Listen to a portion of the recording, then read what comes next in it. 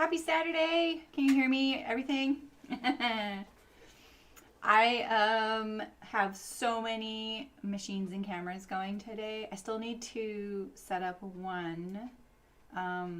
So just bear with me. I had to change the thread, the bobbin, the needle in all my machines. And I had to reposition cameras and make sure they're all going to work. So I just need to do one last thing. And that is, let's see, what's it called now? Hi, Malin. Hey, Nicole. Hey, Eliza. Thanks for coming. Happy Saturday. So I'm just going to go to this machine right here. And I'll bring the microphone over here. I'm kind of hoping that we can, let's see how it looks. So, I got my old machine out. This is Artemis here. And the last thing I need to do is thread it.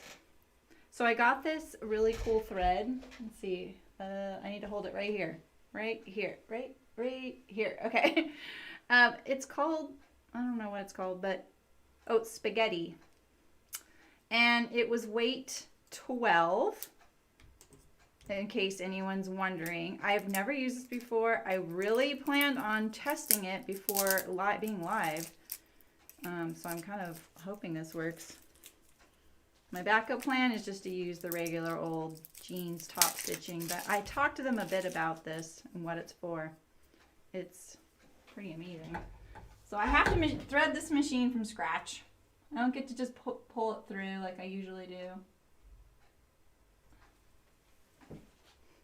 And I can't see chat right now. I brought my iPad, so maybe I can get that going. So this way I'm going to be able to top stitch on this machine and sew on the other one. Oops, there we go. Need a little tension there when I'm doing this part.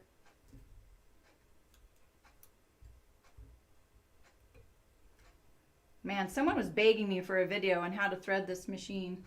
Here it is.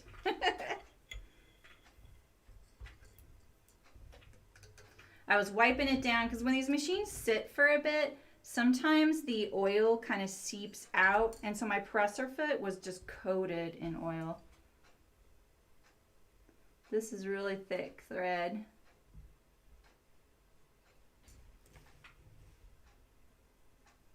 My hands are shaking. Come on, get in there. I have a size 16 needle, so it should be fine.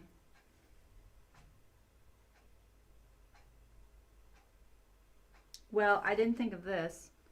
Do I have a needle threader? How are you guys doing? Let me check it, chat. Hey, April. Nice. I'm glad you're here. It's 8 a.m. on Sunday. Oh, you're in Australia or New Zealand? Welcome, welcome. Hi, Sydney. Green spaghetti. Hi, Kathy. Welcome. I'm glad you're here. Hi, Elizabeth. Hey, Maribel. Nice to see you. So I'm making the Ames jeans today. This is my old machine, Artemis. I loved this machine. And then the motor finally blew up on it. So I don't have electronics on it, which just means I don't have... You're going to see. It's going to be kind of painful. You're going to be used to what I usually sew on. So it's going to be a little painful for you to watch me sew on this one. What I'm missing out on it. But it'll be a really good demonstration to people interested. This machine makes so many different noises. I'm a little nervous. It's winding a bobbin right now. Kind of noisily. I forgot that it kind of did that a little noisily. All right, so I don't have thread clip. I also don't have automatic needle raising. This looks pretty good. I know this machine will do better top stitching than that one. All right, so let's go back to the other machine. Let me bring the microphone. I think this will make it so that it'll be a little faster and we can sew the pants start to finish today. Hi. So, I'm going to try and relax and enjoy this. I really love sewing jeans. And I realized another pair of jeans I've sewn that I didn't mention the other day, and that's the saffrons. So far I've made the Gingers a few times. The Ash jeans by Megan Nielsen. The Morgan jeans. The Morgan and the Gingers are both by Closet Core Patterns. A fun new ASMR machine sound. Absolutely. And I've made the Saffron jeans by Deering Doe. And now I'm adding the Ames jeans by Cashmerette to my collection. So this is kind of fun. Hey Claire, how's it going? Nice to see you too. Let me see here. I want to clean my glasses. This is like a little treat to myself when I clean my glasses. Do you ever feel that way? Isn't it funny seeing someone without their glasses when you only see them with them? Jeans day! Woo woo! Absolutely. Sometimes I think it makes it worse. All right. So I've got everything cut out. We cut those out just the other day. I compared them to my Gingers, made a few weird size adjustments. Weird because of how I did it. And let's see, I got my pieces here. So I think I have the backs over there because we're going to top stitch the back pockets first. I did read through the directions on the Ames jeans. So I'm just going to sew the jeans together the right way I would. Hopefully I'm following their directions very similarly in the same order. Eventually this video will be timestamped, so you'll be able to skip around and you'll be able to hover over the timeline and find the step you're looking for. Obviously it's not happening now because this is live. But I am going to just sew these the way I sew jeans because it looked very similar to the way I would anyway. And that way I don't have to consult the instructions. So, yeah. Nice, Penny. Do I have a favorite jeans pattern? You know, oh, and I've made the Jutland jeans for men. Let's see. As far as the way they go together, I think that I actually don't, Kathy, just to be honest. Like, I think they're all really great. They all fit me.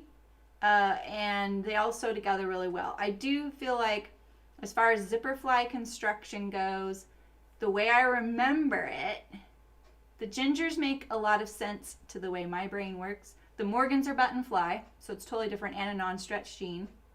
Oh, and we made the Mountain View pull-on jeans by Itch to Stitch. The Ash jeans, I actually think I remember doing, the fly is different, and I liked it. I liked the way it went together. I'm wearing the Ash jeans today, and I really like where these sit on my waist. As far as the Jutland jeans go, that fly was really hard for me to understand. And I can see why the way it is done isn't wrong at all. It's fine. You can tell the way it's designed is so that's very logical for someone who maybe has never sewn a zipper fly and doesn't really understand how those pieces stack up and layer up, because that fly construction would have made so much more sense to me the first few times I sewed a fly. Now I kind of know the process, and I know what's going to happen, and I know it works. And I think if you haven't sewn one, it is a really weird thing to sew. Even to this day, I sometimes am like, I look in the mirror and I'm like, why is my zipper showing? You know, I hate it when the fly pulls back like these. On these jeans, look, my zipper is always showing right here. And there's this wrinkle right here. This little wrinkle. Everyone knows this little wrinkle you get on your fly. And there's things I could have done to prevent that. But I think I was just, sewing live and doing all kinds of things, right? So this one, I was examining it the other day. And my one half of my zipper is sewn not as straight as it should have been, and that's why it does that. So, oh, nice, Beverly. That'll be nice. Black Itch to Stitch Mountain View pull-ons. So, literally never again. Nice, Barbara. No worries, no worries. Yeah, I understand that. There's things like I know I'll never tackle. You'll never see a prom dress on here, or a wedding dress, or fancy clothing. I'm just not into it. I don't wear it. I don't like sewing it. All right, so I really want to sew these all the way through today. Hopefully my stamina works for that. If I sit and sew a pair of jeans by myself, no cameras, and just have a movie on, it takes me about 2.5 hours. So this will take longer because I'm chatting and bouncing around and, don't want to make a mistake. So anyway, so one little fun thing I did is I'm doing this So the personal sewing project I'm doing right now is this quilt swap thing called the White Elephant Quilt Swap. You guys hear me say this all the time, I'm not really a quilter, but it is something I'm just kind of dabbling in, really just to meet some local sewing friends that are in real life. And so I'm doing my best, and quilting's really hard. And one of the things someone did, and there's these expert quilters in this quilt swap, I'm like, oh boy. They swap you with someone who did something at the same level as you, which is great. So they're not someone who did 5,000 pieces isn't getting my patchwork, So, but I saw this woman do this. Like, she printed on fabric the little quilt swap and thing, and then she just kind of sews it in. I thought, oh, that's kind of fun. I want this for my jeans. So this is what I printed out on my jeans. And I only have this. This stuff works amazing, by the way. Everyone take note. If you're ever interested in printing fabric in your home printer, they have inkjet and laser, and it works every single time, and it comes out amazing. This printer likes to put lines across my printing. Don't you love that? So the quality of your printing is your printer, but the sheets go through beautifully. This is the fusible one, and I kind of wish I didn't have the fusible one for this little thing that I'm doing, because now I do have to fuse it. You can see it's shiny. So I'm going to fuse it onto this really lightweight poplin. It is pretty lightweight. The fabric is very lightweight, so unfused, it's very lightweight. It's almost like this once it's been kind of broken in a little bit. It's very lightweight. But with the glue on the back and fusing it does add a bit of substance. And I used to use these. I made my own labels. So that's why I have so much of this stuff. It's not cheap. I always bought these 10 packs. 10 packs are better. I always bought they come in 3 packs and 10 packs. I always bought these 10 packs at Joann Fabrics with the 40% off coupon. I could get 30 labels per sheet, and I would do a long, narrow label. Do I have one around here? I might have one. Oh yeah, I do. Okay. I actually am using one for my buttonhole knife thing. So this is one folded in half. So I stitched down the sides, but this is when I had an Etsy store. So this was my label, kind of big and chunky, and it folded in half. And I would run it through my serger to do this narrow hem edge. So if anyone's looking for a nice label that they don't want to pay to have labels made quite yet, that actually is cheaper than buying labels. I just ran out of time doing it. Hello, Melinda. Oh, really? That's awesome. Hello, Melinda's boyfriend. So, anyway, if you ever want a tutorial on these, let me know. I would totally do one. I used the mailings setting in the Word program to create my labels. I saved it. And then I had the label, printed, with my thing sideways on the label, because you can put a text box in there and turn it. And then I copy and pasted it all throughout, and I could get 30. I would use a label template, like the Avery 160 or something like that. I don't remember which one it was, but it was like the 1 by 3 inch long labels. I would rotary knife them, fuse them to some really lightweight muslin, and then throw them through my serger on the edges, because it will fray if you don't. So that's my quick little primer on that. Anyway, so I don't know where I'm going to put this in my pants. It'll probably just hang down from the back of my jeans. So that's what I'm thinking. I just feel like it's kind of huge, because I didn't really think it out. So, all right, let's do the backs of the jeans. So to reiterate, I'm going to be sewing the jeans together on here. I picked this machine because I feel like the lighting, the camera angles are much better for doing the zipper fly and the waistband and doing all those little trickier things that you have in jeans. I'm using that machine only for top stitching, so the decorative top stitching. So I want to say, though, if anyone's nervous about sewing jeans and you want to, look at it this way. They're actually quite easy. The fit is the hardest part of pants. So if you can throw together a few with just the 2 fronts, 2 backs, your yoke, no waistband, I could have lied, but it'd be huge. But, on the inside. I like that. You guys are so smart. The way I look at pants is Like if you ever see me do them, I do them usually in two parts. I do the backs, I do the fronts, and I finish them. Or I do the fronts usually first because I know everyone's excited about the zipper fly, and then I do the backs and the waistband, and assembling them in the next step, in the next part. And the way I look at pants is you have these two fronts with the pockets and the zipper fly on it, one flat object. You have the backs, yokes, back pockets. You got that, right? No problem. You sew them together. You just sew the inseam and the side seams, and then you put the waistband on.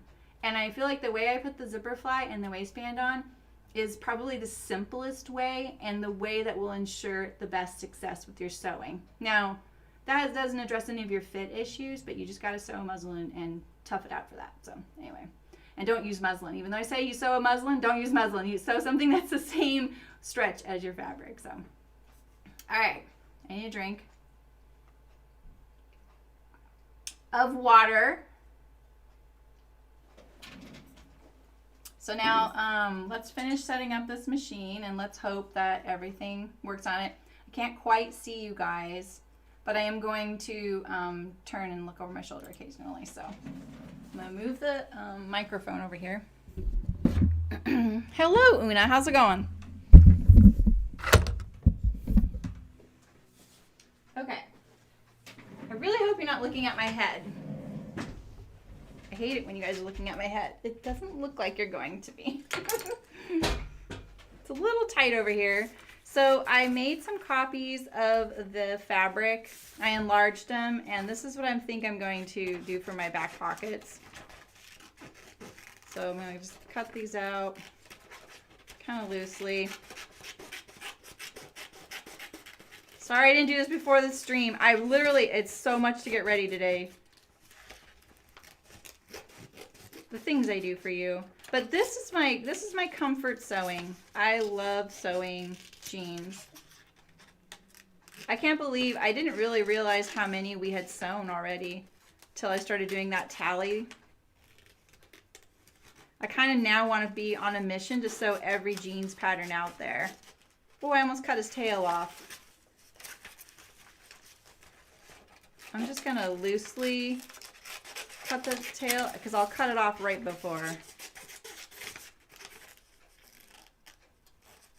I should put my iPad on so I can see you guys.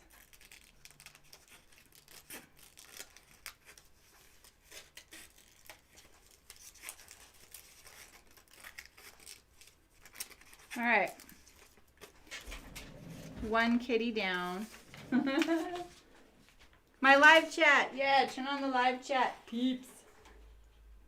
So at the top of the button of the chat window. To fuse pocket. You were going to say fuse. Okay. I think that's a good idea. Let's see if I can find you guys on YouTube here. It says to connect to the internet, but yo, I'm connected. Let's see here.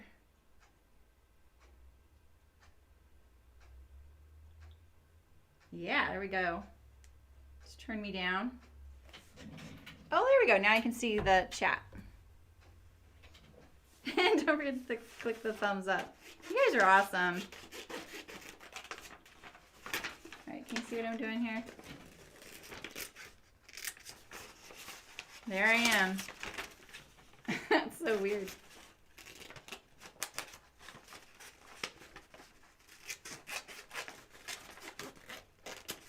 This is probably the second time I've stitched a critter on the back of my jeans, huh? The other one was the fox, right?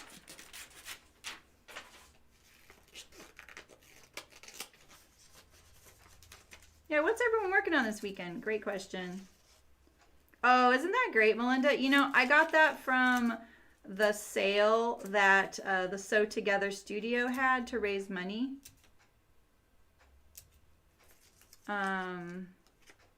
I cut the little piece of paper off of it. I can't remember the details of it. I did not make it. It's old.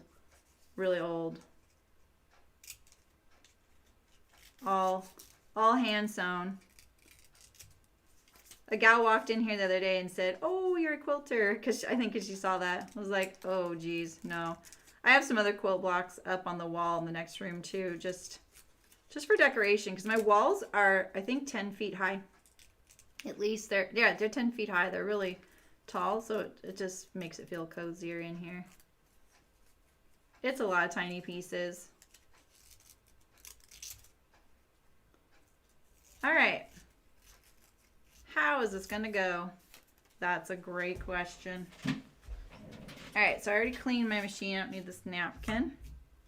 So I'm thinking, oh, you guys, why do I do these things? All right, so I do have my serger hooked up as well. You have the standard maker's jacket almost done? Oh, Liza, that's really cool. I have my serger here too. Look at all this. Look at all the things we have. My microphone's right here. I'll move it way away.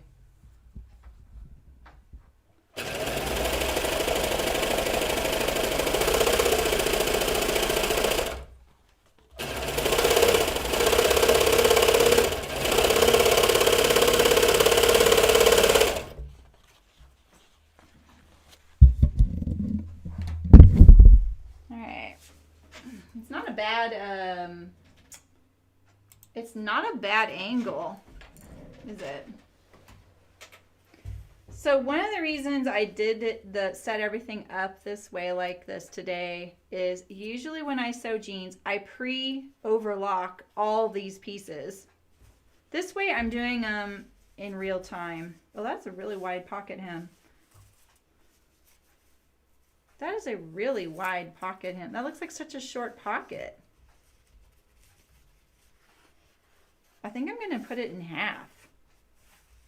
Will that be weird? Doesn't that look small?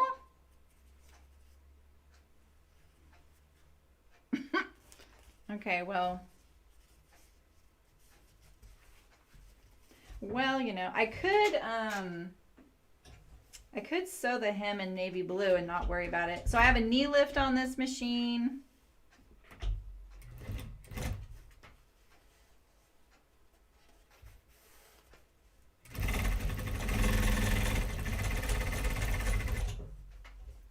I have to like turn the hand crank to get my work out of there. Ooh. Is that crooked? That better not be crooked.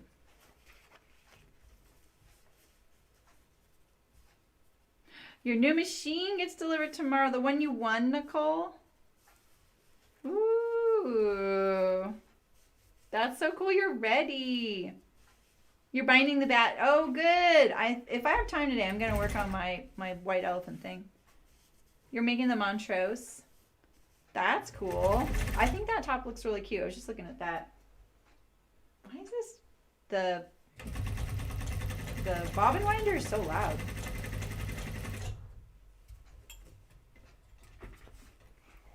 Ooh, Beverly, your Granville's done. Yay. Okay, so now, how we doing this, right? How we doing this? Let me get a couple pins. Oh, is it Elizabeth that said that? Oh, yeah, you're right.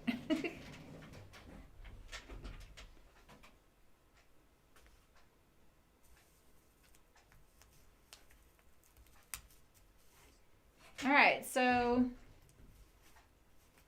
I'm just winging it. I mean, this is what's the worst that can happen? Oh, brother. Oh, brother. I'm going to go straight through these feet. I'm going to need to dial back this stitch. Like this machine's faster. I remember that it got a little faster when it got changed to a non-electronics machine.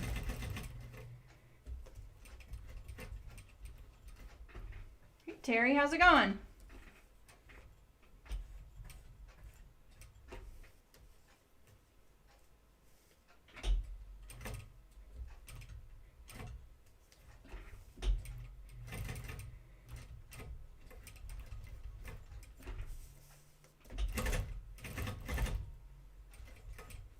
I'm just hand cranking around some of these little curves. This machine is a little faster than what I'm used to.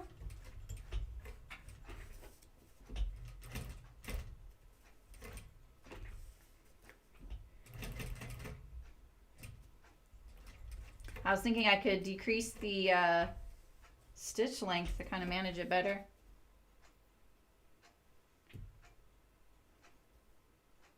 Hey, Miss Necker, how's it going? I'm making Ames jeans today. I think you know that because you were here for the cutting video. But I got a lot of extra machines set up today. All right, so I'm gonna go straight through that tail. Why don't I just look at the pocket stitch ideas on the Closet Core site? Why do I do these things?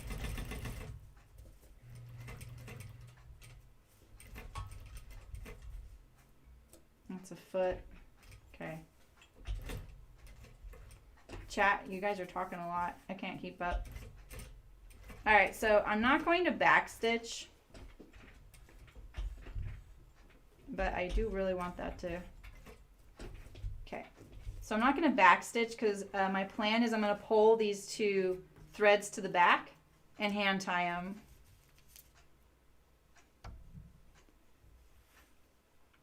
Okay, so let's see. What would make this look like a cat?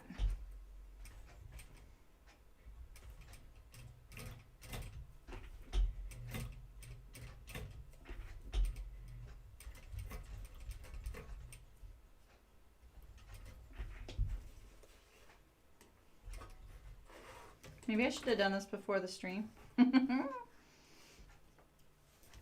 do his legs.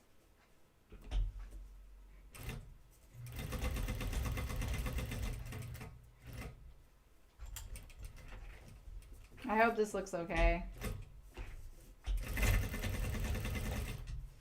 I should have done this neck stitching with the legs.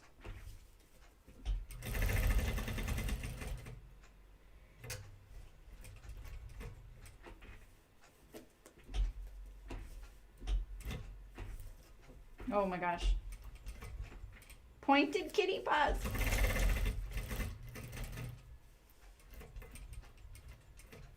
All right.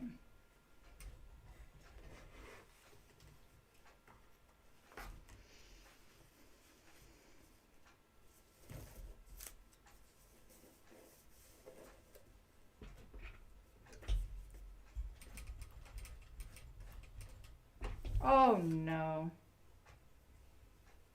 It came unthreaded. Wish me luck. Whew. No, I didn't get it. Nicole, I hate coming up with ideas for my pocket stitching, so the first thing that pops into my head is usually what happens. It doesn't always work out.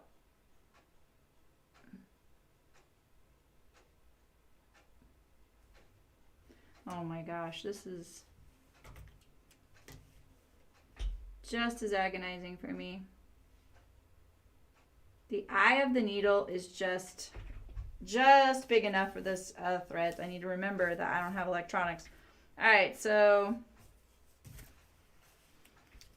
okay, it's looking like a cat. I don't know if you can see this, but it is looking like a cat. So let's do the tail.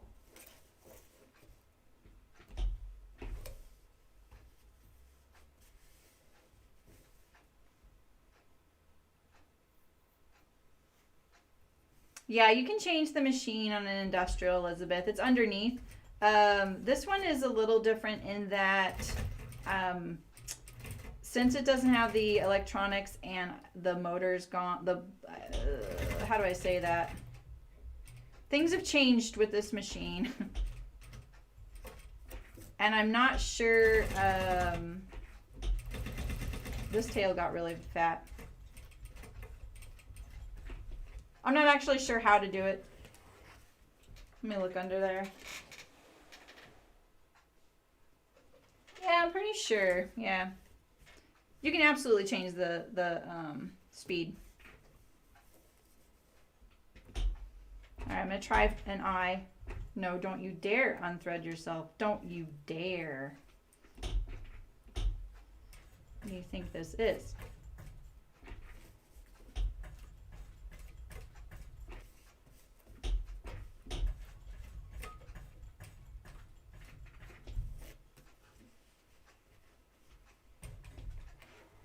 So I'm sure a lot of you know this, but when you want to prevent your thread from being unthreaded from the needle, you need to make sure that the thread take-up lever right here is all the way at the top before you stop. I got some really triangular eyes on that. I got some really good eyes on that one thing I sewed. Was it the fox? I think it's because I used my other machine. It's got a little more subtlety.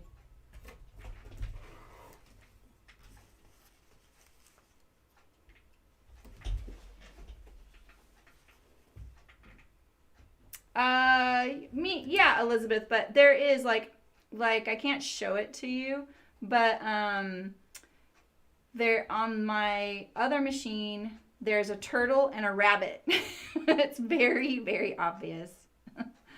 Very, very obvious.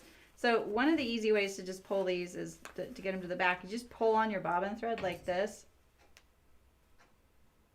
And then I can just tie them off. Because I think hand tying them gets rid of all the back stitches on the front. This is something I'm sure I heard about doing, but it never really clicked because I wasn't really looking for this kind of solution. And then I just kind of did it by figuring it out on my own. So you just kind of tug your bobbin and it pulls the top thread to the back. I do this when I'm sewing my buttonholes on too. I think this one, yeah, this one needs to be cut apart.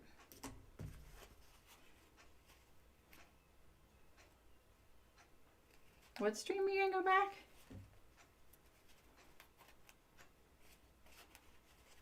Yeah, you can dial, exactly. You can dial it down on the motor. Oh, this is also the one I need to cut. Probably shouldn't have done that. Yeah, and I can on this one. I just don't know how. Okay, I lost this eyeball. I lost that eyeball completely. We'll just sew it again.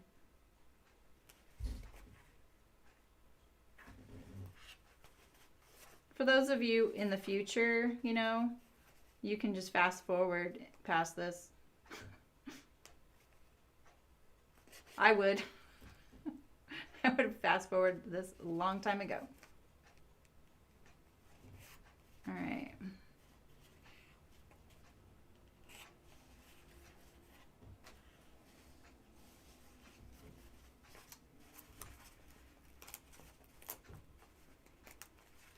There's probably better paper to use than printer paper, too. Okay, I lost both eyeballs. Not surprised.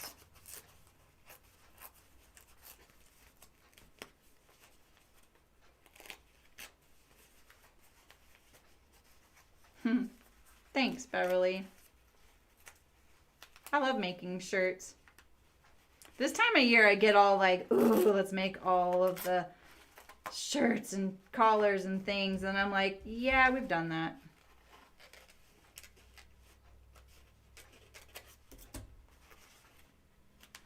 I'll probably do a lot of this, picking this out later. Well, I kind of want to see it, don't you? I don't want to pull my stitches, you know?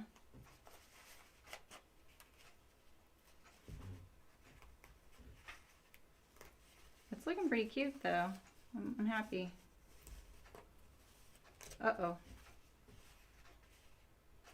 We haven't tied these threads yet, so they can be pulled. Probably should tie them.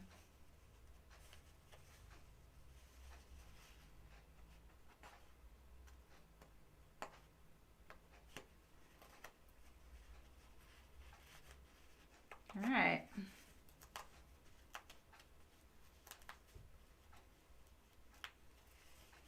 Here's to winging it.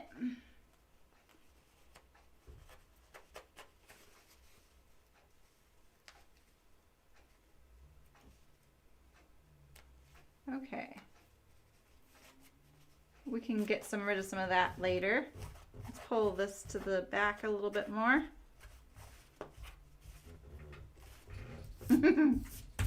Bye. Okay. How's that look? Cute. Just tie some of these off real quick.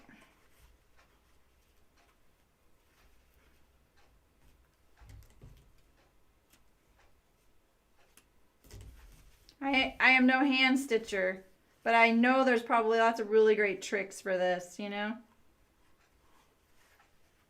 There's tricks for everything.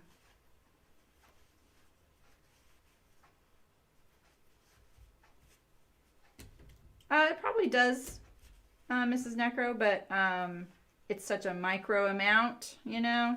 I'm not worried about it.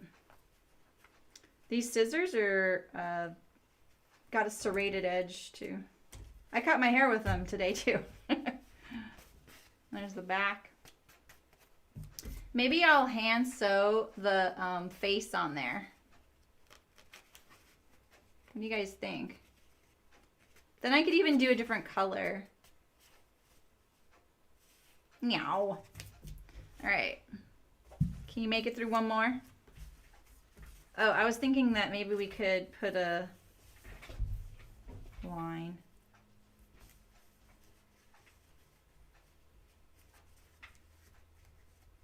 Right here.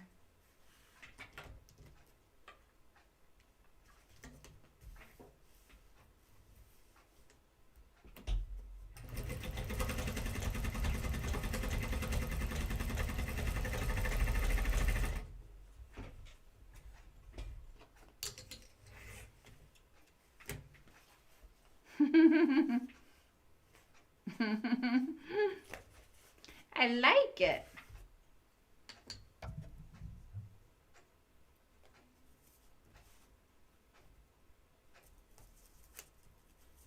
We'll be making pants soon, I promise. This one will be a little faster because I think I can do the whole thing in one fell swoop.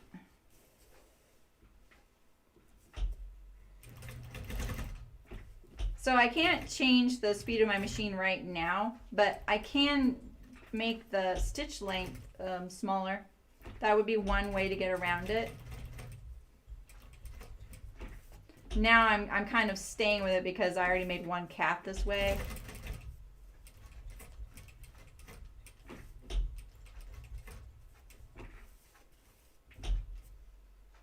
I could make mustaches.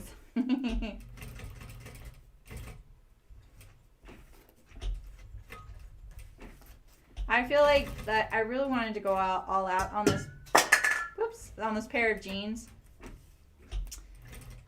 And I think I will finally have this fabric out of my system because I've just really loved, I don't know what it is about this fabric, but I've just loved it so much. I never got to use it for chicken boots. It was one of the only regrets I ever had. I came to the party too late for it.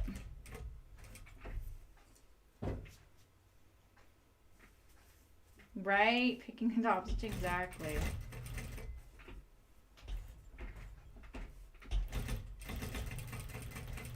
Ah, no!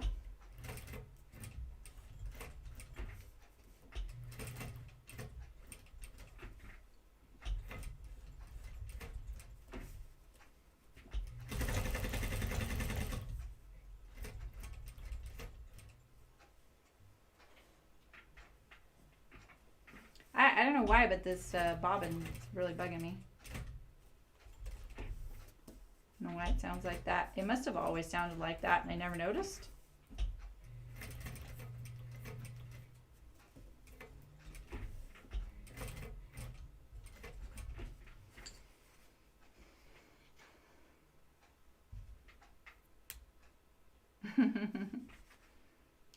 What do they do with their darts? What do you mean? Oh, hand tie. Yeah, I hand tie my darts too. I didn't a long time ago, but I do feel like I'm like, you know, we all have our little things that really maybe we're self-conscious of or that bug us. And one of the things I'm not shy about admitting is that I'm self-conscious about is my bust. I've always been really busty, and I had even a breast reduction when I was quite young. I feel like darts, when you don't hand tie them, make the dart pointier, which calls attention to that area, and I don't like that area at all being very prominent. So it is something I do. I should have gone around the face maybe. I got this. I got this. I got this. I can do this.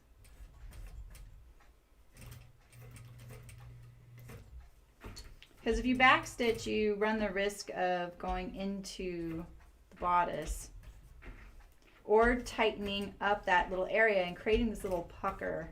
I always get a little pucker there if I backstitch. All right, I can hear each stitch being made. It's so satisfying. Look at this little pear-shaped kitty.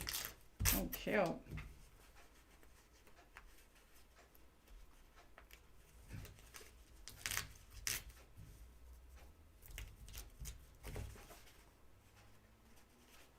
There are 49 people of you here? Really? You're not bored by this? I'm like, let's sew jeans. Wait a minute. I got to spend an hour stitching cats on my back pockets. I kind of thought of this last second, so probably should have just done it off camera. All right, so let's get more of this tail done.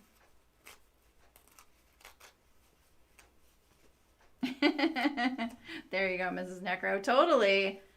Sometimes don't you feel like when you keep going and going and going on something, that it gets kind of tired, and then there's just like no path to making it look okay? I get that way for sure. You guys saw me just throw something in the garbage the other day. I was like, yep, that's done. I can't force it. I could have forced it. It just wasn't worth it. And the fact that someone would buy it from me, I couldn't stand that. You know, that just bugged me. I'm a good sewer, but I'm not the greatest sewer. I could be a lot better if I took my time. But I get things done. And when I want to do it nice, I do. But, you know, I also don't edit live streams, so you don't want to sit here for 6 hours while I do this, right? Plus, once these are washed a few times, it really takes the polish off of anything you spent an extra hour on. Okay, so let's just pull these threads to the back. And then we're going to sew them to our pants.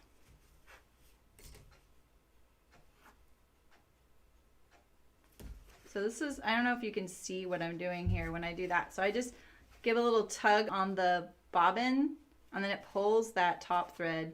This is where I started, so hopefully I can grab this one.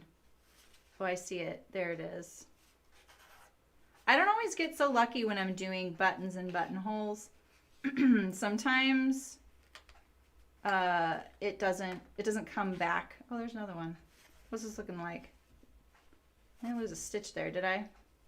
Probably should have gone one stitch. Oh, I would lose a stitch if I did that. Let's just tie it off. I want to get rid of this mess, but I'm scared what that'll mean. I'm just going to leave it. It's in my pocket.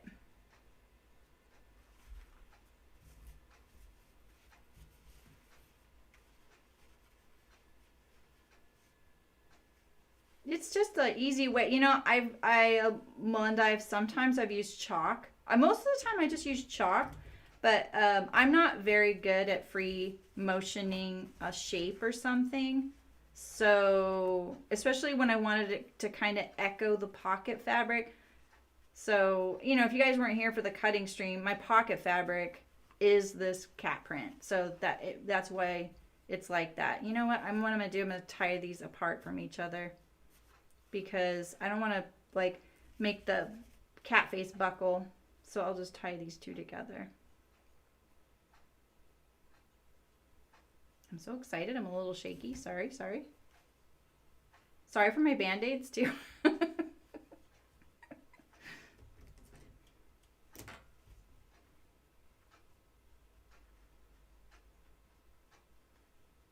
right. I would think you'd be really good at something like this, Melinda, with all the quilting stitching you've done. You're very good at that.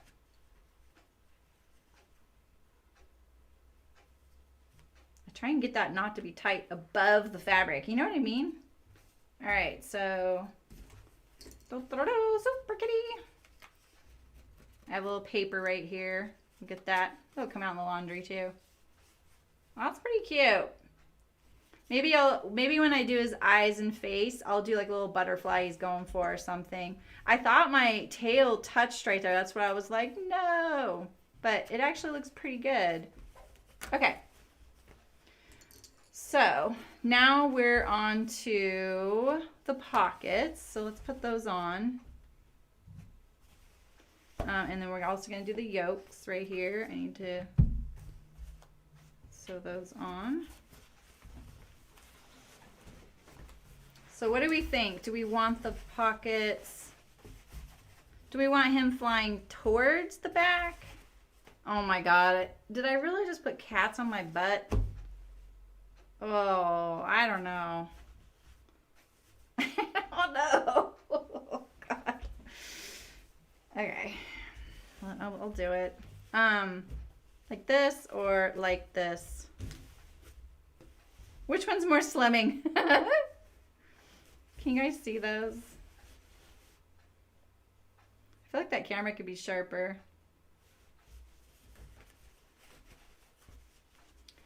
Leaping kitty on the left or the right? Back in a bit, don't sew too fast. Yeah, don't worry, Terry. Towards the middle. I have my marks for the pocket placement. Ooh, Melinda, awesome.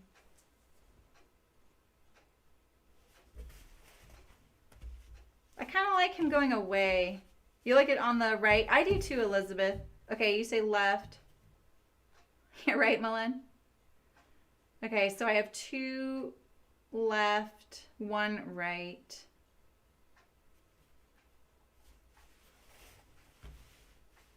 Do it. Away from my butt. So you know my rationale for doing it away from the butt. Exactly, Mrs. Ecker.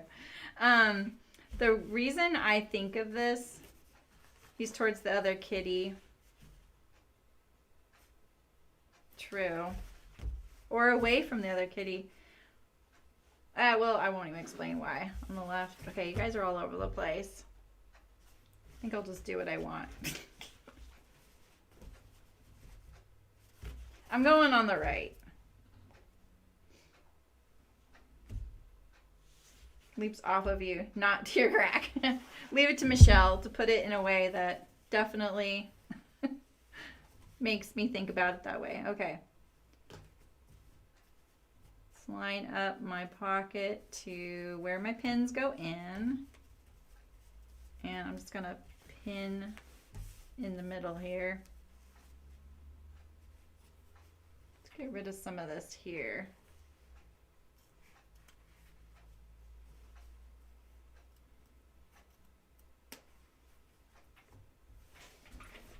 Maybe I should top stitch these on with blue. Eek.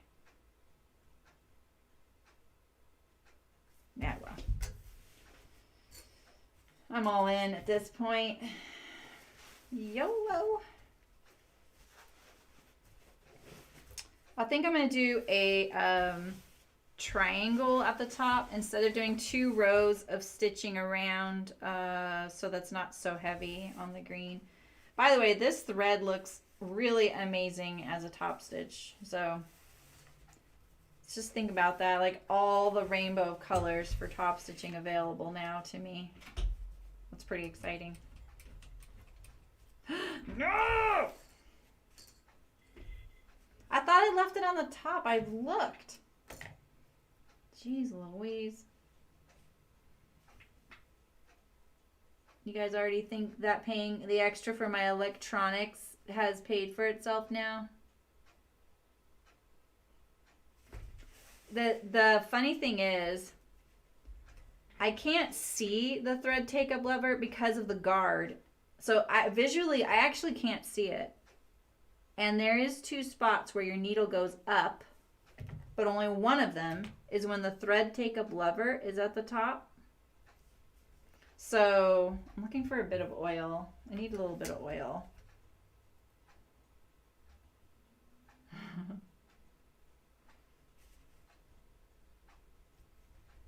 That helped. Okay, here we go. Let's get all this over here since we're gonna slide the pants around a little bit. I kind of like a smaller seam allowance at the top so I can enclose the little seam allowance right there with my triangle.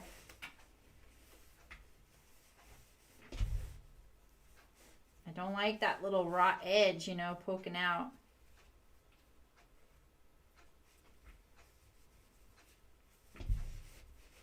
All right. Try and tuck it in there. I'm going to fold it back on itself. Probably can't do that on a home machine, but it'll be fine on the industrial. Especially this one. This one's a beast. I love this machine.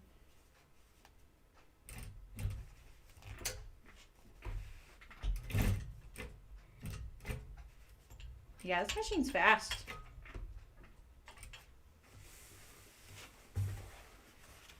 Oh, that sounds nice, Sarah. Is that just a stitch on your machine?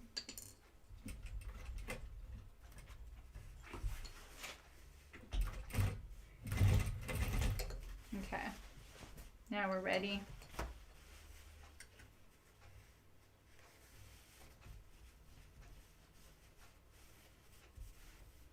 I feel like the stretch denim, sometimes they kind of go like this. They're softer. They're not as crisp when you fold them.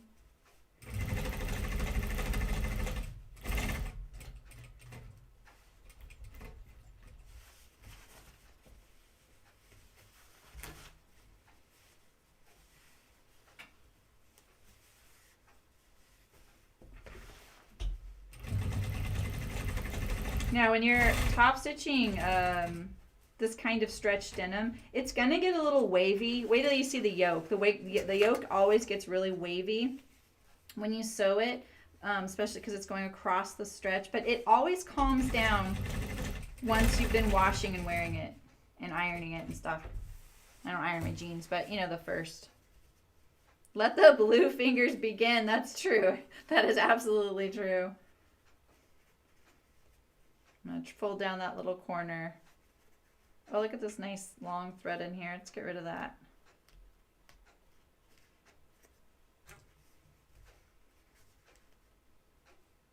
No, that's pretty cool, Sarah. I love that tip. Getting a little catty.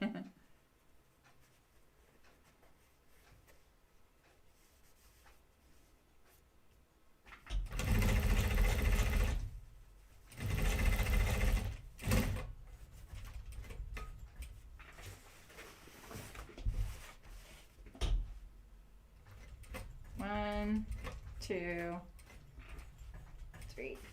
That's what I did on the other side.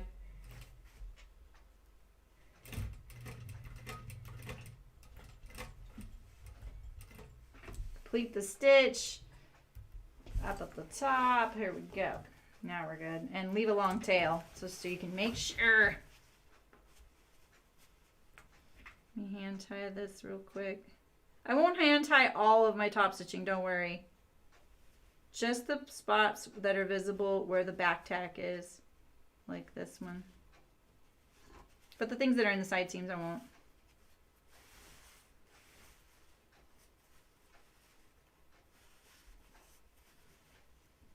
I was typing my little Instagram post in the stories yesterday about buying this thread, and I called it yarn at first.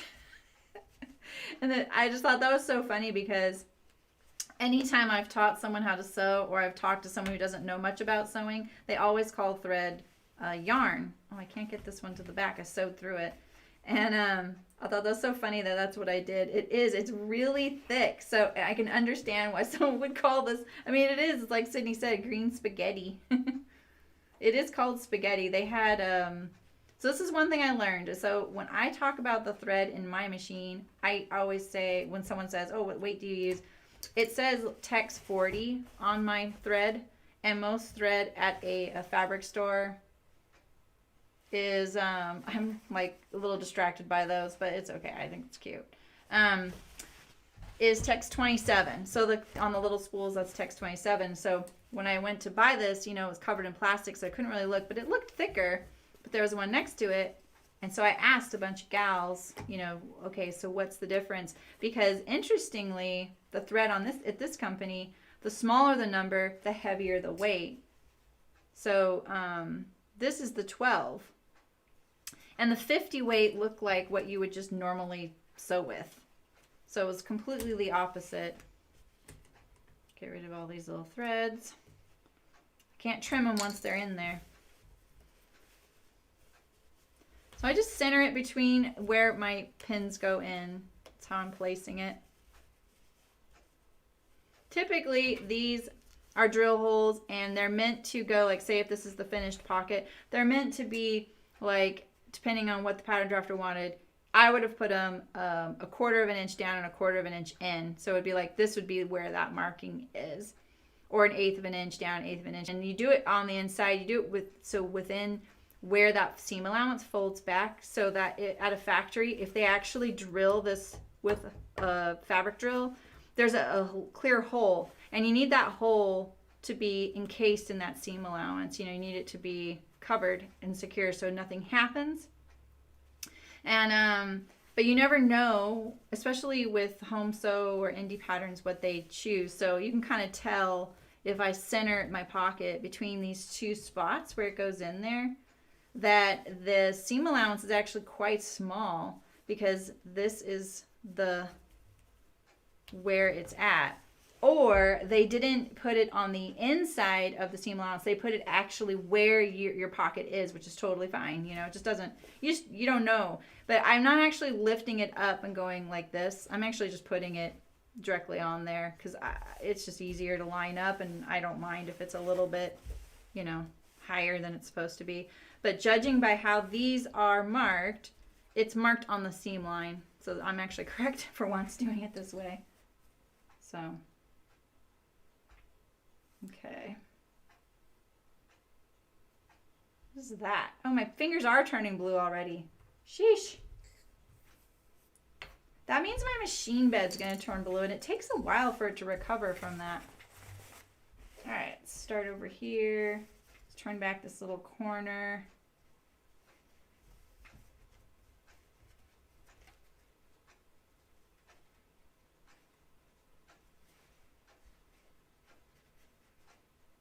A little thicker. Remember, I folded the pocket hem a lot narrower than I think it was supposed to be. I didn't want to lose any more depth of my pocket.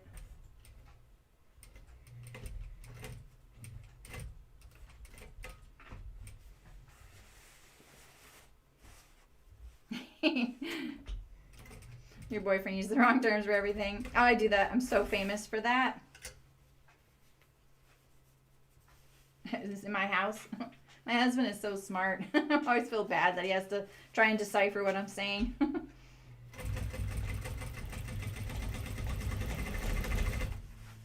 I do it in gaming a lot. And I'm always trying to remember the right words so that people don't get upset with me. And then I pause. I'm like, there's a guy by the... And then I just stop and they're like, where? I'm like, oh, what is that thing called?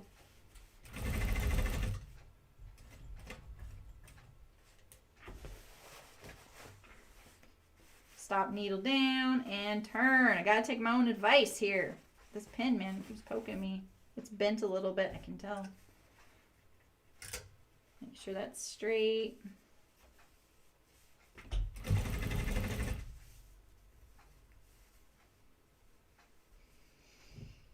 Oi, look at that.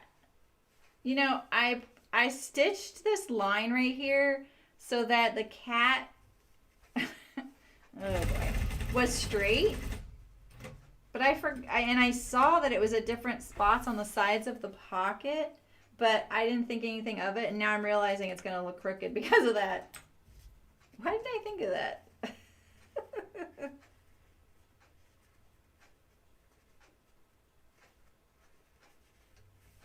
Yeah, it does actually, Michelle. Same with hand-dyed yarns, you know. If Brooke were here, she could tell us all about it. But there is, I think, commercially available things you can use. It's not really a big issue. The blouse I'm wearing today, oh boy, that was a little fast. The blouse I'm wearing today, somehow, when it got pre-washed, got a little indigo runoff on it, and it's never been the same again. All right. He looks like he's kind of jaunty. I'm pretty happy. All right, we get to go to the other machine next, which I'm happy about. I can't wait to actually get sewing the pants together, you know? I tried not to sew over this, but I did again.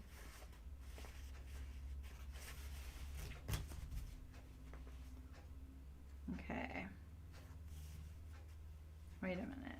Why is that? Look. There we go. You got to kind of find that happy balance of pulling these threads because, you know, they are you know, tied together.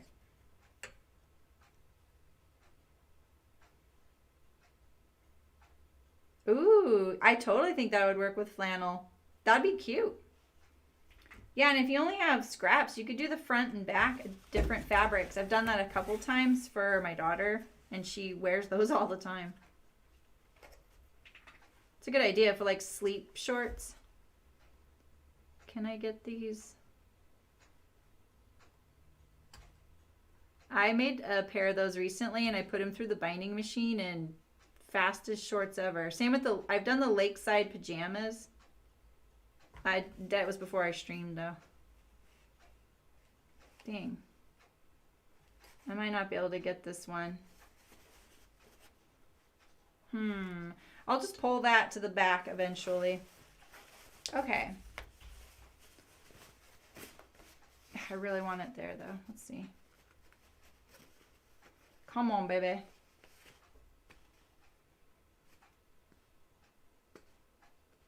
I think I got it. Yeah, I got it. Okay. Phew. Persevere. You're talking about the City Gym shorts, right? Yeah, that'd be cute. Yeah. No, I think that's a great idea. Those are surprisingly more coverage than you think, too, you know? They're not as low rise as I always think they are. All right, so now we're going to sew the yolks together. I could serge them together, then sew the seam afterwards. So maybe I'll do that, and then we can stay over there, or we can do the top stitch on the center back. Yeah? Oh, yeah. So there's a lot of bouncing around. Let's serge these here. You wear flannel on your round. That's awesome. Come on.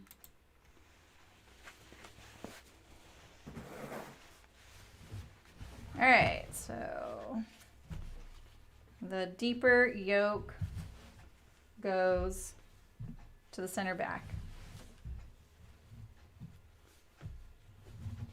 I'm just gonna serge these together, and then I'm gonna stitch the seam on my other machine.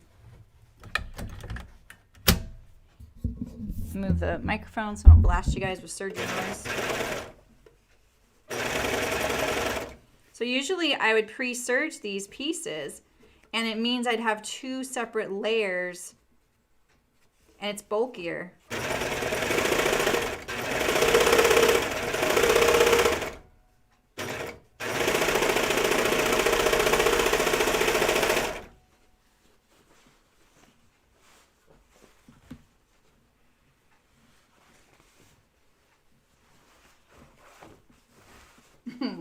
God, what was I thinking? Oh well.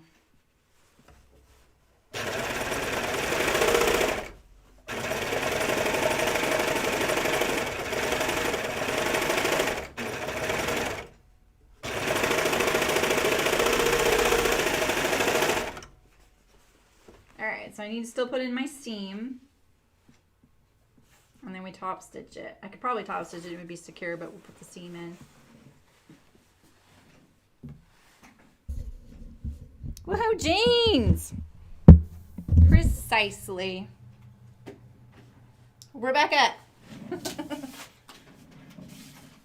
Hello. How's it going?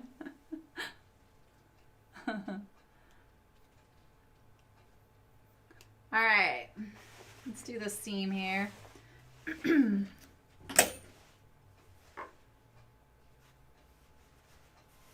What's the seam allowance on these? It's 1/2 inch, right? Yeah, it's 1/2 inch. I looked it up.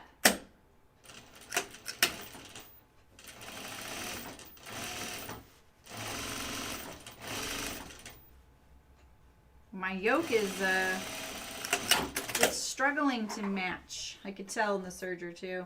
But we did do some hijinks with the cutting. Beverly, that's awesome. Did you really? I'm flattered.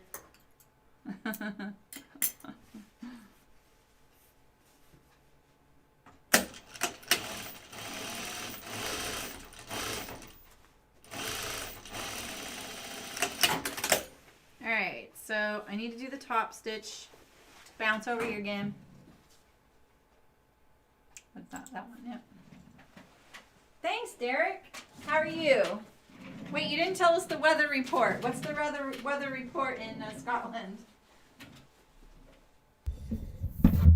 Oh, sorry. Oh, I'm sorry, you guys. That probably hurt. Well, I don't usually, Eliza. You see how I do it, you know. But I'm just trying to save back and forth, you know.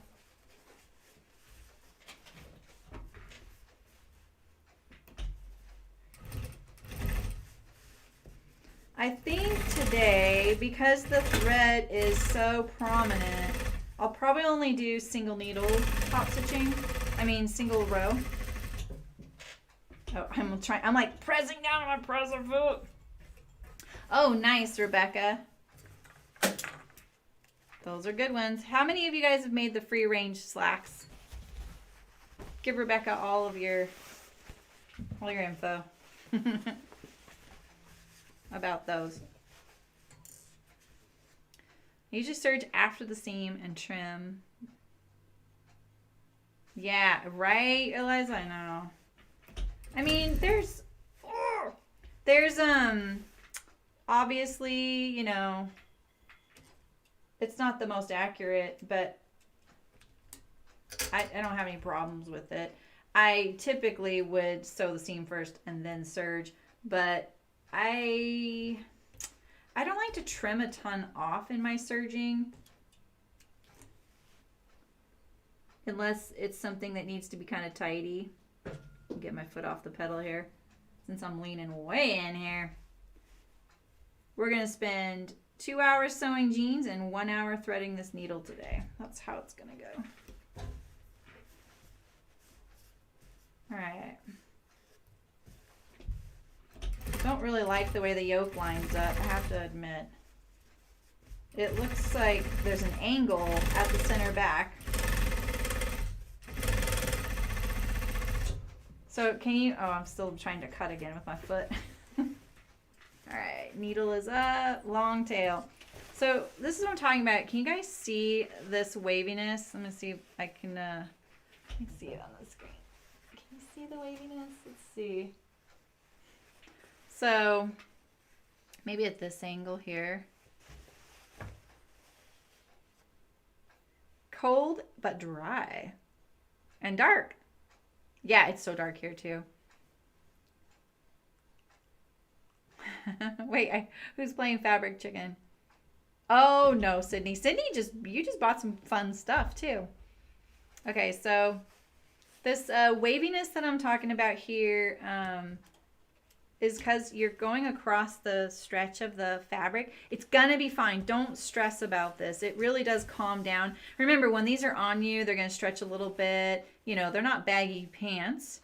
And once they've kind of been washed a few times, it really does calm down. So don't worry about that.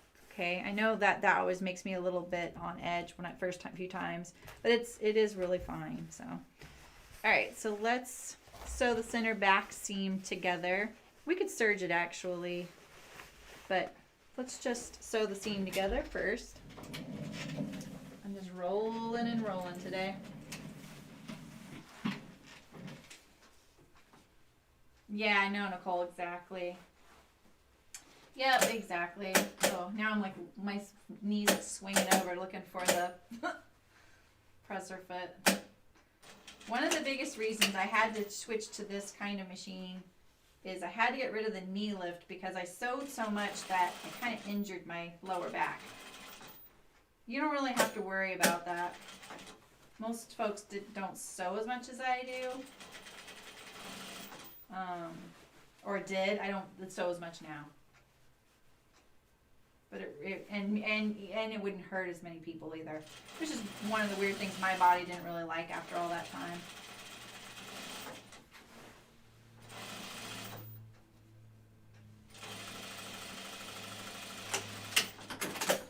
Okay, now we're gonna serge and top stitch. I'm gonna see. This is what I'm talking about. I don't really like this bump. I'm gonna smooth this out because I'm not gonna really trim. Ooh, I just did a little bit though, didn't I? I'm not gonna trim this edge when I go to serge it. Okay, and then we'll be done with the backs and we'll be on to the fronts. Woo woo!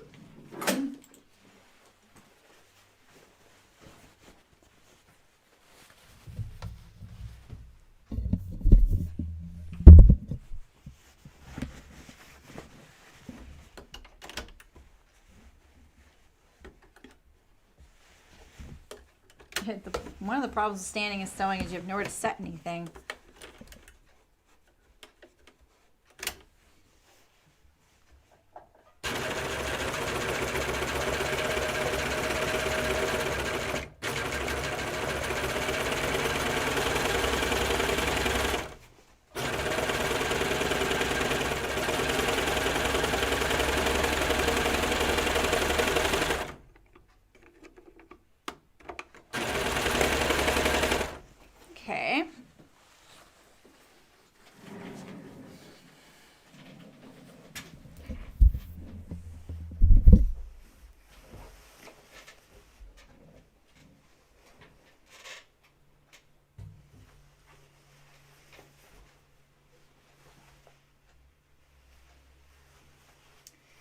Most recently did in French terry. Oh. Oh, that's really cool, Beverly. That sounds pretty nice. All right, which way am I going to press my seam? I'm going to press, so this is the funny thing is when you are pressing your seam on the center back rise right here, you can't see me. You can't see me. Too many cameras. Okay. So here we are. You didn't miss a thing. So on the center back seam here, pressing the seam allowance, I typically press it to the right, just kind of out of habit, but it actually always works that way because when you get to the front and you do the rise, picture this is the front and you see the curve of the rise right here. You top stitch it on this side. And so if you press both of these to the same direction, when you put them together, they'll be offset here at the bottom, you know? So nice, happy coincidence. Not even a coincidence. It's just how it works. Oh, I have a needle sitting here. I'm going to throw away. There we go. You love the deep pockets. See, I told Rebecca, I'm like, be careful of those deep pockets. They are really deep. See, this is why I don't like the bump. I don't know if you can see like this is flat, that's flat, this is not flat right here.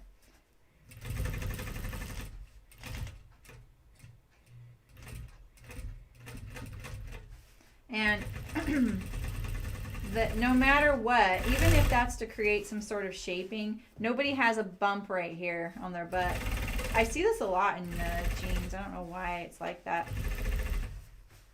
They probably wanted to taper the back waist without affecting the lower part of the pants, either because they didn't want to deal with pattern drafting, or they didn't think it needed it.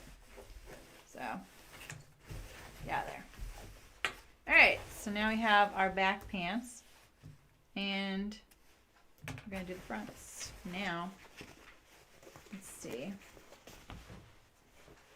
You went up a size because of COVID. Right.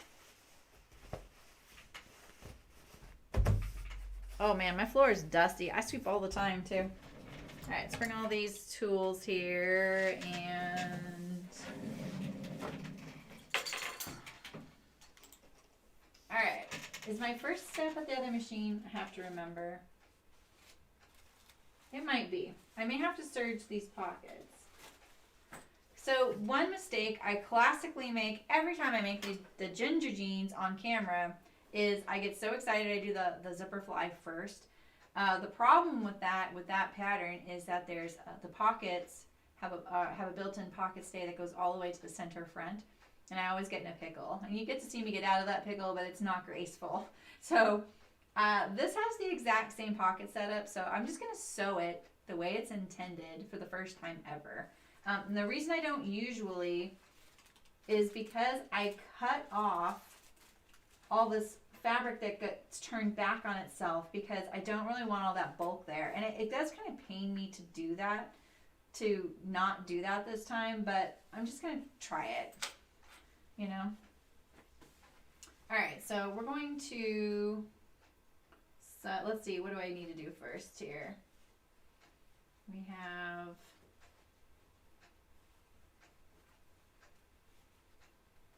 these two. Let's make a left and a right. I want my pockets to show on the inside of the garment, because that's cuter. So this goes with that one, and this one goes with this one. So I need to serge this edge here,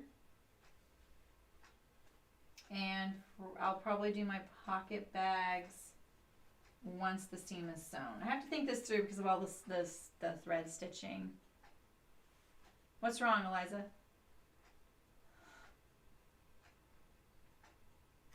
Okay. She's all staring at me. I'm like, what? What did I do now? Oh, I have the cameras on. Okay. So let's Oh, I didn't have the microphone over there. Is that what you're about to say? Sorry. I hope you guys could hear me okay.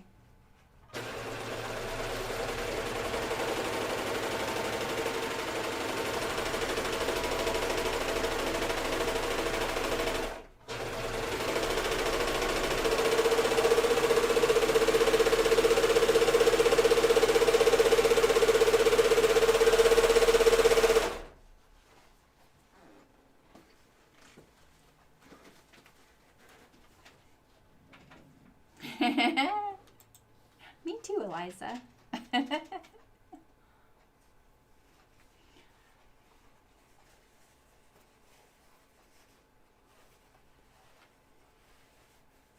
Yeah, exactly. You know, Eliza, I have kind of a belly. So, and you know how I always have that like hip tilt issue. Welcome back, Terry. You want to see the backs, Terry? This is how they're looking so far. Ooh, it's so dark. It's so dark. Let's turn that up a little bit.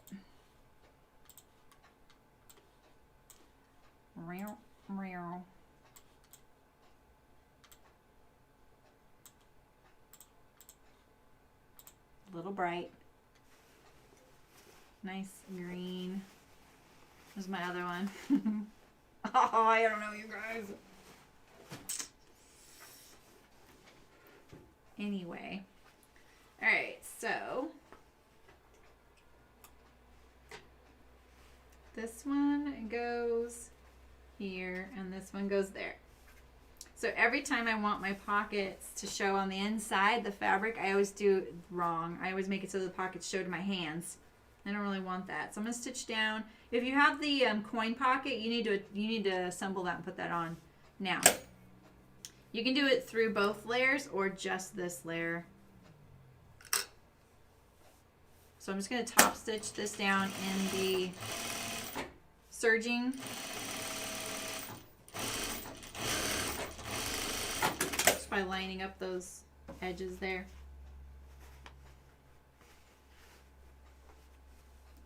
Oh, it looks like a faux flat fell.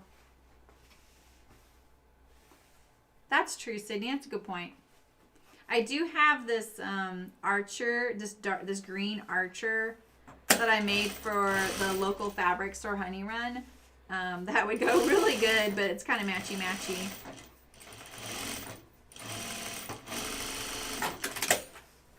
Okay, so now we're gonna sew.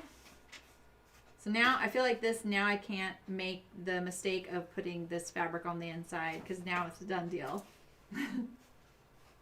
You go here and you go here. And so this means you are this one. And you're this one. This is the most accurate I felt I'm doing without worrying about it, you know? Because this is the right side. So we're going to sew this together. Now, if you want the print to face your hands, you need to put this right sides together to your jeans. You know, you have to put the one. Oh, that's right. I knew this was going to happen. I was like, oh no, I didn't adjust my pockets. I did for the width, but I didn't for the curve. Yeah, so let's just line this all up here. Line it all up here. I'm going to line it up so that I kind of did it on the fly, so I cut the 12 on the back and the 18 on the front. I don't know why it was like that, but I compared it to my ginger jeans, and that's how it felt. So I'm gonna. She actually says in the pattern that if your pocket might do this, it might hang off. Pretty sure this is what she was talking about. You just need to trim it off. That is not my problem. I did not do that. So I'm gonna line this up at the waist and the side seam. So those are non-negotiable. This edge is negotiable and this edge is negotiable, in my opinion. So let's sew this together. And I'll just trim off that extra.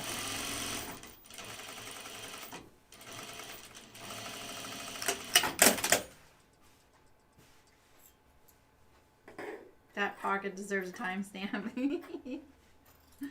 I was thinking today, I was like, maybe I'll write down the timestamps as I go. with my spare time. Oh, I bet, Melinda. You have, well, where are you at? You're in Monterey. I actually don't know the fabric stores there. I was about to say you can go to Hearts, but you're nowhere near Hearts, are you? So I'm going to clip that edge, and then we're going to top stitch it over there. Not this one. That is you.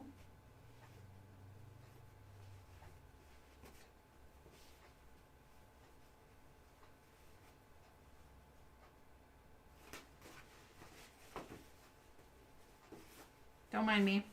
I was like, why isn't I doing this the other way this time? Oh well, it'll work. Oh man. Sometimes I crack myself up. Alright, so I'm just lining up all these two edges are most important. As long as I'm hanging off, I'm fine.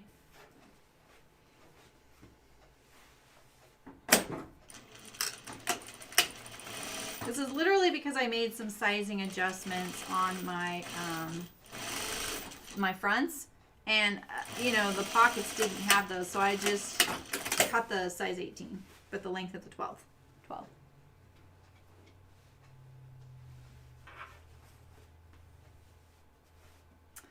Oh, can you point out when you would try on to make a final fit adjustments? Like if you're starting more from scratch than you did. So if I were doing, like, say I was doing a muslin of these, all I would sew, I would find the placement for this piece right here, this pocket facing. I would find the placement, like line it up on your pants right here, like this. Then I would cut out my pants all in one piece. I wouldn't cut out separate pockets. You kind of need this corner though. I would cut out the yokes and the backs. And that's it. That's all I would cut out to make a muslin. I wouldn't cut the fly. You can just even cut straight up the front there. You don't have to worry about it, or just cut it and leave it. It's no big deal. And then I would sew the side seams and the inseams together. And I would sew the rise from the back waist to the crook of the fly right here. Then I'd slip them on. And I'd try them on inside out. You can try them both ways just to see and compare. Because I think it does look much different when you see them right side out than when you see them inside out. And then when you sew them, I would try them right side out first and then just turn them inside out, try them on. And then that way you can pinch your seams, pull out the seams and let them relax. See, oh, I need like 2 inches in the waist here on the side seam on each side, you know, that kind of thing. So that's what I would do. I wouldn't even do all the sewing we did. I wouldn't do any of the pockets. I wouldn't even cut them out.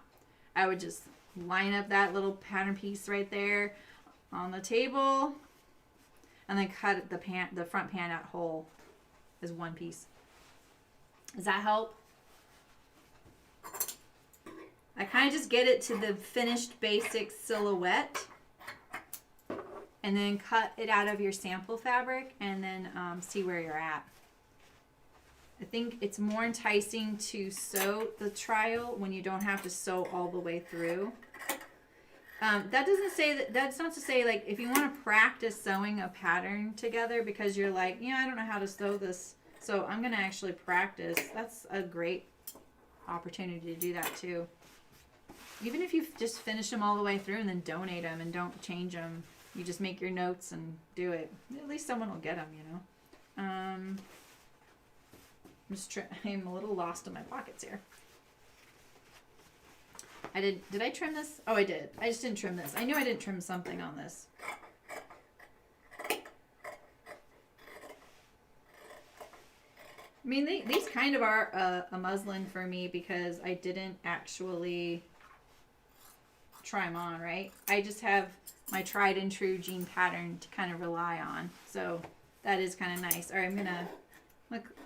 Did I clip that through? Oh my God, I might have. Got a little overzealous there. I don't usually use those. All right. I'm going to reinforce that just in case. I'm not even sure I used the correct seam allowance on the pocket opening, to be honest. I'm just going to do a double stitch. I'll do it on the other one too, just to make sure.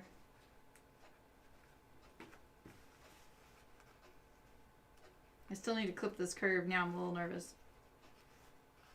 Just calm down there. All right.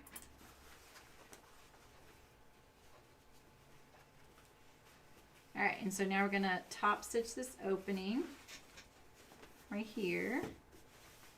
Okay. And you go with that. And I'm pretty sure those pockets need to be trimmed still. Let's double stitch this so my pocket's the same size on both sides, and then we'll clip it.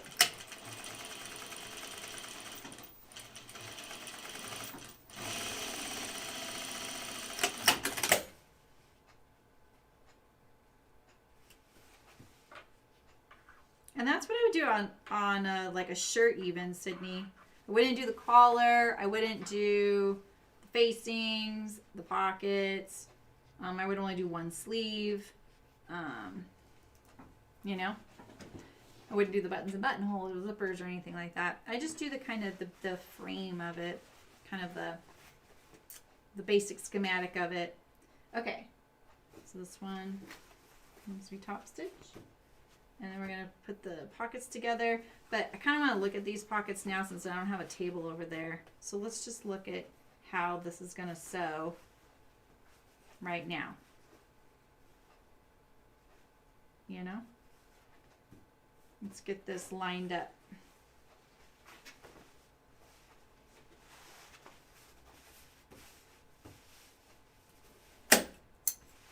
Alrighty. Even this up a little bit so I'm not fighting to get it to even and wondering why it doesn't work.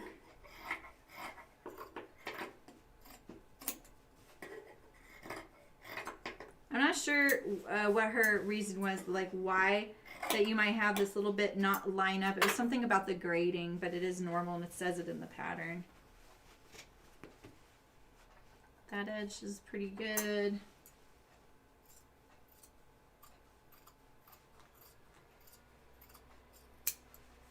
I know I'm pretty cavalier with the pockets, but if you saw the cutting video, I explained like those aren't really sizing things. I just needed to make sure the length and the length of the fly and the circumference is the same.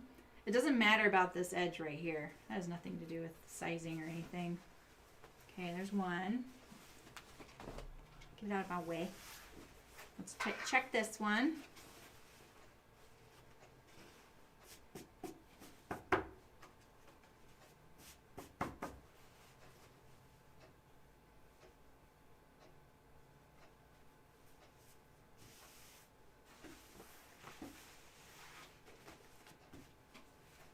Yeah. Yeah, how and when. That's a good point, Sydney.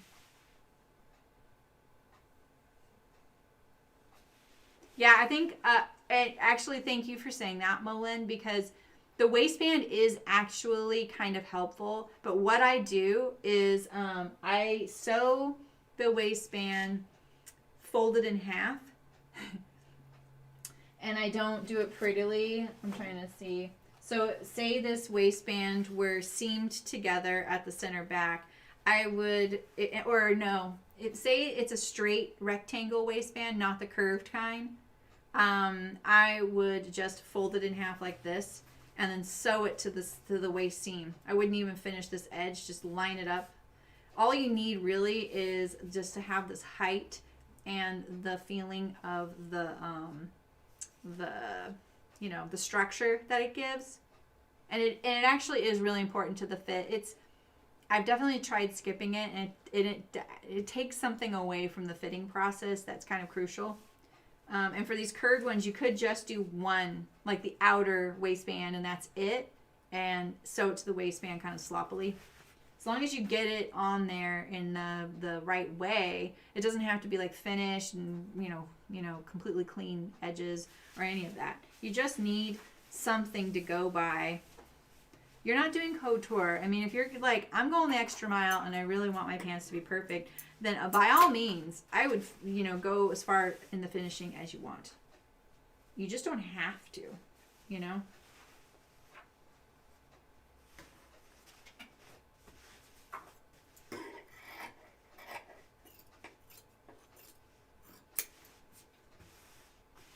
Okay, I'm looking at this little edge right here being really mismatched. Hello, Josephine.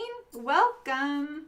We're making Ames jeans today by Cashmerette Patterns. I'm like, who is it again? I know who it is. It's a little bit off. These go under the fly, though. All right, so now we're going to put our pockets together. We have all the cameras and machines hooked up today, too. I've never done it this way before. I want the iron. Yeah, I want the iron. The pockets do look a little shallow. Well, I don't know about these. These look okay. The back pockets definitely, to me, looked pretty shallow. All right, so this is... I need to always make sure... I always do this the way I don't want it to be done. So I want it like this. So I'm going to, what do I need to serge here? I actually don't need to serge these. I'm going to French seam these. Yeah. Yeah, yeah. I'm gonna French seam these. So let's do the top stitching of the opening.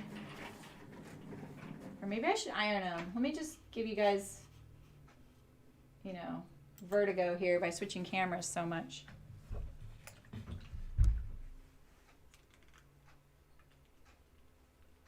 All right.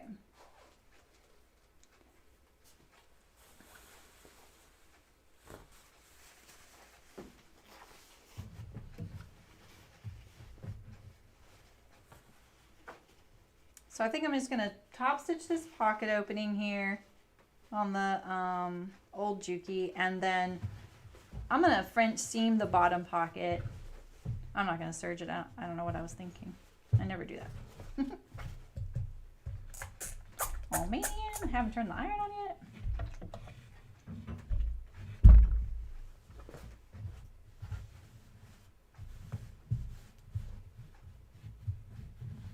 I think it's funny to iron jeans, but in the sewing process, you know, there is a couple steps that's pretty helpful. I'm already kind of going like, okay, what are the steps for the fly zipper?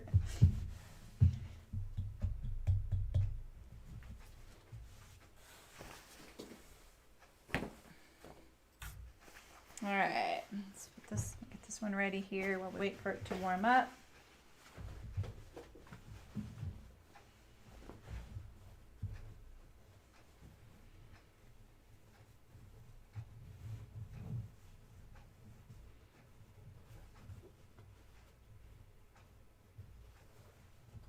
Yeah, I mean, you could just, like Mullen said, you could just baste the whole pant together in your actual fabric, but I would be careful with, if you think it's on the small side, you can't really add a whole lot, you know. Seam allowances are not so generous that you could add back a lot for the fit.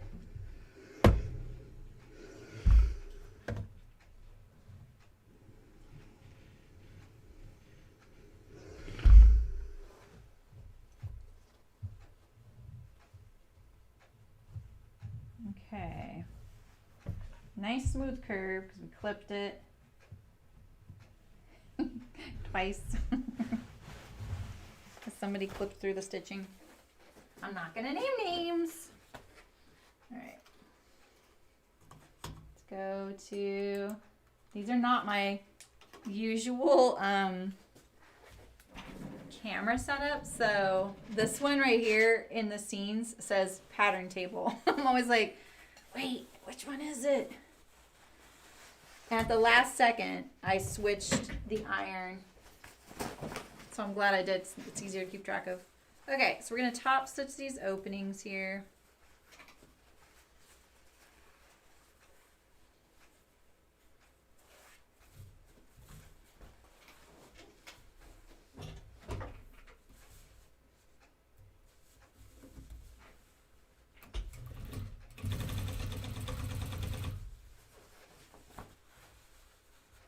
I'm going to pull on my pocket underneath a little bit so that I don't have any of it sneaking to the right side. Whoa, come on machine, slow down a little bit, please.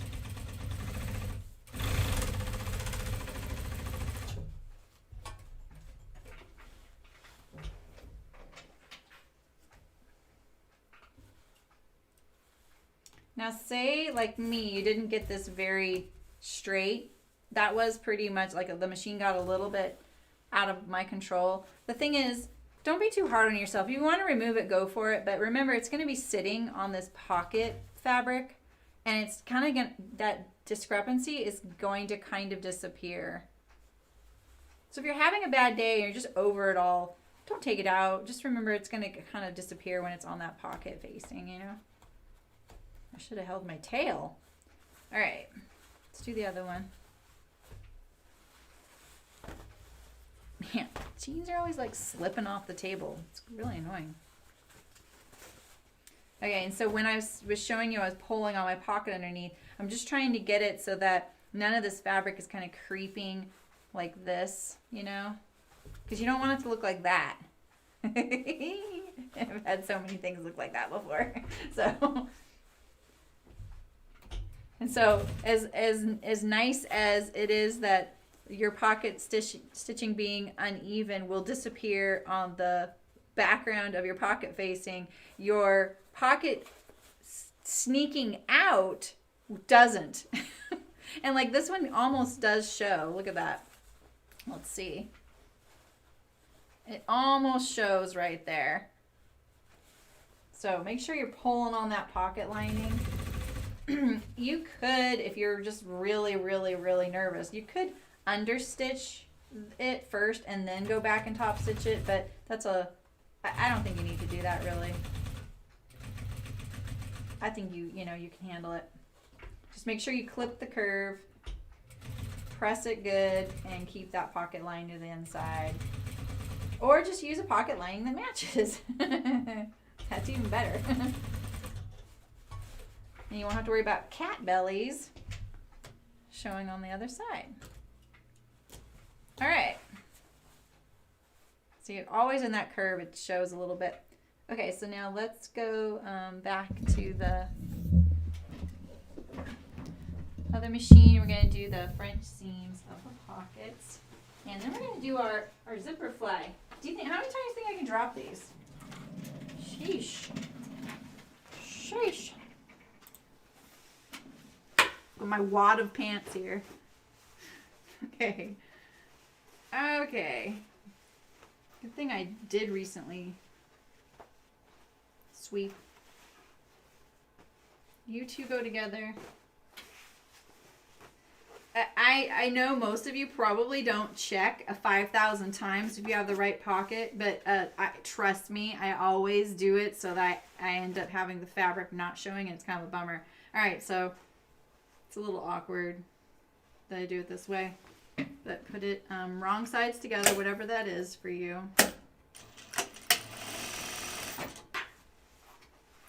We've already trimmed it, so we know we can trust this edge.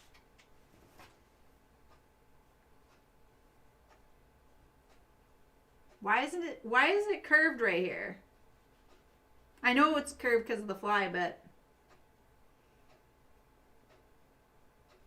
there needs to be an edge that stops, right? Wait a minute.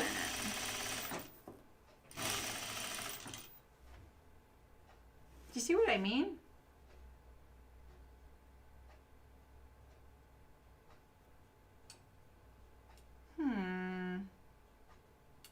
Why is there a curve there? I'm going to straighten it out. Just in case you're not following what I'm talking about. So this goes to the fly. And here I was all prepared to do it this way. And now I'm kind of second guessing it. So this needs to... You wouldn't continue this French seam or the bottom seam of your pocket all the way along this edge. It has to be flat right here. There would be no seam of your pocket, I promise. So I'm kind of wondering why.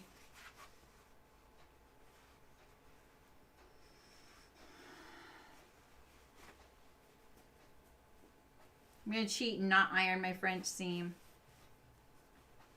Don't tell anybody, okay? I want to hear it. I know I just did a whole video on that. It's a lot of machine and camera switching. Now, this is what happens when I start thinking like, oh, wait, why is that like that? I get super eager to get to the next steps because now I have to know how is it going to turn out? Like, is it going to be okay? It's like when the book gets really good and you really want to find out the ending. I'm kind of right. That's how I'm feeling right now.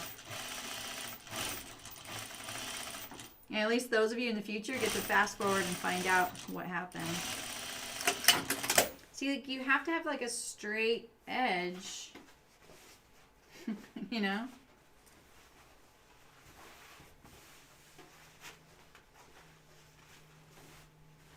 Oh my gosh, please stop falling off the table.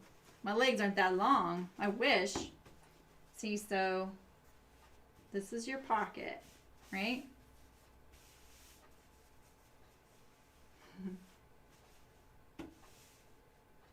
Yeah, hi Ray. But you have to stop sewing, right? And then this goes like this. So you don't finish this whole, I mean, maybe you serge it. So this is what I'm thinking. I'm thinking that the way they have you sew it is that you just serge along this whole edge. That would be actually totally legit, you know? And I think still okay though. Looks so nice on the inside. It's so cute. We'll make it work. It's gonna be okay.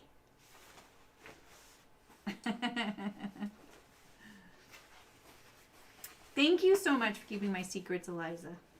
Appreciate it. All right, so let's see here. Wrong sides together. I mean, yeah, right? How? Yeah, oh my gosh. Do I really do it like this? How? Why am I spacing on how to sew this? Well, let me get rid of this thread here. I just sewed it. Let's see. Get rid of this.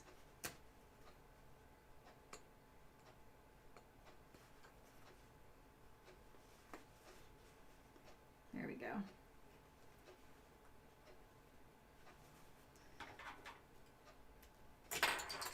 All right, so this is the pocket. Oh, this is what I want. So this is the right side. Oh yeah, because this is the wrong side. Yeah, okay. Okay. This is the wrong side classically. But in this case, it's oh so right. It's so good. All right, so we're going to straighten out this edge again. This, I'm sorry I don't have the instructions handy. I have them on the table over there. I could go get them if you guys want, but I'm pretty sure that that's probably what it is they have you probably overlock this whole edge in one fell swoop, and then that way your edge along your fly is finished. That's what I'm thinking. Ray, oh my gosh. Ray! Thank you! That's a donation for every camera and machine I have going today. It does to you too, Terry, right? Once in a lifetime celebration donation. I like that. You know, Ray, I'm going to change my alerts because you deserve the swimming corgi. You know, you deserve the swimming corgi, not the clouds.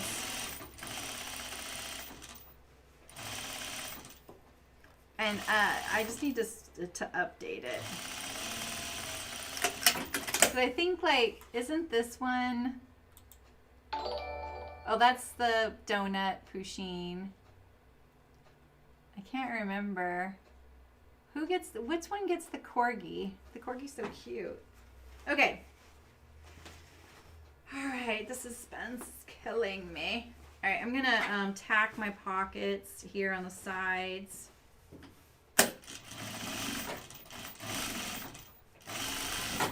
Like this.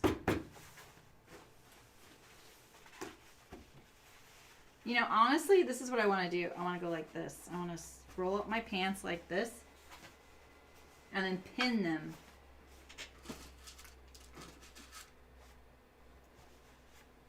So they don't drive me crazy. I sometimes do this for something else that I sew. I just kind of pin it all together in a big chunk. You know? Let's do this one too. I am a, for better or worse, I'm someone who likes to find solutions, which can kind of drive people crazy around me. But if something's bugging me, that's what I do. I start going, how can I do this so it won't bug me? Or I'm going to stitch along this top edge. I'm just lining up my edges. Thought I got a little wrinkle there. All right, that's one.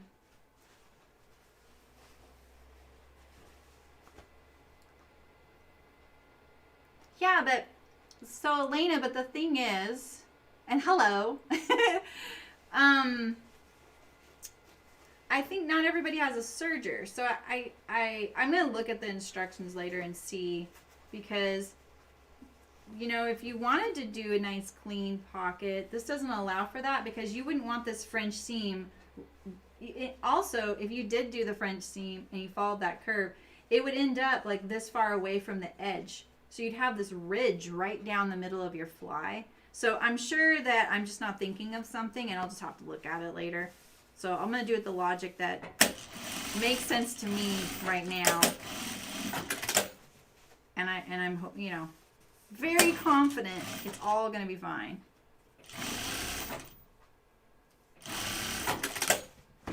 Okay, so we have our front pockets, and now it's time to do the fly. So the first thing I do usually is I serge the edges, and you can see I've already clipped into that circle there, and that's my own thing. So, okay, wait.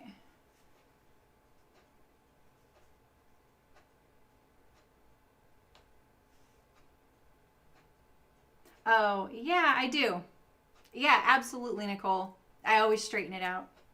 Yeah, and the other thing I do, so say I'm sewing along this curve here, is I find the pivot point, and so you'll see me do it in the serger. I'll go like this, and I'm pressing really hard. It's really hard to tell, but I'm actually pressing really hard and making the fabric pivot so that, think of the fabric only being in a straight line, because the machine's only sewing in a straight line. Yeah, exactly. Yeah, I feel that. I know what you mean. Like when you're like, oh, I have those light bulbs still too. I remember the day I got a little better at sewing, and it got better and better. And I remember it because I just remember saying, I am not accepting this. I am the boss of this machine, and I'm going to make it do what I want. I was in my 20s. And it helped. I just didn't take no for an answer. There's times where I have to take no for an answer, and then I just, curl up in a ball. Pour a glass of wine, but. Okay. So I'm going to serge these edges. So like I was saying, we're going to start doing the zipper fly. I'm hoping I can remember how to do this off the top of my head, but I'll go with the instructions just so I remember. But I clip into the circle. So on the pattern, there's a circle right here. The circle usually exists lining up to this notch right here. You need this notch to do the zipper fly for sure. And you need that circle there. And it lines up on the seam line and with each other. I clip into that because when I serge, my serger is not very agile, and I have trouble going along this and down, right? So, and let me back up. I like the serging, the right side of the serging, because I feel like there's a right and a wrong side. Like one side looks a little nicer. I like it to be on the right side of my fabric. So that means I'm going to serge this one from the top to the bottom, and this one from the bottom to the top. So if I were to serge this right here, when I get to here, my blade is in front of my needles by a lot, right? So, here's the blade and here's the needles of my serger. And so the blade gets there first. I haven't even serged this edge right here. Like I have a 1/2 inch left to serge, and I have to turn the corner. Otherwise, I'm going to cut into the fabric.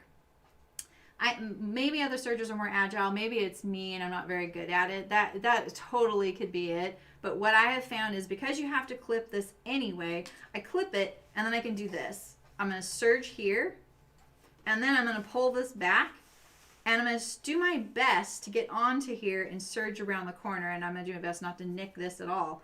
Even if I serge this little folded area, I can pull out a few stitches. But here's the deal. Like, you don't actually have this little section here serged. That is going to get completely covered up in all of the zipper sewing, so you don't have to worry about that. And it's the same on this side. So on this one, I'm going to pull this back, and I'm going to serge around, and I'm going to pull this back, and I'm going to serge like that. So that's what you're about to watch me do, and that's why I do it that way.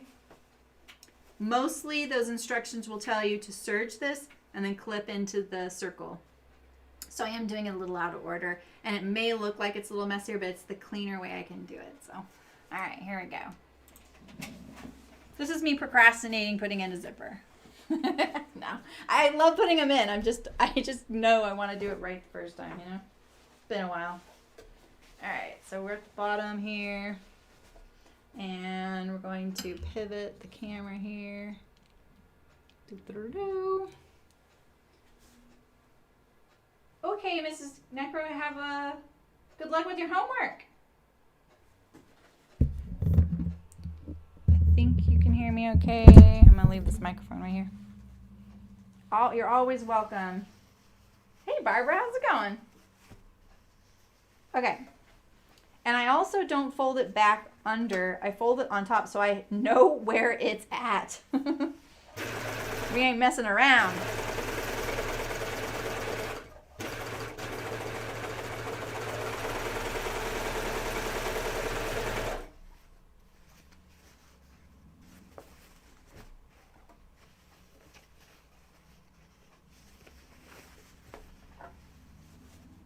So I lift my presser foot up and I actually get it on here. Make sure all these layers are nice and flat. I'm going to get it right on here. Pull that away a little bit. And I can actually get pretty far in there. So see, this is what I'm talking about, Nicole. I'm actually pushing really hard right here to pivot, and I'm going to pull a little bit.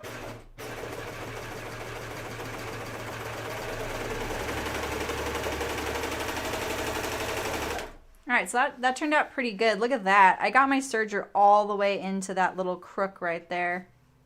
That's actually the best I've ever done, probably. Hopefully you can see that. It's so dark. The other camera might be a little better. I'm not a big fan of how this is set up, but what are you gonna do?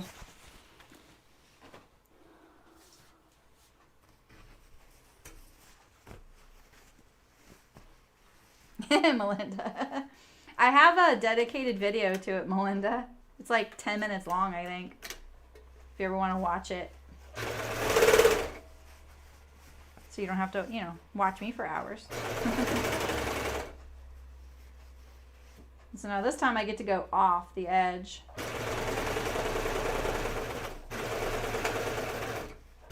You should always be looking back here, making sure your serger's still on too. Now remember, here's my knife. My knife is there, so I gotta be careful. But I also want, I'm like, okay, where does it need to go off? Because you can't really see in there, And it's right here. I don't know if you can see that, but it's like right here. Oh, not bad. A little lumpy right here. This is so thick. I'm just not a fan of all these pockets going into the fly, but we'll see.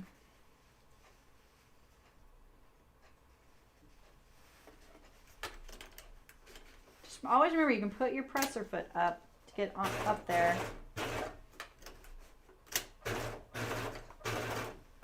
It's okay if your serger sews something you don't want, because you can always remove it. Oh, Barbara! Oh my gosh. Barbara, thank you. That's so nice of you. You're awesome. All right, back to the machine here. Thanks, Barbara. Nice to see you. Okay. So let me trim my serger threads here. So that looked pretty good.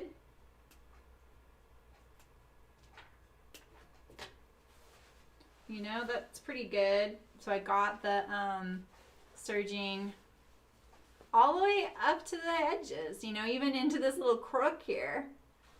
So it's raining today. It's not raining here. Not yet. It better. And the way these two look a little different from each other. So look at this one goes all the way into this crook, and this little crook, on this side isn't serged. On this one, I think it's the opposite. Oh, no, they both aren't. Oh, it's the same. Okay. Why did I think? I don't know what I was thinking. Woo woo. Super chatting. Okay. Let's do this. Let me get my pieces out. Here's my fly. I'll go get the instructions. Let's get the instructions. Let me pick up my can of air that fell earlier.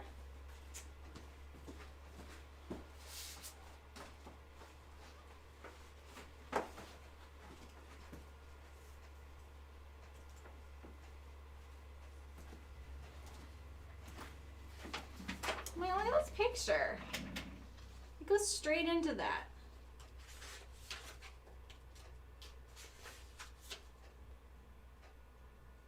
Huh.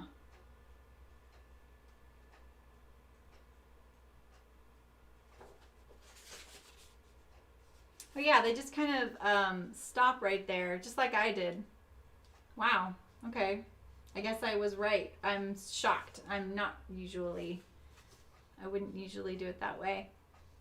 I would have just straightened it off right there or made it a little lower. All right.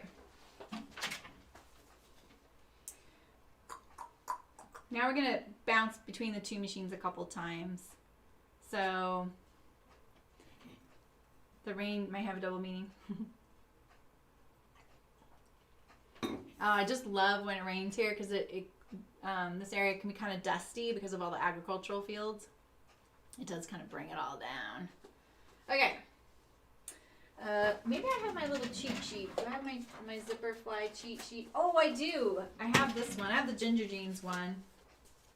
But I want my cheat sheet.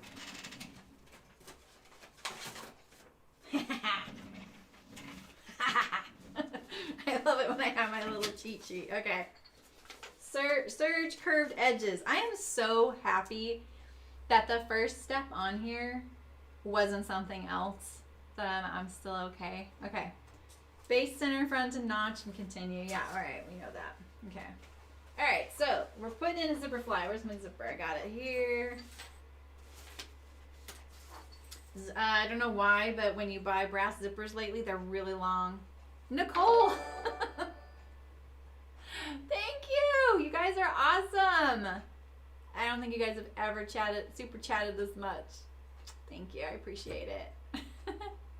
Light bulb moment! I love light bulb moments! They're like these little things that you'd never forget. Like you remember it, you know? Alright. So the first thing we do is we're going to baste the center front right here. Now remember that little notch I was talking about right there, or the circle down there? So you're going to baste, meaning a long stitch that you're going to remove later. It's truly a basting stitch, not like basting is used incorrectly a lot, but baste means temporary, right? And then you're going to switch your stitch length when you get to that circle to your normal stitch length and finish off the seam. And you're going to go from the notch that's up here straight down. Keep all that nice and flat. And then when you get right to that little thing, that little circle, back stitch there. And finish out your seam. All right, just like that. And my cut to that notch is a little bit further in on this side, so I'm actually going to just make sure I've got it, because that right there, like on this side, my cut's not quite as deep. I hate the elastic threads of elastic jeans are so annoying. So this slice goes to here. This slice goes all the way up there. So we're gonna kind of make sure that we're not catching that in, because that's when you see a little bit of thread. Sydney. What's gotten into you guys today? Thank you. You guys are awesome. Aw, donation train. Yeah, they don't have hype trains on YouTube, do they? Aw, look at your little character. It's a pear. I never knew that was a pear. How did I not know that? I just thought it was like a little blump. Okay, now we're going to top stitch. We're going to open it up, right? We open this up. The left front. Right? Left front? Yeah, okay. Double needle top stitch the left front. So the left front as if you're wearing it. Anytime you're talking about clothing, it's always as if you're wearing it. So if it's the left front, it's this one here. Okay. I'm pretty sure what you do is you push the lower part to the left front. You're going to open this up though. So see, you're going to open up your fly like this. I'll show you on this side. So now it's as if we're wearing it, and this is the left front. So open this up and press your seam allowance of the rest of the rise to the left, okay? Don't think too hard on it. And then we're going to top stitch this with decorative stitching. All right? So let me bring the directions.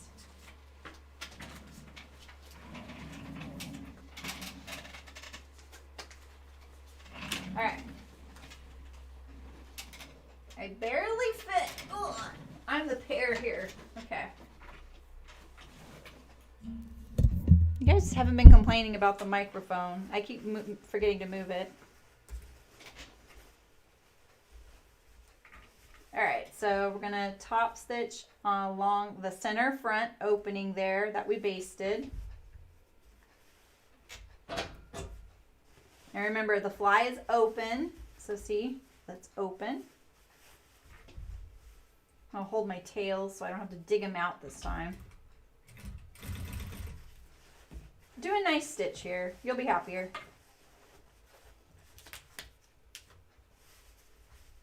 I'm like spreading it apart, making it nice and flat.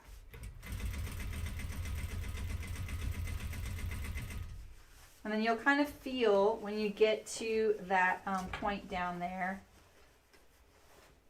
you'll feel like a little ridge. Once you get past it, I'm going to do a back stitch. Oh, I don't have back stitch anymore right there. It's going to be a nice long back stitch. And then continue on.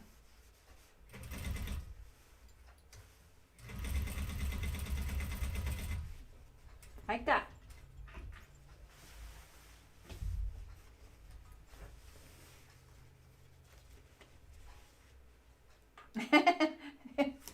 You lost the fabric chicken. Okay, so there we go. Now my back stitch is right there. My back stitch is right there. All right. Okay, so our next step, and if you want to do a double needle top stitch, go for it. Now is the time. So if you want to do another one, go for it. I'm not going to because the green is really eye-catching. And I don't really want anyone looking right there. Okay, so zip to right front extension tops. Okay, we're going back to the other machine.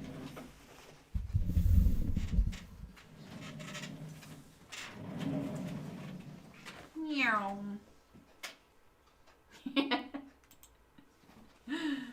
Yeah, my mom, my sister, and I all have a thing about things touching our necks, and my daughter. And it's funny because I saw someone post a picture of the toaster sweater, which I made for Hearts, and I loved that thing.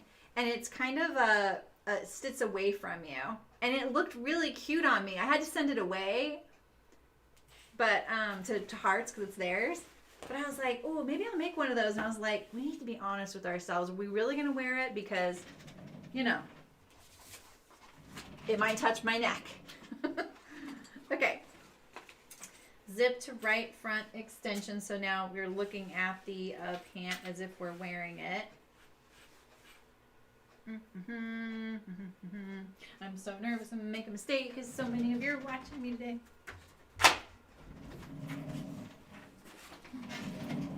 I know how to do this. I do.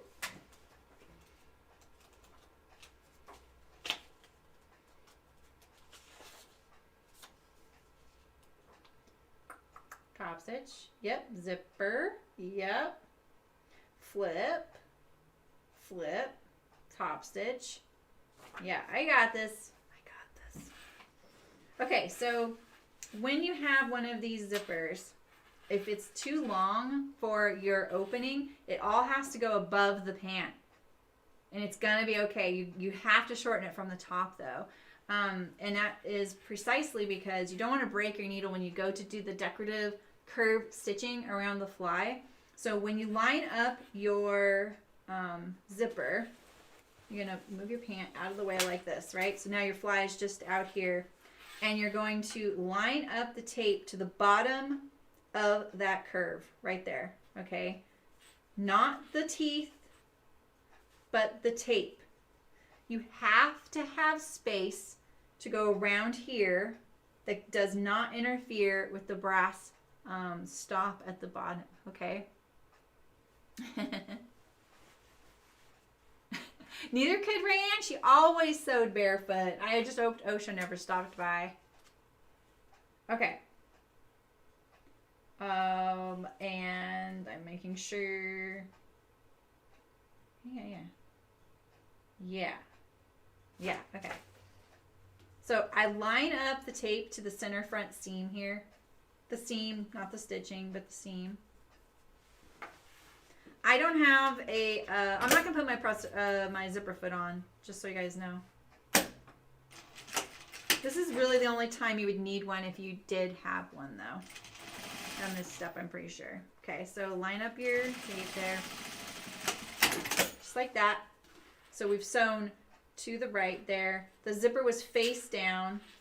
Now you're going to flip it over. Zipper now is face up, and we're going to top stitch along this edge.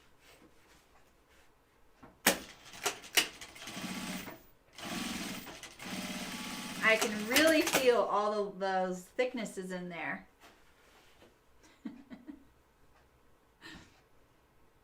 You don't mind turtlenecks, but cows freak you out. Wow. Exactly. Okay. Zip to left, front extension, double stitch, top stitch, fly curve. All right. Okay, so I always do this upside down like this. It's way easier for me. So now you're going to flop this over to the other side, okay? And now you're going to pick up these two layers, right? So here's how your zipper looks. This is the right side of the zipper, and you're flopping it over here, right? And make sure all this stays nice and flat and taut, because you don't want to get any like little blumps or buckles, you know, in there.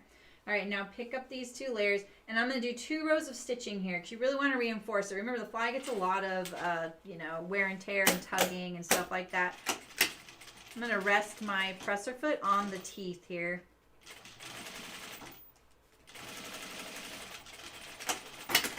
That went pretty good. I was hoping it wouldn't fall off. All right, so then we've done that.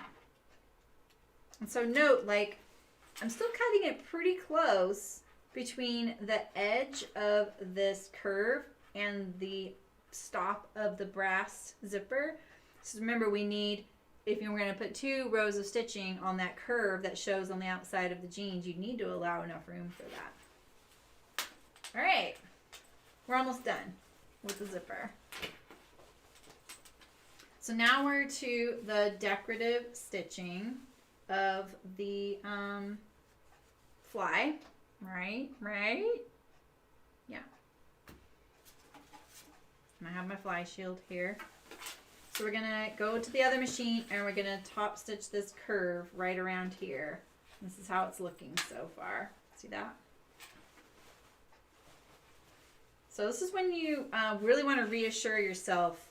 Like if you're really nervous about stitching around this, and mine feels really thick because right here I have 2 layers of the pocket bags plus the facing, the pocket facing right here. Is it? Maybe it's not. It's actually not there. It's just the 2 layers of the pocket bag. And it feels pretty thick, especially right here where it got turned back on itself and top stitched. So reassure yourself. Look at this. Visually tell yourself, I'm not going to stitch through the brass, you know, like, you know, look at it, because I think it's good to know when you're stitching from the right side that you're not going to hit the zipper, because if you hesitate and you jerk at all because you get nervous because you go through a thickness, you'll have a little like bump in your nice stitching and you might have to take it out and start over again. This is what I would do, and this is what I would tell myself. So you don't have to do this. I may be kind of crazy about it, but see, I can feel all these thicknesses down here, and that's those pocket bags folding back. This is exactly why I don't like putting them into the fly, because you know that the more you wash your jeans, that is going to be a spot that gets the kind of burnishing, you know, and like the weared out spot right there. So, all right, so here's my curve. There is a top stitch template for the fly. So yeah, I'm going to go around. It does feel like I'm going to hit the zipper, but I know I'm not. All right, let's go do it. I'm hungry. I don't know how I'm going to make it. I need my scissors. There we go. I love having my iPad over here just kind of going, and then I see you guys there. All right, so you can use that little handy top stitch template they provide, or a chalk. I just feel for the curve. I don't know why in this Cavalier. I'm really sorry. You don't come here for couture.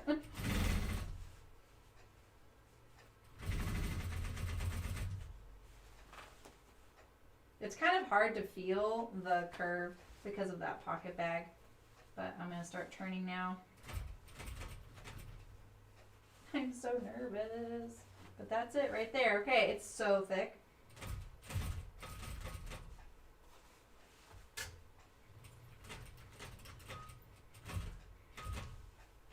Doesn't sound good, does it? All right, I made it.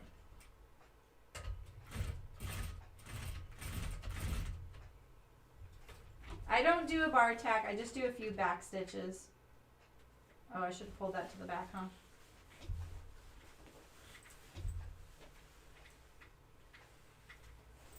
What about the LB polymer?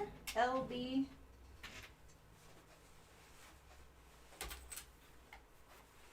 It got a little flat right there. The thicknesses started pushing my machine around, but it's all secure, which is nice, and I didn't hit the brass zipper.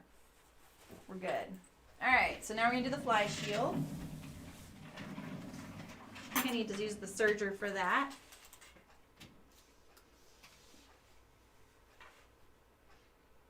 Add the shield. I love how my instruction just says, add the shield.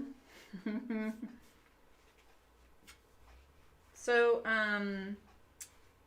pretty sure it goes this way. I left this pattern piece because I thought I might accidentally do it this way or this way, but it looks like, yeah, okay. So, sometimes I see these nice and clean finished, like sewn and turned and right side out and then top stitch, or sometimes they're just serged. So I think I'm going to go for as flat as possible and just serge these two sides here.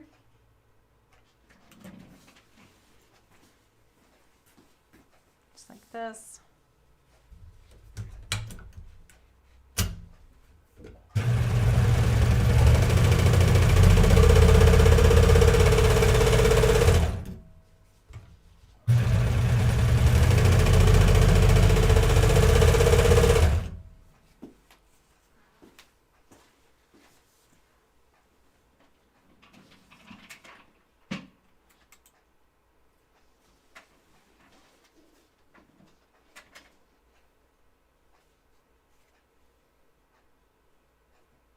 Oh, for the like floppiness. Does she talk about that, Ray? That's a good tip.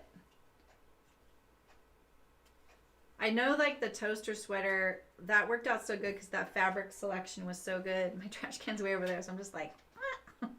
Okay, so now we have our fly shield. And that goes right back here. Right? No, right back here. Right? Right? That's how it goes, yeah. I was like, wait, I don't have room for that. And let's see, we just stitched this down right. Ooh, I'm kind of forgetting how to do this part. Let me look at my own pants. Yeah, the fly shield is, yeah, okay. When you can look at your own pants to know. So I'm going to stitch this down to the fly facing over here and the fly shield. Stitch these two together.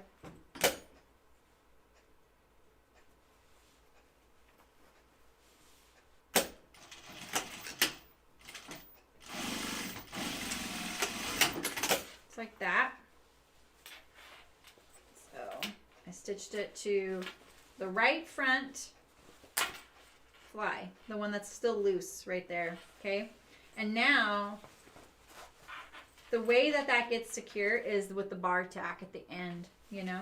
So now I'm going to remove the basting stitch. Now if you can remove the basting stitch so that you can get both sides, great. Sometimes you just can't.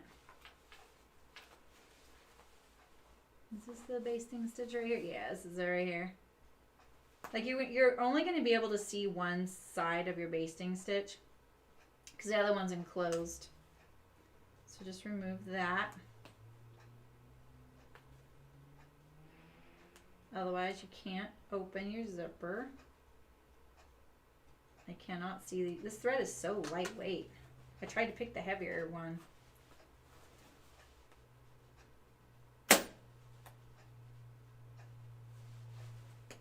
This is the best part. This is like the moment of truth. When you're like, okay, good. I didn't sew my zipper in upside down. You know? Okay, so I can't find the other side of my basting stitch unless a little bit of it pokes out right here. Let's see. I might be able to get it. Ooh, I hope I can. Or maybe from here. Oh yeah. Wait, is that it? Oh yeah, that is it. So at least I can get all those little thread nubs not poking out my seam. Get rid of that. The zipper fly looks really short. But there we go. Look at that. Alright, so now we're going to fake bar tack the fly shield down. And what I like to do is do it about right here. And sometimes when my curve isn't that great, I'll kind of cover that up with the fake bar tack that I add. And my bar tack is just going to be sewing it back and forth on the top stitch machine there. But there you go. Looks very nice indeed. And then this will, once we top stitch that, like bar tack it, that will cover up all the back of this.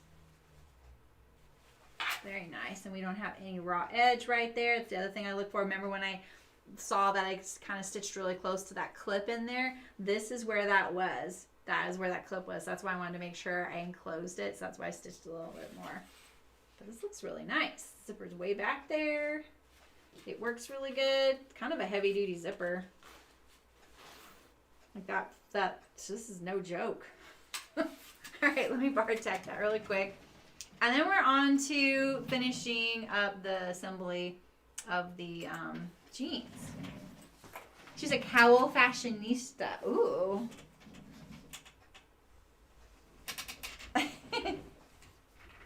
You totally can. Sewing zipper fly is actually not too bad. It's like 7 straight stitches except for the fly curve. All right, so where do I want to like cover up any blumps there? Maybe right here. Oh, that's right. That back stitch doesn't work. And now if you want to do it anywhere else, like sometimes people will do it right here. This looks really shallow to me, so I'm not going to choke up on the length of the fly. But you know, sometimes you'll see like nice stitching right here, or we've seen a lot of stuff, right? Like we've seen lots of options. So just make sure you don't hinder the function of your zipper. This fly shield, it's a lot going on there, but it does cover up your mess here. It's kind of nice. All right, and so there we go. This is it's very thick and chunky because of these pocket bags. So don't worry about all this yet. We're going to take care of that with the waistband. All right, so let's marry these pants together. I don't think I'm going to do a flat felled seam today just because I'm kind of hungry and we're doing the whole pair and I want to get to the waistband today. If you're looking for a flat felled seam tutorial on jeans, pretty sure I did them on my husband's Jutland pants. And I did them on the free range slacks. Definitely did it on a few shirts. I'm sorry, I can't remember. I feel like we did it maybe on the jeans I'm wearing right now. No. No. Not on the ash. Don't look there. Maybe the saffron jeans? So anyway, if you're going to do a flat felled seam, it's the inseam. You always do the inseam, okay? And the reason that is it's just a very highly abraded area because your legs are rubbing together. So you want to reinforce that area. So, all right, so we're going to sew our pants, the side seams and the inseams together. We'll do them on this machine and then we're going to serge them. And I remember when we get to the inseam, we may have to ease between the notches. Most likely there is a little bit extra on the rear to ease between the two knees when you go through. So that's normal. I do want to look at my side seams and see how they're going to line up because we did a little bit of, sizing voodoo. So I'm just going to start from the bottom and see how my out seams look before I get myself into a pickle,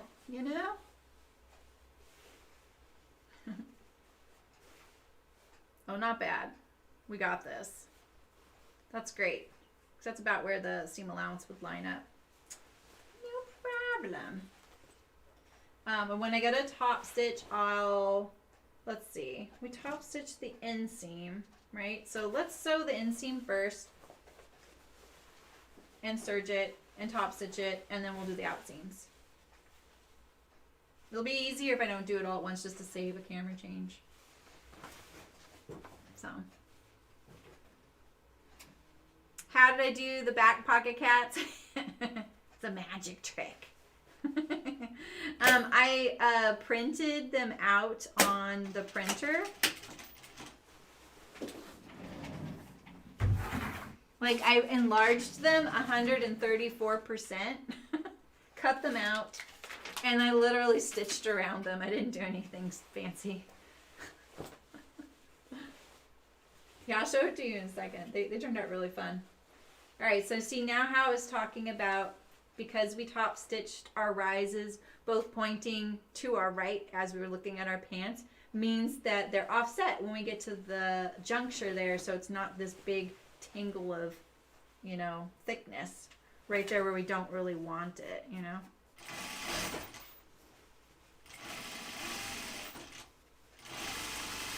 So there should be a notch on the knees right here.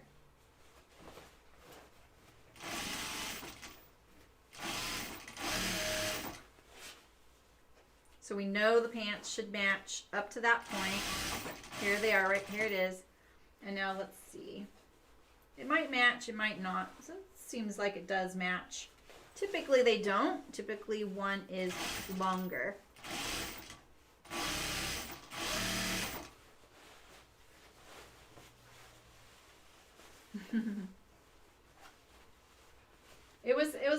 Took a little while, but it was pretty easy just to stitch around the paper, and then I tore the paper off.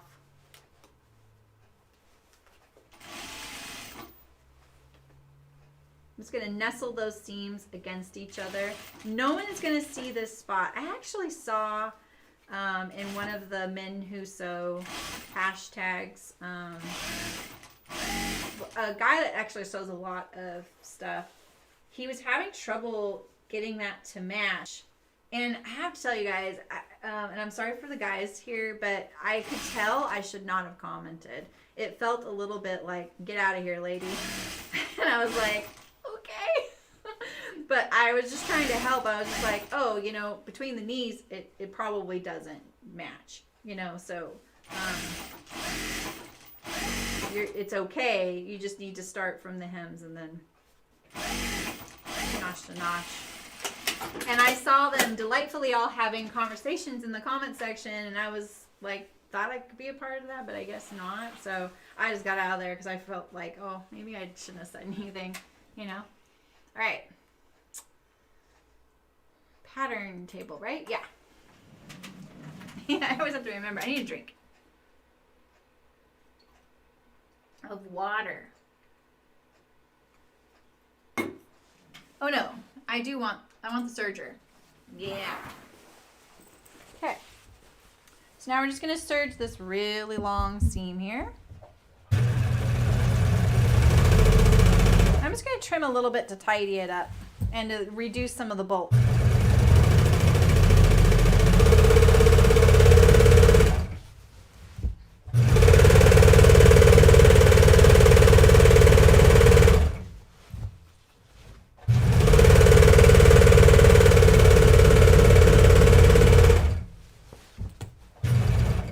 So this is that thickness. I'm going to be kind of cautious.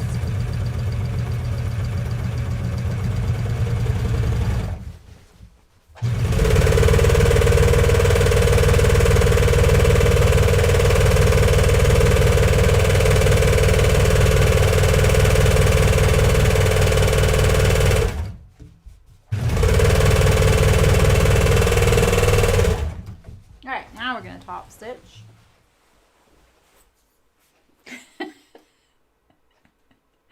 Did I just see the word girl-splaining? I was. That's exactly how it felt, Barbara. And I really was. I wasn't, like, didn't feel like I was being a know-it-all. They were genuine. They were asking for help. Like, if you're asking for help, and I know maybe one of the potential options, I'm going to tie this. Can I tie this? Do my fingers dexterous enough to tie this little bit of serger thread? If you're asking, if I know, I might say, oh, could it be this? But if you're not asking, you're just like, oh my gosh, what happened? I'm not going to say anything because you don't need me saying that. And I'm one of those people that would totally say something. All right, does this go towards the front or the back? It goes towards the front, right? Yeah, it goes towards the front. All right, so these are my fronts. These are my backs. Cheer for the big seam works. Woo woo. It actually went really fine through my serger. My serger's actually acting really nice right now. I think it knows. It thinks it knows. All right. Man, this machine is a lot faster. I'm going to lengthen the stitch. Well, do I want to lengthen the stitch?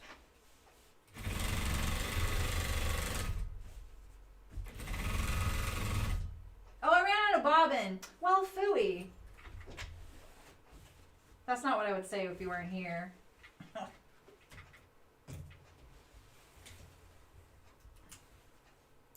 Right, Barbara? Yeah. This guy's a really great sewist, you know, like, he's very, very good. Loves shirt making.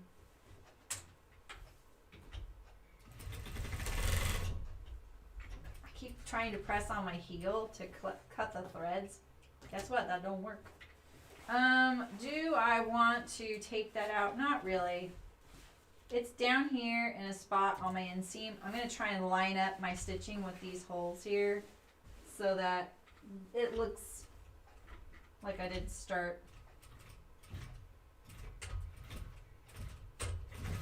Yeah, it kind of does.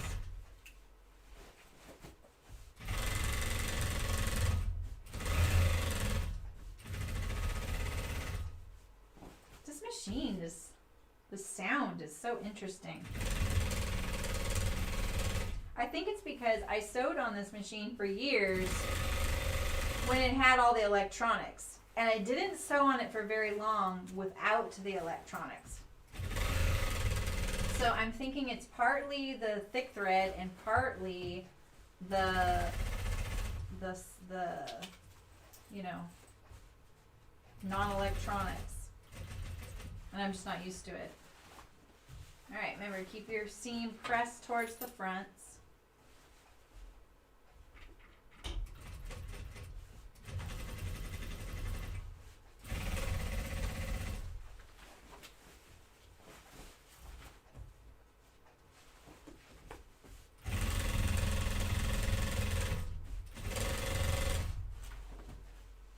It's a lot of thread. What is all that? I feel like my thread's about to break.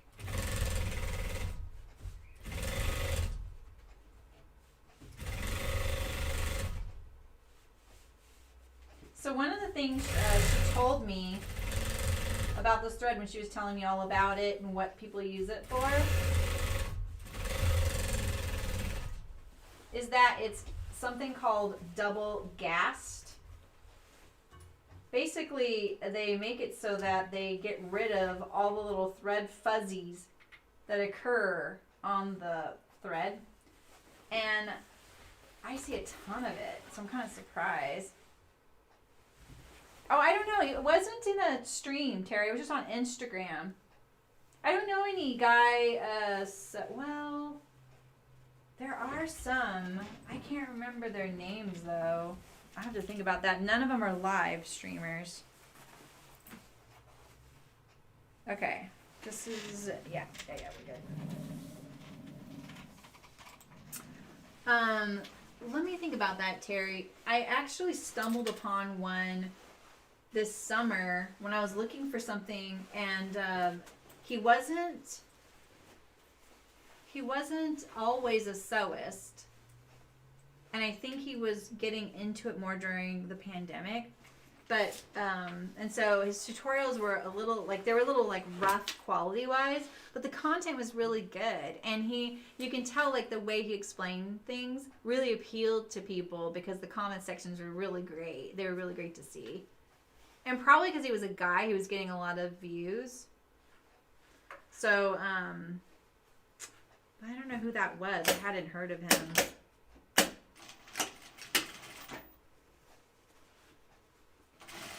Okay, so we're going to do our side seams. I'm only going to top stitch down to the bottom of the pockets.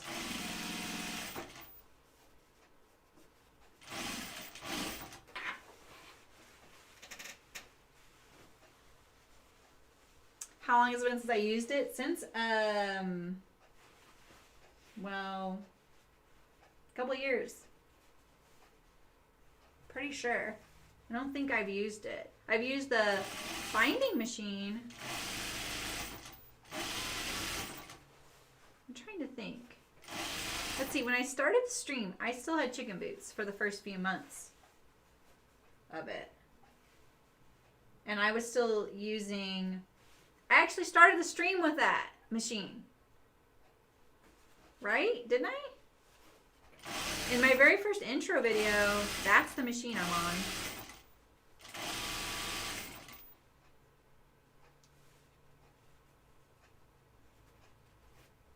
No trimming. Ooh, Christopher Neiman.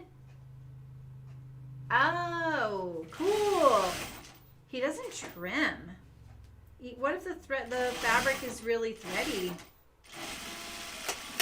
I want to check that out. That's pretty cool.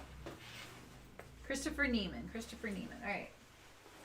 So so things like this, like I'm gonna start at the top on both sides. So you know how sometimes you start at the top, go down to the bottom, and you're like, okay, I'm gonna pick up and go up. I think when you're doing something like where you really want the tops to be the same, you want everything to be straight across from it, it's better to start at the top for both or the bottom for both. Whatever you do, just start at the same spot on both, same end. Doesn't always work out really easily to do that. Oh shoot. I did that in a tutorial I was making. Oh, on the bin videos. I did that twice in the same spot during the video, and I was like, what the heck? I cut the thread and spit it out. I was able to edit it out, but I didn't think I was going to be able to. It was kind of funny. And I was like, yeah, I'm not re-recording that. Memories.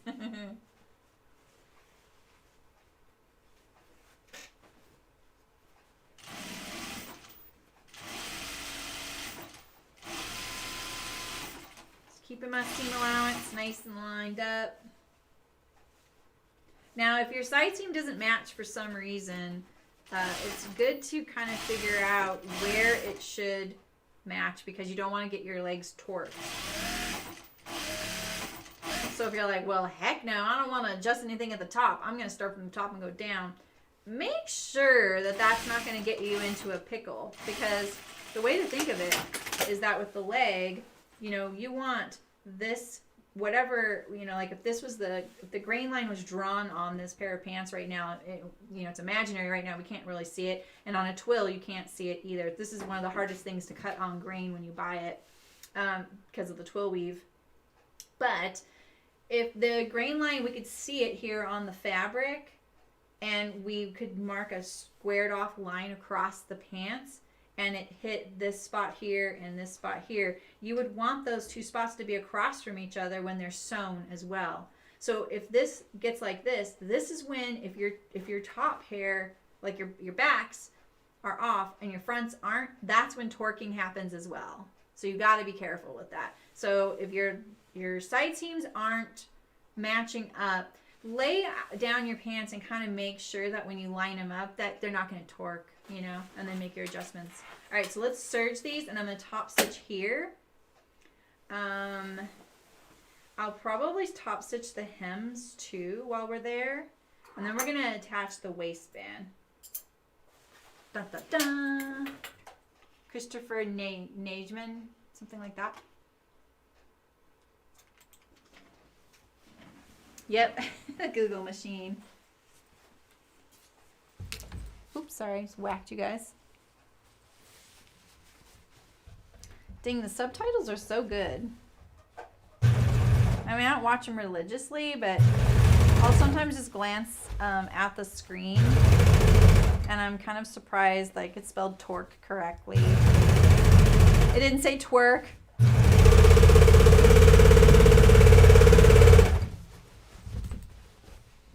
Oh, is this the front? Oh, good, it is.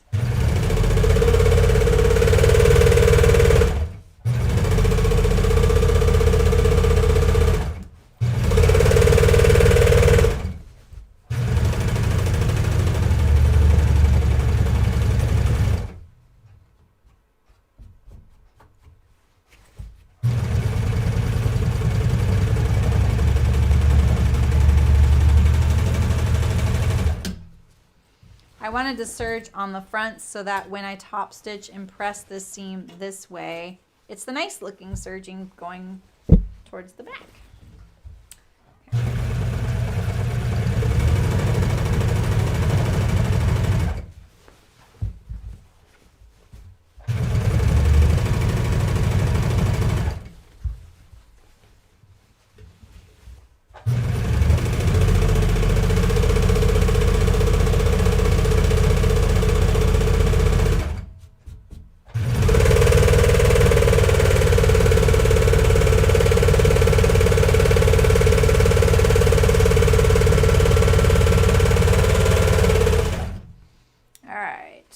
I think I'm going to roll hem my jeans. Actually, I might not hem my jeans because we added just 2 inches willy-nilly. That's right.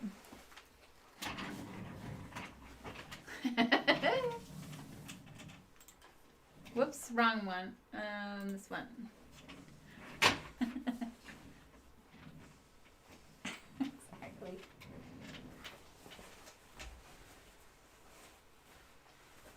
Looking good. Look at these kitties on my pockets. Oh my goodness.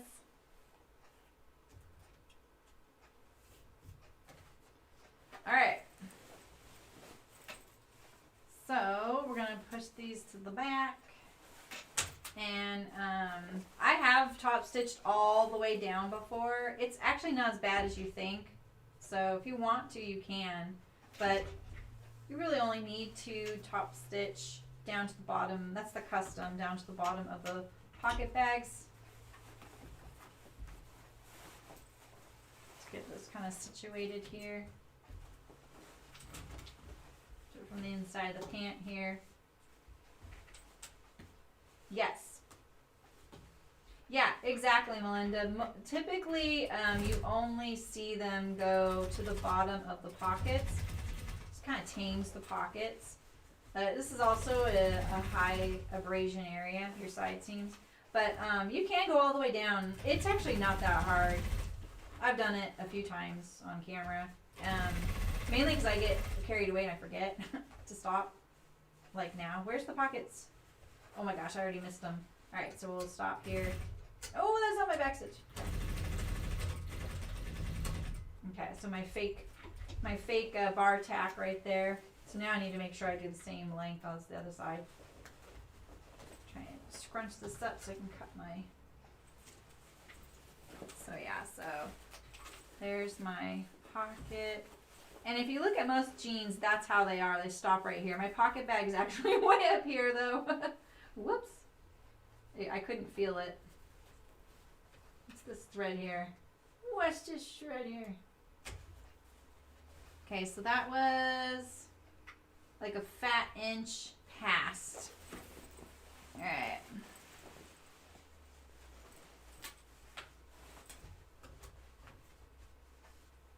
Yeah, exactly. I think,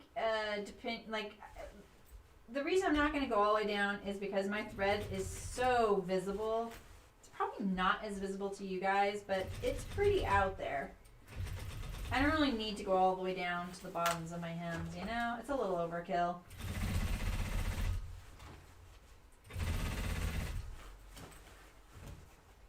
I feel like my jeans are pulling down here, and I'm trying to get that to stop. Don't ever let your garment pull on you. Alright, so here's the bottom of my pocket. I'm going to go like a fat inch down right here. And I'm going to use my actual back stitch.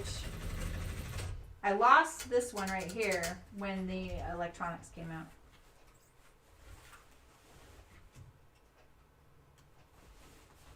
Even the little thing, you can't see it I guess in the camera, but if you look right, oh it's like way over there. But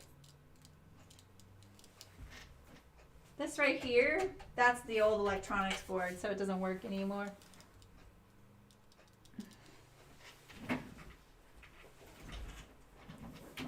Yeah. Yeah, you can make it all the way down. It's really, it's a little bit annoying and tight, but it's really not that bad.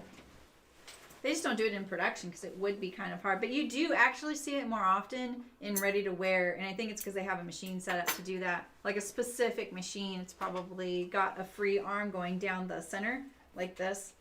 So. That'd be fun. I'm trying not to rub my nose because my hands are turning blue. Yeah, where are the kittens, right? Alright, let's check them out.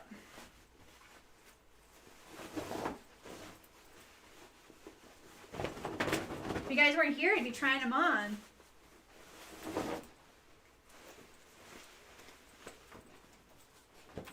They look low rise. They better not be. They look pretty good though.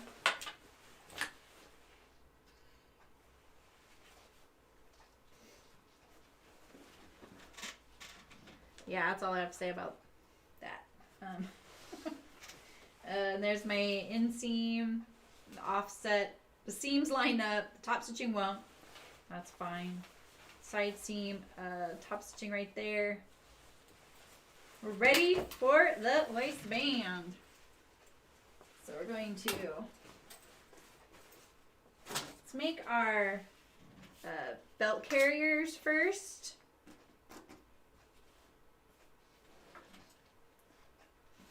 So let's see here.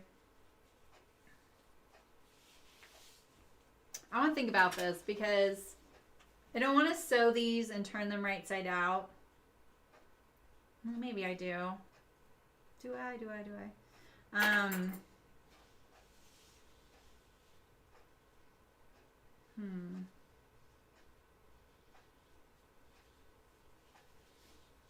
What if I did it like I do? Yeah, I kind of like that idea. Let's do that.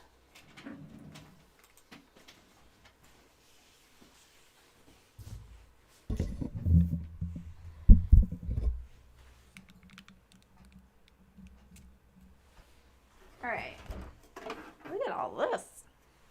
Let's put these pins over here.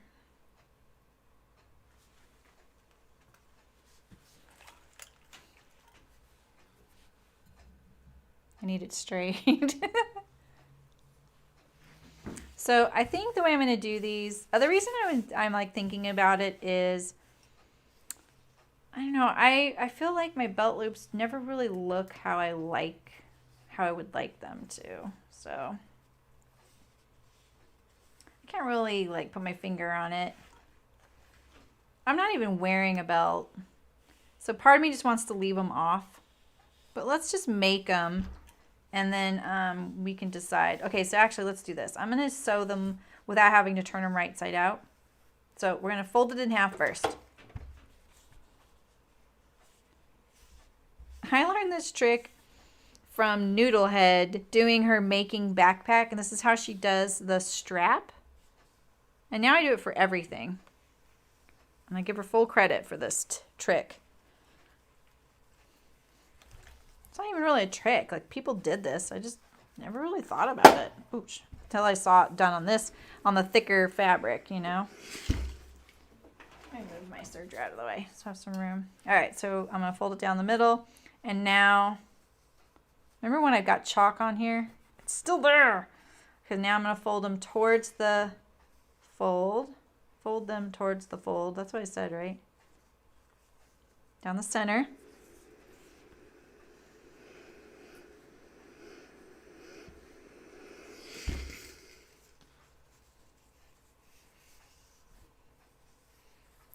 Oh, I'm sure I've seen jeans with piping on the sides. That would be fun, though. Why not? It doesn't even... well, actually, piping with actual piping inside would probably be better.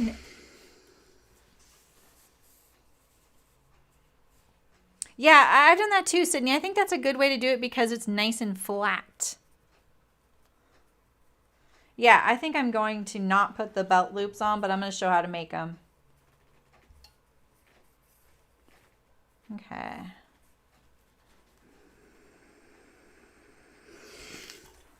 How's the time for the crazy turner? Well, I have my own, but I think denim is just too stiff. So like Sydney says, you could just do trifold. So basically what you would do is you would serge one edge, fold this into thirds, and then stitch it down. I bet there's a completely different way to do this in the instructions, so feel free to try that too. But if you fold it in half like this with the fabric going all the way to the middle, you won't have any uneven thicknesses in here. And then I'm going to top stitch along both edges. Okay.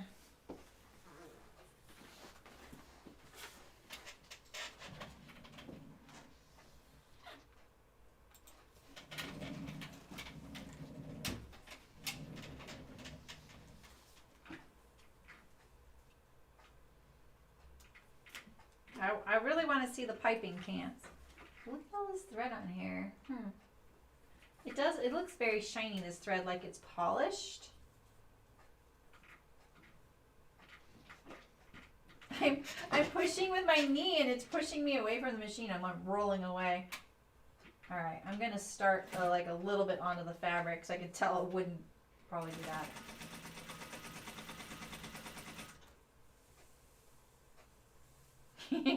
Yeah, I feel like I've seen that in the 70s. And digging it would be a really good adjective for those.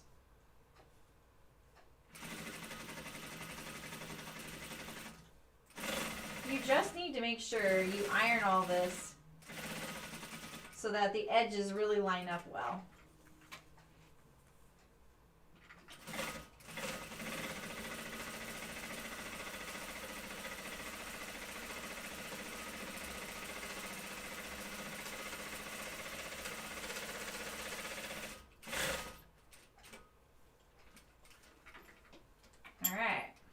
we have our belt carrier, or belt loops, sorry. I always call them carriers. Those look really nice.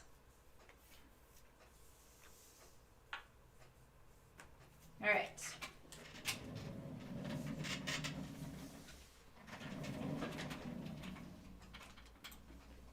So now what? So now we have our belt loops here. And then you would cut them up into the number that you need.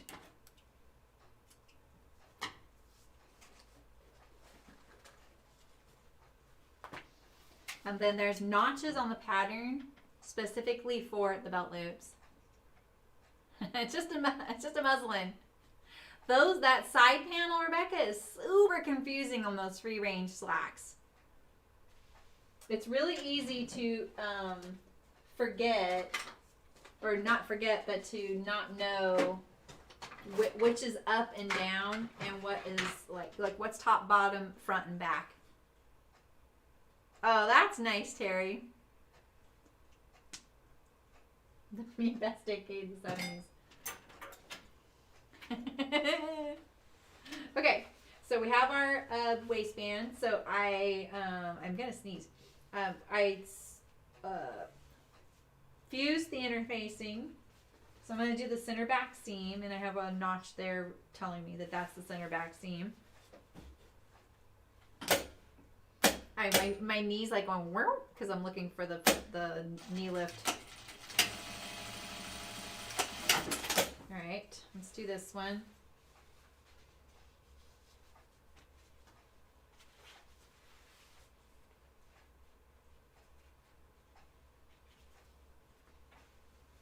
Okay. Now my waistband may be a little bit different in size because of all of my weird little sizing change that I did. So I just made it a little bit bigger. So I don't mind trimming it off. It kind of straightens out here at the front, so I have a little bit extra. All right, so I'm going to press this seam open. I'm actually going to stitch this down, but I'm going to do it in my blue thread so it matches.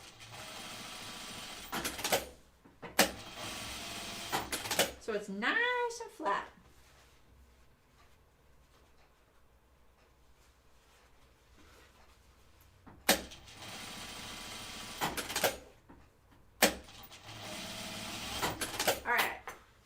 So now let's see, how do I want to do this?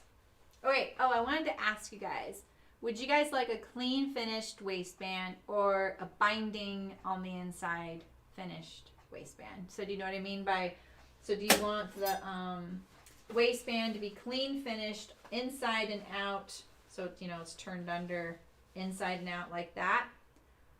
Or do you want it like with a binding, I was thinking I could put a binding edge on the inside waistband. Do you guys have any preferences?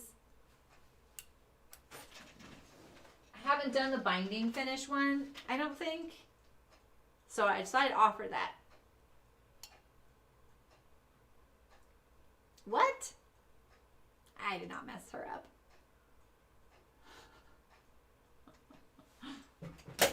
Oh, Rebecca, did you notice that I put your picture right here on the wall? My face is in front of it sometimes, but there it is.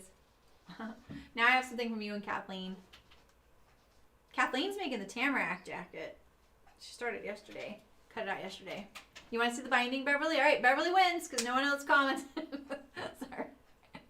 I'm just kidding. Teasing.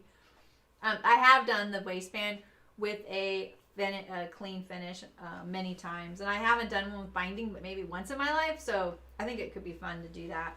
So I'm going to bind one edge right now,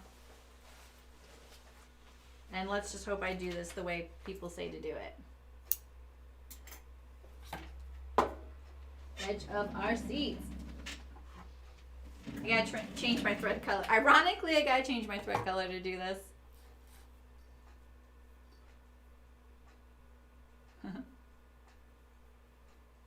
All right. See, that's how I got rid of the curse, Rebecca. And I'm not calling you a curse. Calling it the curse.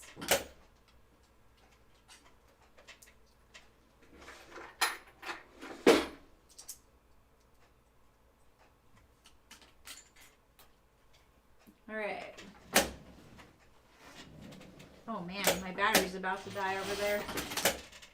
Womp, womp, womp. Okay. So, I think I'm going to go for this binding.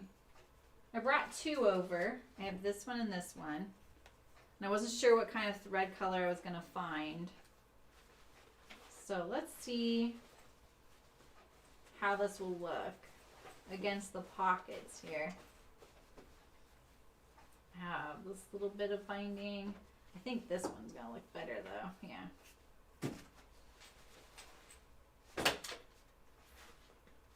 All right.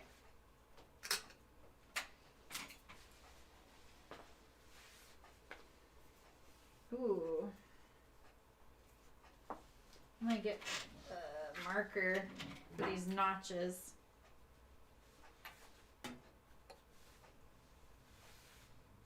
Just because I'm about to bind over them.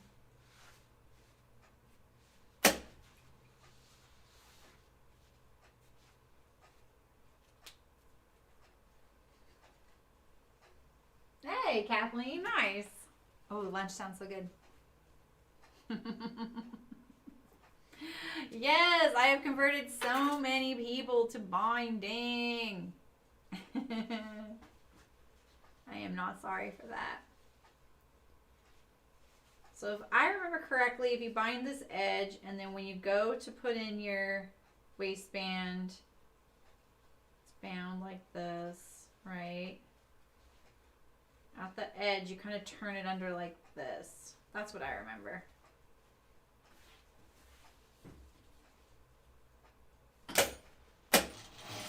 Alright, so let's bind the inside waistband bottom edge.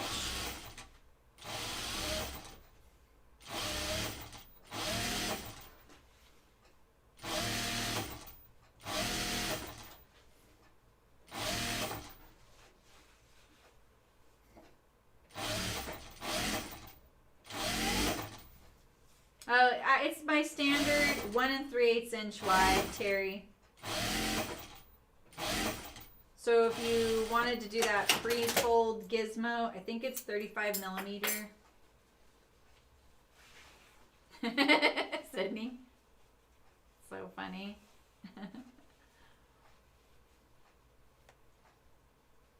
Yeah, you are making me work for my lunchtime. I knew that. I knew it though.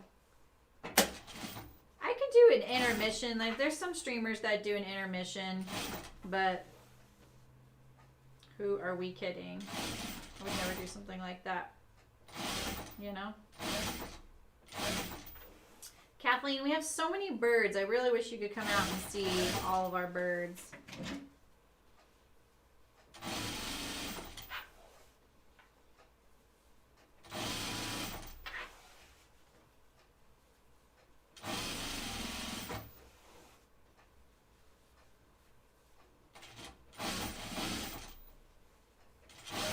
Remember, there's something else you can do a binding finish edge on like this.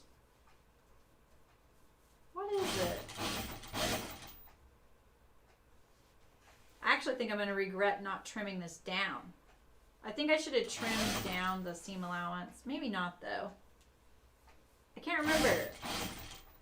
We'll see. I know that some folks are like, okay, I really want to know how to do this, and I'm not being really clear because I've only done this a couple times, but if I do it wrong, I'm still gonna figure out how you can do it right. So, as my pledge to you, I feel like I wasn't supposed to trim that, but I have to, right? Okay. All right, so now I'm gonna sew. Trying to decide how I want to do this. If I want to do... Oh, that's nice, Beverly. I do like the ones I made the most with fabric stuff. Yeah, I know, Cindy.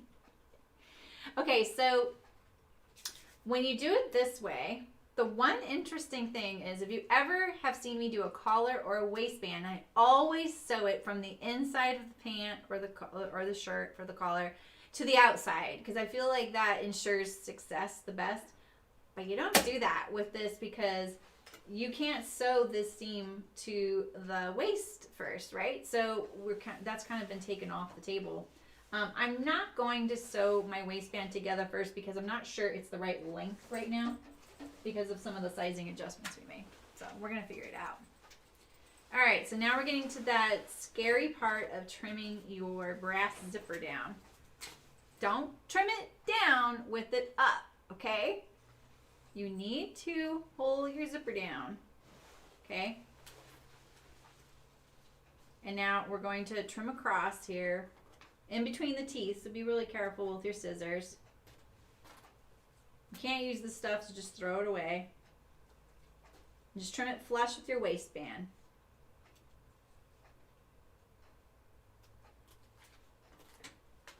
And I'm going to look at mine. Don't pull the zipper up. Don't pull the zipper up, okay? Okay. This looks pretty good. So now we're going to put a pin across. You can sew it too if you want. Just going to put a pin for now. Because if you pull your zipper up, you're going to lose your slider. And I actually can't help you out on that one. I don't know how to get it back on.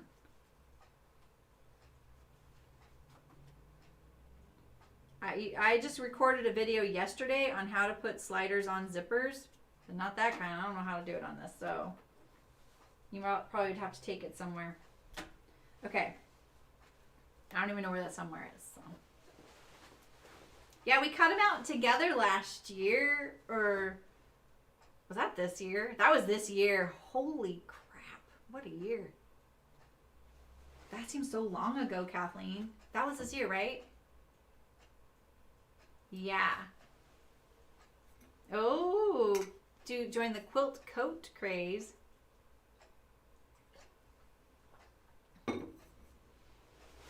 I've sewn tamarack like 3 times, Melinda. I like that pattern.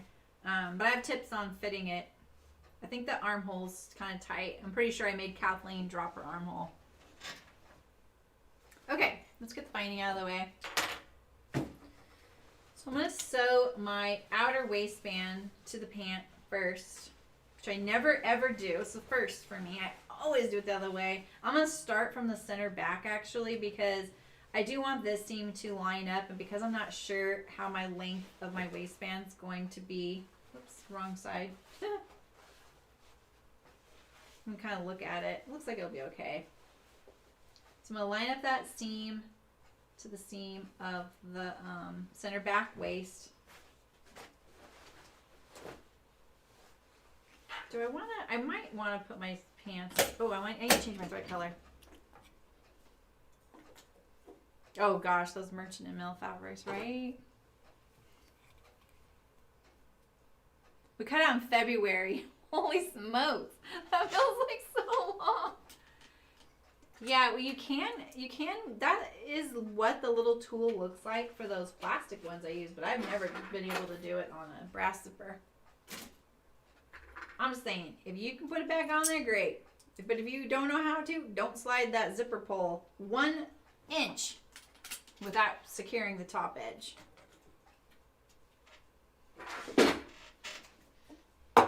There's no going back from that, you know?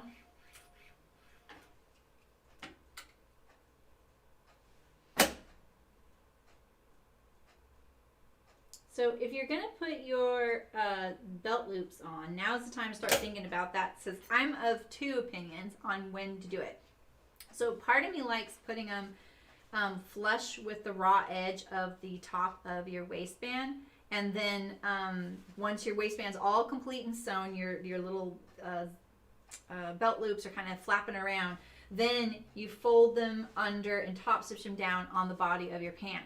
Now the other way to do that, if the belt loops are long enough, because you have to take into consideration of your belt, the actual belt you use, because they vary in width and you might have a wider one. The way I like to do them is actually inserting it in the seam we're about to sew right now. So there's notches along the waistline for the belt loops. They're these ones that are kind of hanging out in the middle of your pants. There's one in the front here, right here. There's usually one about 1 inch in front of the pocket seam right here. So if you lost them, that's what it is. Usually one right here. There's usually one right behind the side seam. It's right here. And then there's one at the center back. So there's 5. Okay. And I like to line up the raw edge and put them in this seam and then fold them, line them up to the top edge of your waistband and top stitch it down. And you can do that while you're doing your last top stitch all the way around the waistband, so that's all in one. So, because I don't bar tack, but you can bar tack. I don't have a zigzag here. So, okay. So take that curved edge, like the smile side, put that to the raw edge of your waistband. I know I'm starting from the center back waist, but that's just what I'm going to do. I want to make sure my waist fits. Try not to stretch anything while you're sewing it. Match notches if you have any. Remember, you won't probably match the notch of your carrier, your belt loops. It'll be to like the side seam probably. There's my side seam notch. So yeah, obviously probably didn't pick the right one, or it's the different size. So when we get close to the center front, just in case you're racing ahead of me, be really careful when you get near your brass zipper, all right? On the first side right here, because I'm going to see it, but on the other side, you won't see it. So if you start at the other end, if you start at this end and go all the way around in one fell swoop, you wouldn't have seen that. So you have to be really careful. You are going to sew through it, but you're going to have to kind of navigate your needle around it. This fly is so shallow. Jeez Louise. They better not be low-rise pants. They better not be. Okay, so try and keep all this flat. Mine's pulling out, and that's why I'm fiddling with it. Normally I would probably top stitch across that, and I just forgot to. My waistband's lining up perfectly, so now I can't see my zipper, right? So you gotta be really careful. There it is, right there. And when I get close, we're gonna be really careful, and we're gonna go around the teeth of the zipper. Just kind of move it. Just be really careful. If you end up hitting the zipper at all with your needle, just switch out your needle and keep going. So. Oh yeah, the Howeries have been really coming back lately. Someone's doing those timestamps. Well, that's pretty exciting. So, okay, so there we go. Got my zipper sewn through. All right, this is one of the biggest mistakes I always make, and it's making sure that my waistband lines up across from itself right here. I get so caught up in sewing everything else, I've said this before and I still do it, that I forget to make sure that my waistband right here is going to match the one going across from it, right? So make sure that you sew your waistband matches going across, because once you get a little further into this, it's really hard to fix that. It's such a pain. You're kind of like, yay, I'm done. And you're like, oh. And then your waistband's like this, you know? I have a few pants like that. So, you could, do I have chalk here? Yeah. Oh boy. I have both my carts over here, so I can't reach my tool cart right now because of all the machine foo over there. So let's just mark this. This is kind of handy that I started from the center back, you know. So now I'm going to go from the center back and do the other side.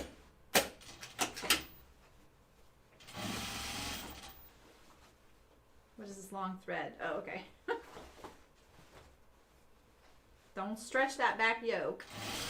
It's really stretchy.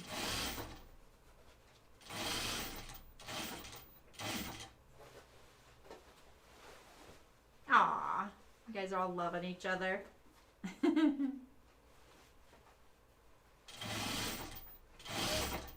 Man, this chat inspires me so much all the time. I see what you guys are making and talking about. It's awesome. Alright, so doing it from the inside, this is kind of handy. I can actually see my brass zipper. I don't think I have ever done it so I see it this way. This is kind of nice. But where is my chalk? There's my chalk right there. I need to kind of dial back my seam allowance by the time I get there. But I want it to be straight still. Alright, I made it. Okay. Okay. Let's see if it matches. Oh my gosh, it kind of does. Oh my gosh. First time in a while. Alright. So now my waistband matches. I have extra hanging off. No problem. We don't care about that. So now we can put the other side of our waistband on. And I'm going to trim this one off right here flush with the 1/2 inch seam allowance sticking out. And I want to make sure I don't angle it at all by accident or flare it. So do it parallel to the cut edge right here. That's all I was off on one side. And that makes sense because the underside has the shield poking out right here. This side doesn't. But here's the center, really. Here's the center of your pants.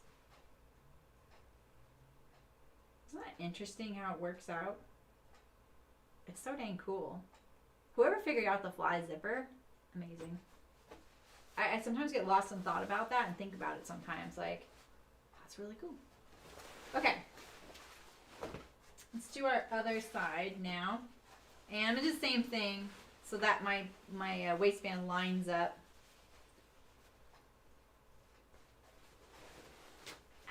Line up my centers. And then just sew out. I don't have to worry about my brass zipper right now, but I will when we go back to top stitch it. I always forget I'm about to face that. So, oh, I'm so excited, Rebecca. I really hope you like them. Every time I put mine on, I'm like, oh, I should send a photo to Rebecca. And I'm like, yeah, she doesn't really need to see me wear these every day because I wear them every day. I sort of wish I would have turned my pants inside out, but aren't I going to need them? Yeah, I'm going to need them. Yeah, I'm going to turn them inside out right now. Right?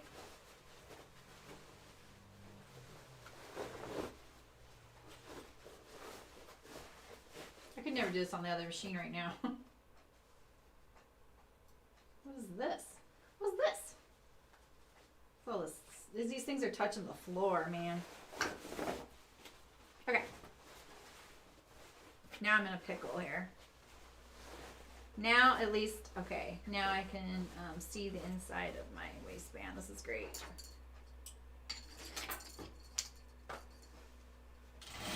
Continue on. We're just going to line it all up at the end and sew it going down.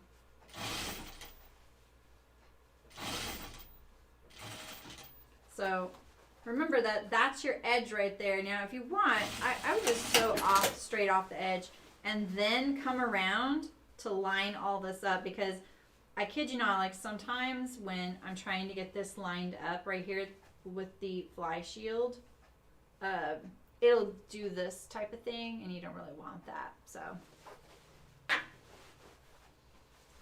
I'm going to keep these folded like this. I'm going to fold this up so I can see. And maybe I'll just trim these with the seam allowance first so that they're the same. Pull this down. Keep this all nice and really flat. Because you really want this waistband. It's like this convergence of everything, right? So you have to worry about, right now, this is what we're worried about. We're worried about the waistband lining up from left to right like this. And we're also worried about the height of the waistband lining up at the top. And then we also want to make sure we're not flaring it at all at the edge. I don't want to put a lot of pressure on you. Just think about it and make sure it looks all nice and flat, right? And then do that. Okay, so I'm going to start it on this side here. I can see what I'm doing. I'm going to turn up this edge. Wait, is that what I want to do? I want to turn it up like this, right? This is how I do this. I'm going to turn it up to line up. I'll sew it from this side. Alright, so I'm going to look for my lining up my waistband. back stitch that corner really good because we're going to trim it down. And then we're going to fold up this waistband edge like this to the wrong side. Not raw, but wrong. Line up that fold to hit right where this fold is here. You don't want it to hang down below. Pretty sure you don't want it to hang down below. Like that. I'm going to trim this. Oh, I was getting nervous about trimming this part because no going back now. Let me get a little glimpse. This is how it will look. See, and you need to fold it back a little bit because you don't really want this folded around. I'll show you what it would look like on the other side. It kind of will poke out and show. So this side's not so much of an issue because it's the side that's under your waistband. All right, so if you need to reinforce your corner because you lopped off your back stitching, do that now. I always like to reinforce that corner. All right, so now let's do the other side.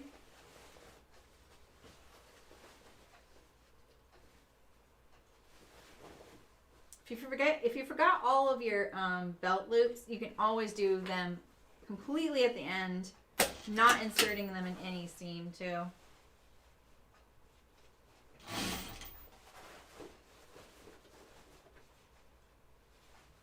Try and keep your waistband nice and flat. Remember, one is interfaced and one isn't. So the one that's interfaced is static and it's not going to stretch really, but the other one might, and you don't really want to get any torquing. It's kind of hard because this like stretch denim is a little bit, I don't want to say weak, but it's got drape to it, you know, and it kind of is a little bit like, it's not very stiff, you know? All right.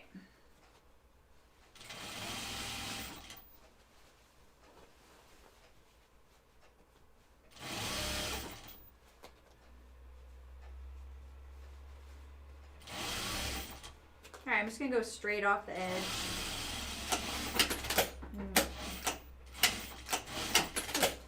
Why not, right? Backstitch a lot there. All right, and let's trim this down to be flush.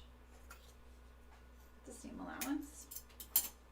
Look, did you notice that I had trimmed more off on both sides for that? It's probably because it's a little, it didn't shrink any when I interfaced. Because I interfaced one, it shrank probably a little bit. And it didn't stretch it a little bit at all. Okay. I'm getting punchy, I can tell, sorry. All right, so let's do this center front seam again. I'll try and do it. Maybe I'll try it and go from the bottom edge. We still need to check our waistband is the same width left to right. I'm going to do that in a second. All right, so all these seam allowances are up. Let's see, I can get that right on there.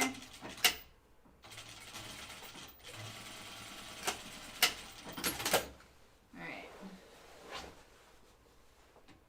This is why I don't like trimming the corners. That if you need to make one waistband taller on the other side, I kind of screwed myself. Usually I don't trim it. I'm just remembering that now. Alright, so let's check it now. Face the music. So I'm going to pull out my point because the point kind of does need to be turned out right now to check. And that's why you really want to make sure that's all backstitched when you're turning that point. Especially these elastic jeans, that weird little elastic thread, this one right here. It's all stretchy, that stuff's insipid, you know? I will pull it out of this little corner sometimes and it's, All right, let's see, moment of truth. I'm actually going to turn them right side out because I'll check it when they're inside out and it's never accurate because they're pulling weird. So let's see.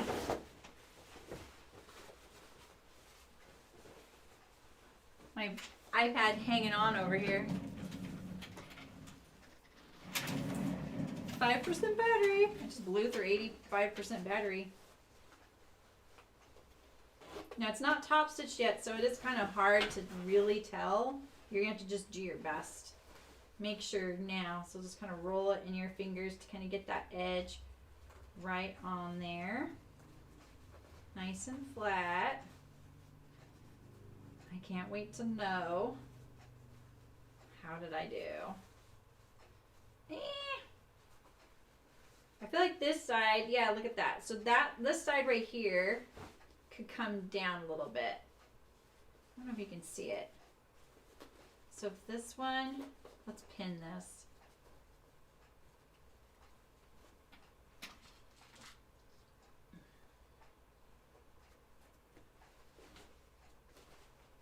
All right, so I'm gonna pin this one so it's nice and flat. Now let's pin this one. I think this one is a little too tall. That's a better problem to have than short because I trimmed that corner.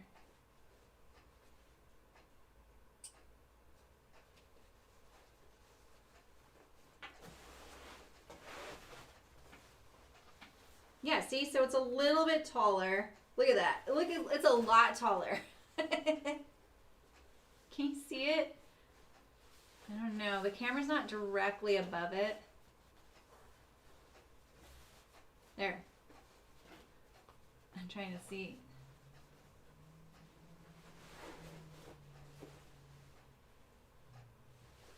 So it could come down. I don't know. When I pull on it, it seems better. I think I'm going to trim this down like just a little bit, but not over here, just at the edge there.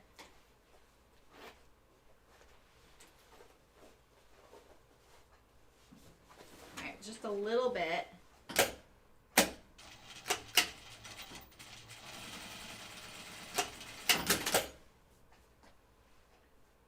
Trim that corner again. Eek! I'm going to reinforce my corner because I'm kind of hard on it when I try and get that point out.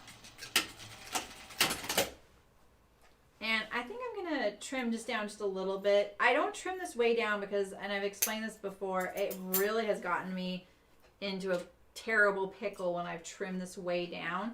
It's really hard to tame these raw edges if they're too short when they're on the inside.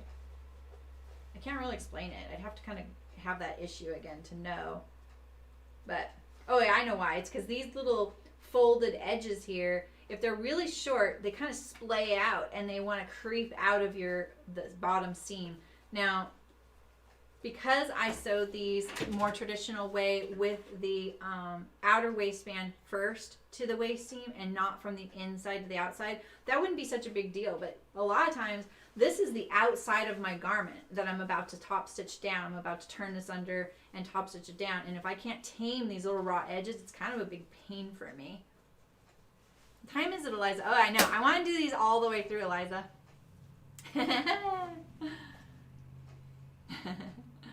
Okay, so we just have one big long top stitch left. That's it. I think I'm going to iron these. I did skip the belt loops. I'm not going to do the hems, but if you were to do the hems, you could do overlocked edge, turn, and top stitch. What I like is double fold, and I like the fold to fill up the entire hem like that, you know? In other words, I don't do a tiny fold and then fold it up like that. And that's just because, you know how when you wash denim over and over again, you get those like wear lines? I don't like having that little wear line where this turns up on the inside of my hem. So then you'd have this little, you know, fold line here, right? And then you have the fold line here and the cut edge there. And you'd have that on this side too. You would have your stitch line would start getting braided. Then you'd have that little cut edge and then you'd have your fold line. So I fill it up so I don't have that. I feel like one of those memes. Nobody, Sarah me, gives a ton explanation for something you didn't even ask for. Okay, let's go with the iron. Oh, golly. Hello, iron. Wake up, wake up. The only reason I'm not hemming my pants today is because I added just 2 inches to the length of my pants.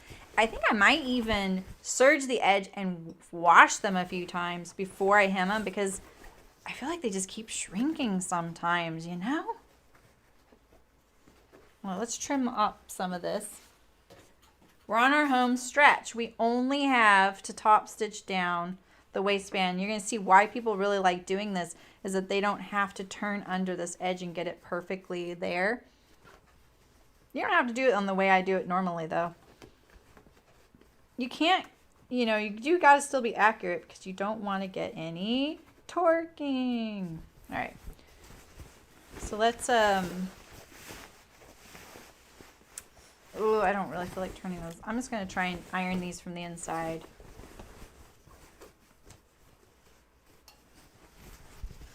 Maybe I'll just open them like this.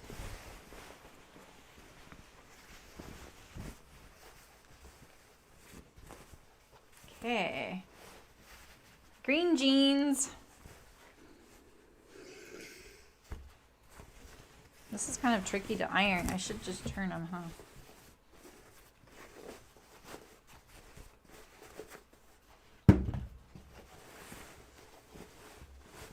I am still pressing that seam allowance up along the waist seam. Thought that was a fabric flaw.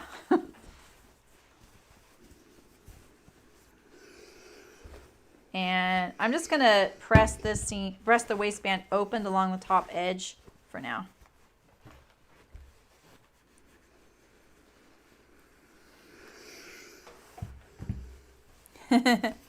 I am so excited to see how these fit too.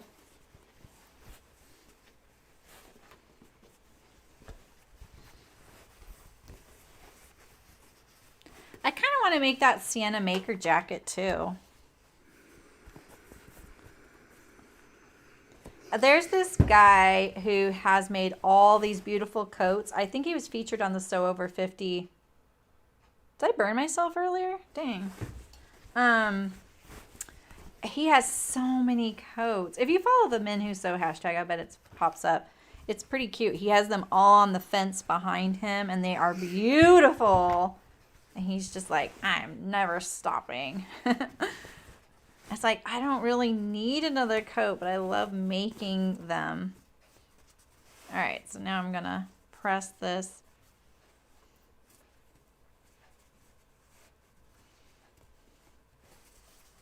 I just remembered that I had my Archer jacket. Remember my reversible Archer jacket?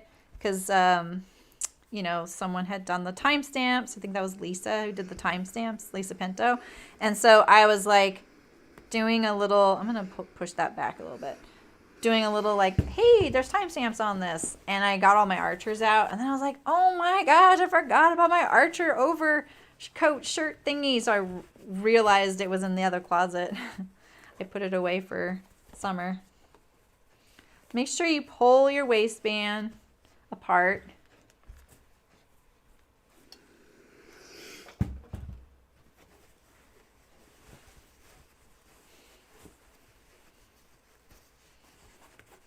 Do you, Barbara? I'm sorry. I wasn't trying to like shame your pants. I have plenty of things like that. That's how I know it. What I mean by pull your waistband apart, just make sure you're pulling it taut. You don't want to get it gapping, you know, like, or bunching. The seam allowance is going to fight you. This is a really awkward way to iron, so it'll be easier when you do it.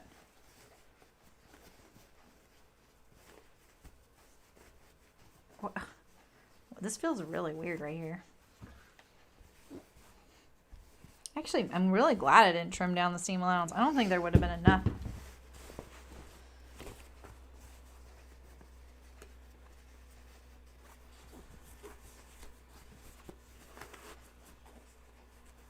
I can feel a burn on my finger. When am I ever not gonna be burned? God, I really need to be more careful.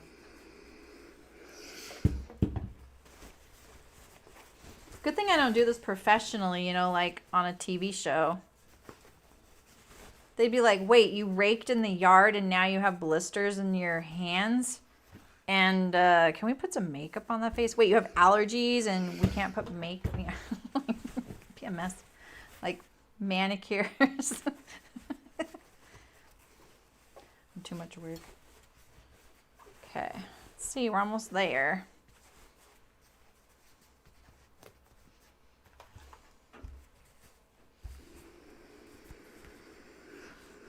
I like this binding with this catnap fabric. So cute. This is so thick right here. So thick. And you know why? Because the pocket linings go all the way to the waistband. Gotta cover up my for stitching there, huh? All right, let's look at on this side. Make sure you don't have any like hanging down lower. See, you gotta pull it apart. Make sure. You don't want it to not be nice and smooth. All right, this looks pretty good. Let's pin it and we'll stitch it on the other machine. I'm gonna sit here and pin it. Yeah, where is Megan? Label! Oh my god, thank you, Ray. Where's Megan? She's like, my work is done here. You always remember the label now. I do not need to show up and tell you. Okay. Let's see. Label. I'll just pin it there so we remember it. I've noticed them all the time, Barbara. Totally. All right, so actually I'm going to stitch. Can I stitch this on here somewhere? I actually think I'm going to stitch this through the blue here since I have blue thread on my cheek. Can I make it up there? Let's see. She really doesn't make it very far, does she? Let's see if I can make it. Yeah, that's on there. Okay. That's good enough. They're mine. It's like she has a little hat on. You stitch these from the outside, so you do need to make sure everything's kind of tidy in there.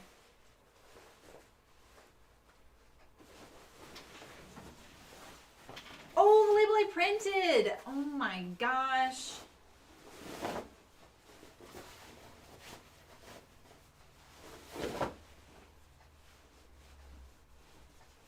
Oh, Eliza, I know. I'm so sorry.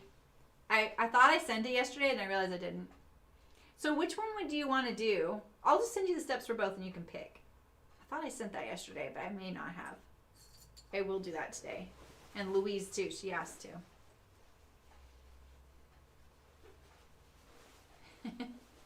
Finger snack. Okay, where is that thing? Alright, let's see how big this thing is. Do I really want to use this? Oh, I thought I tied this off. It did on the other corner, huh?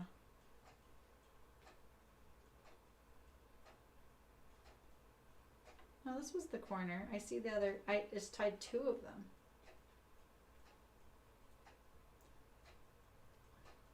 And if I cut it, it'll just keep, like, what's the point of a serger if it just keeps on fraying, you know? Or unraveling.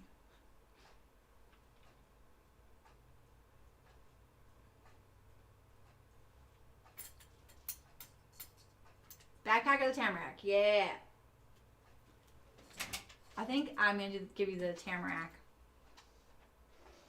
But if you want the backpack instead, totally do that. I printed this. A little overkill, huh? Yeah, to remember, somebody you forgot. Oh, and the mountain view. Those would be good too.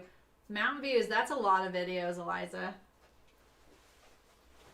Okay, let's look at the insides. Where am I going to put this big old puppy?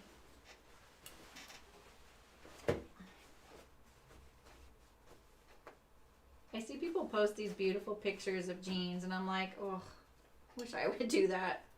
But I just don't spend that kind of time. Maybe I will put it on the inside.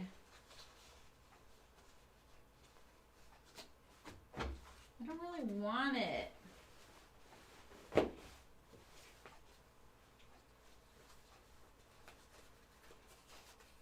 This is what I was thinking. This is kind of ridiculous. I know to know, you guys.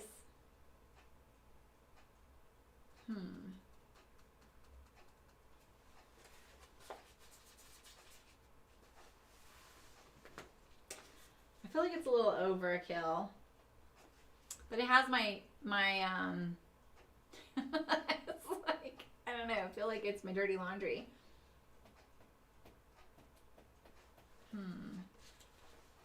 I made this extra down here so I could fold it up like this.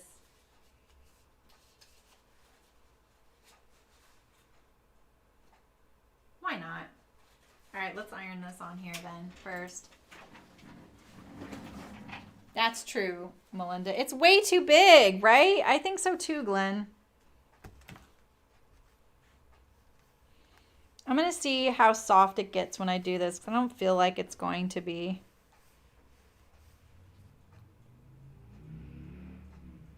My hands are blue. I think that if I maybe just left it natural colored and I didn't have the iron on, I'd be more apt to use it.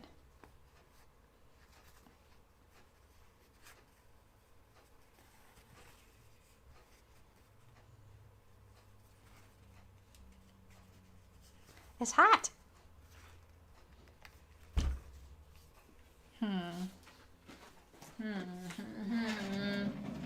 I can cut it down. I mean, somewhat.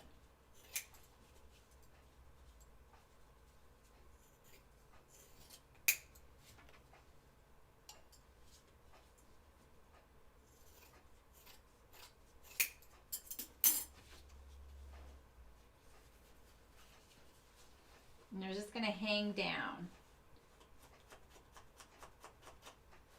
It's too big. I was going for legible. You know what I should have done? Someone gave me the pocket idea, and that's what I should have done. I should have just stitched it onto the pocket. All right, it's an experiment. We'll do it next time. Maybe. Okay, let's get to our waistband because I want to eat lunch. So I'm going to pin down the waistband, especially just to prevent the torquing. I don't really think you'll need a whole lot of pins, except for the fact that the fly is, well, it's like 4 inches deep. It's super short. So I'm going to start at the center back waist here. Like this. And I'm going to just pin it. I really want quilting pins. I have decided, my whole pin experiment is that I like quilting pins for everything.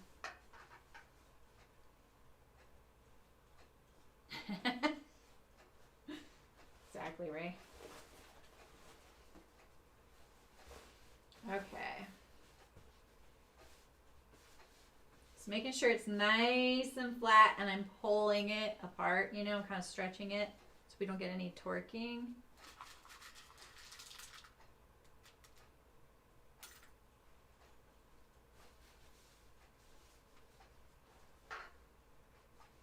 I just pin it in the middle. Make sure it's on right on that edge. Looks like my waistband gets a little narrower right here. Oh well. It's like this now.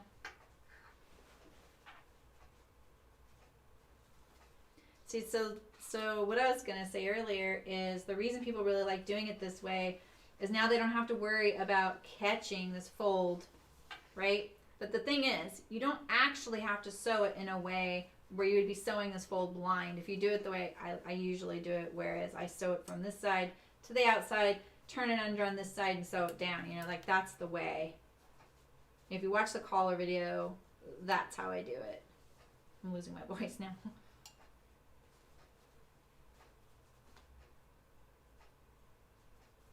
So make sure all of these edges here are stacked one on top of the other so that they're not like peeking out or sliding out, you know. They want to do that. Especially when you start sewing, the machine's going to kind of push the fabric a little bit.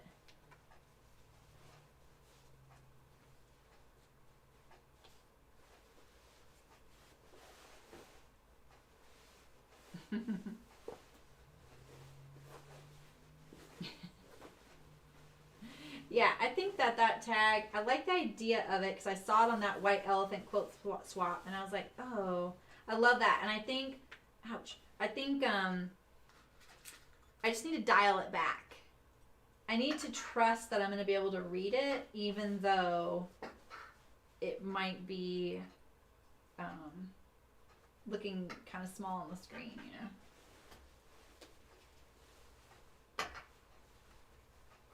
Oh, I know why I did the blue background. It's because I knew that if I had left it natural, I actually thought about this. I did get that tag in there, Eliza. It's right there. But if I had left that fabric natural, after a few washes, it would have picked up so much of the indigo that it would have obscured the writing on it. And so I thought, okay, well, I'll just make it a background with fat letters that I can see on a dark background. That's why I did it that way. There was logic. Oh, Melinda. My God. I really got to get on with that thing. Okay. We got a lot of pins. We got our awl. We got our seam ripper because we're not going to use it or need it. And we're going over here to do our last stitching.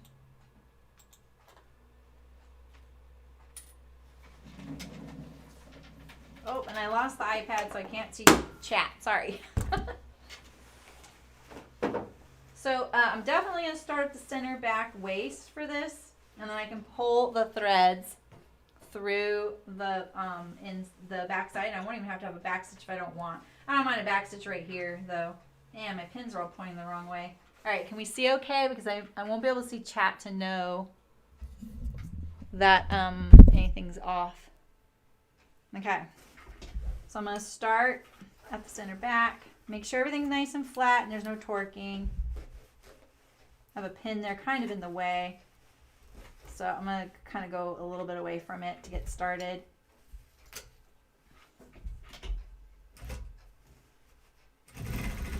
Hold everything firm.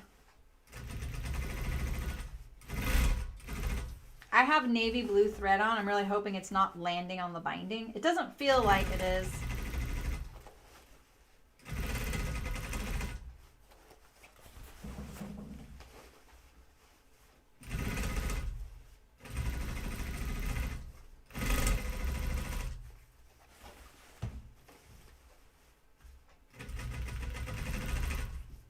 Okay, so when you start getting to the waistband here, you know, make sure that this top waistband doesn't start like folding past the under waistband. Do you know what I mean? So, fingers crossed. Okay.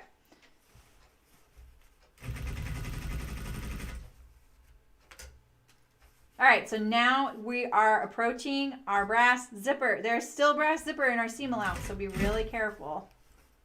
It's getting pretty thick here because of those pockets. Bags are still in there too.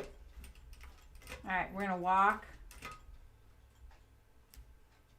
We're gonna finesse it a little bit. There we go. You don't want to have to move it too much because you don't want your stitching to look crooked.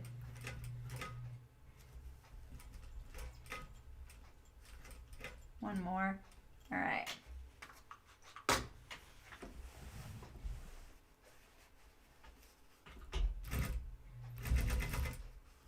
That point could be a little better. I didn't really check my points, did I? Shoot. Wish I would have checked that. Dang it. Good thing this one's on the underside, but still.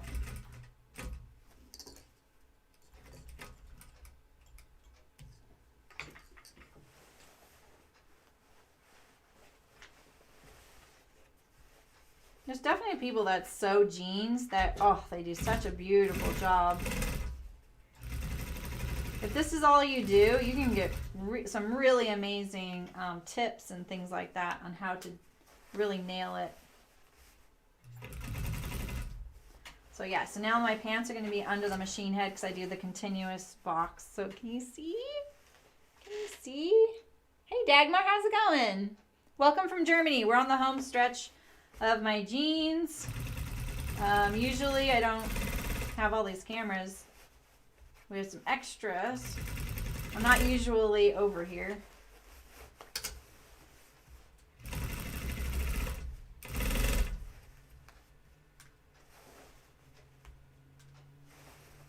Okay.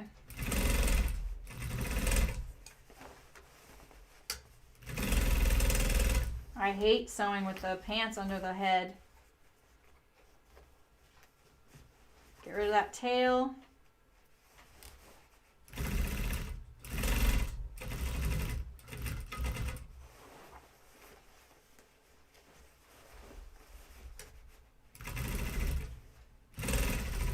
Alright, so now we're in territory where the seam towards the waistband isn't stitched yet, so you gotta kind of leave your pins in. Suffer through them. At least they're not pointing at us now.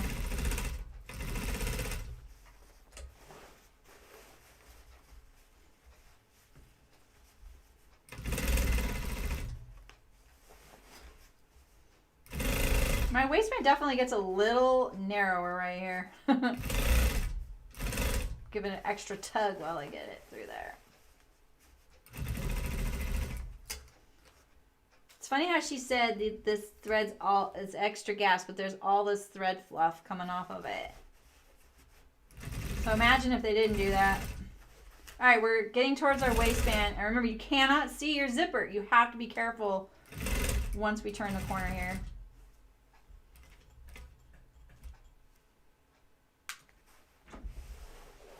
All right, I'm gonna go straight down.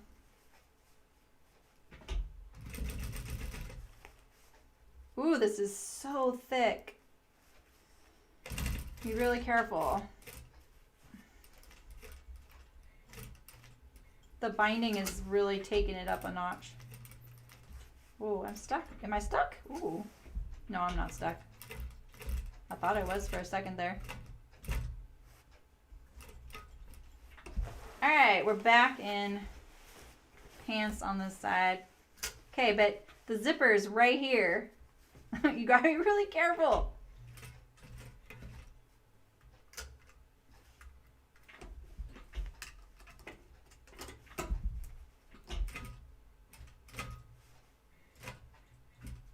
Doesn't sound good. Ooh, I think I do have kind of a bobble on my stitching there.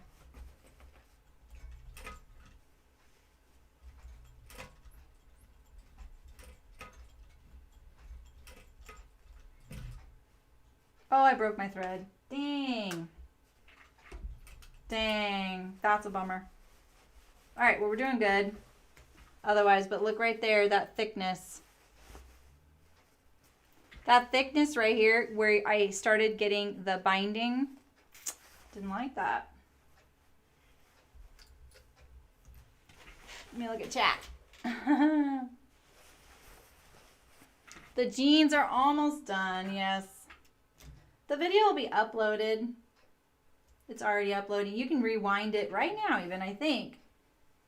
I know folks do that. Oh my gosh, I threaded the needle the first try. Holy moly. All right, well, let's see. How am I going to fix this? I didn't really quite catch that in as well as I'd like. Okay. This is the reason I like to start at the back of my jeans here and go all the way around is I don't like the start and stop to be right here. I like it to be back here and not anywhere here near here, but apparently that's what's going to happen. So here's my, that's my zipper, and I didn't hit the tooth, but I bet I got so close it cut the thread. So I'm going to kind of back this off just a couple stitches like this. All right, I'm going to leave this thread, and I'll just pull it to the back later on. Let's see if we can get through this. It honestly sounds like my machine is touching something down there, but I don't know what. Here, we'll just check it all out here. Yeah, there's a lot of thread, green fluff. Interesting. Oh yeah, the beginning has the cat sewing.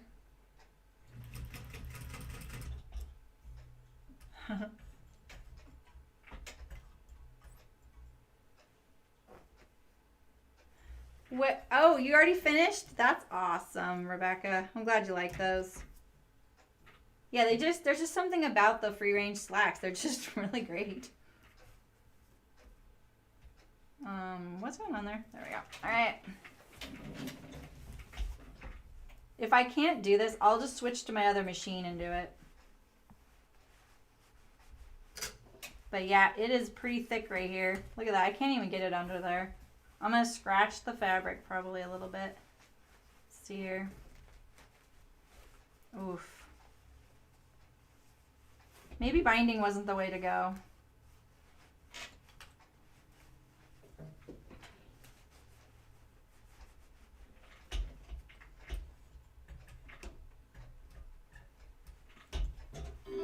Oh, that scared me. Hi, Robin. Welcome. This isn't my usual machine. I usually have a face cam too.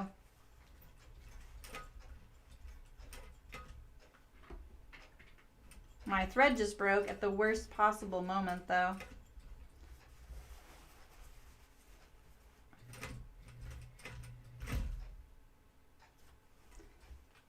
Rip.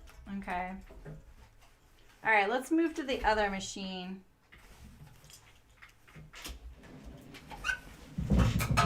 Oops.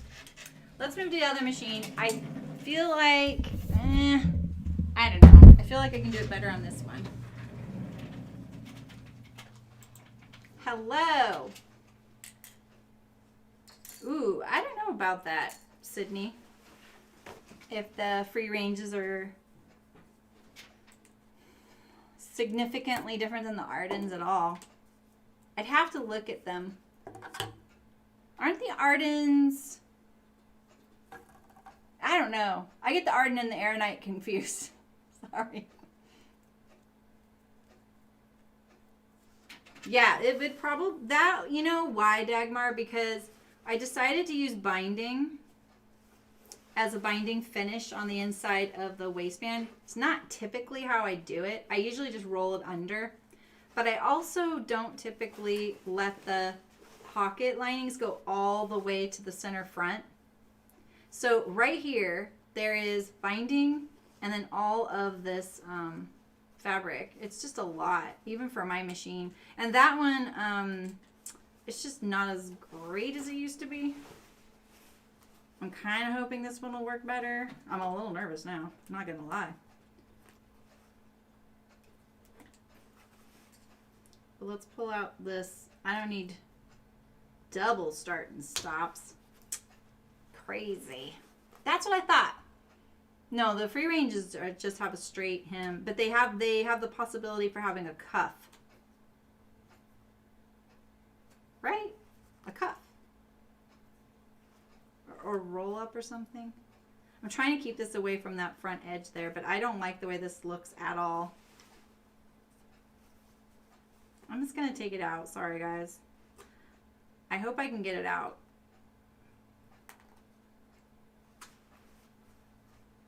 I think I'll use the stitching back here. This is not good. I'm too hungry to figure this out.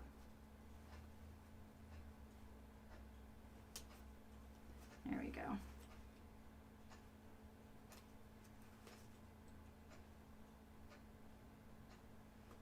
The stitches are so tiny, I just don't think I can grab them with my seam ripper right there. They're like so sunk in there. But we'll see. I'm thinking too that this thread, this green thread, even though it's this nice chunky weight and it's beautiful, it doesn't feel that strong. I can't quite tell though.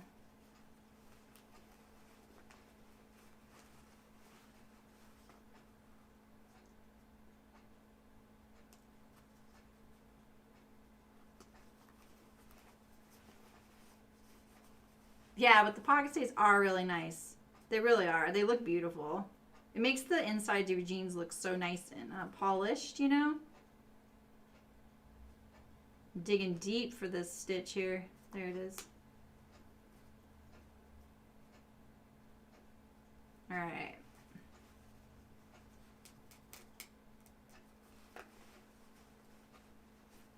Oh boy.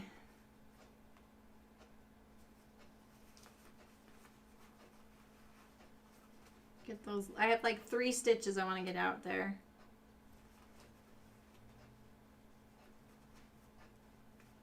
There they are. 3 that's more like 30.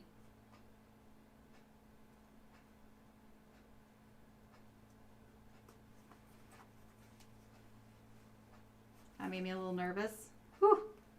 Okay. Trim that right there. All right, so let's see if this machine likes doing this a little bit more. Technically, it's the same machine model. This one's just new. The other one is almost as old as me.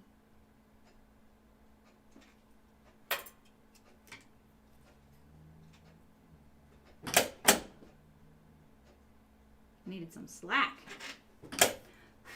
Okay.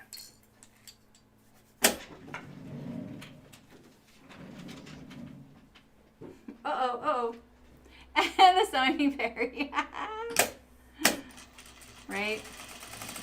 No, it's not. It's called spaghetti. I don't know. I think spaghetti's the style.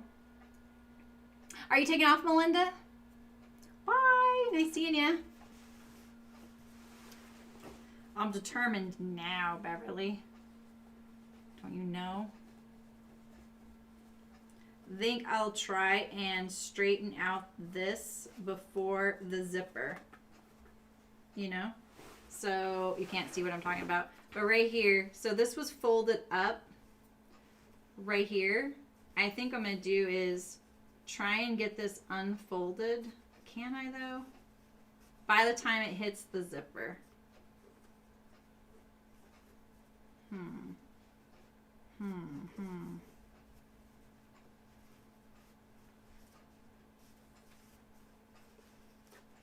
I think I can do it.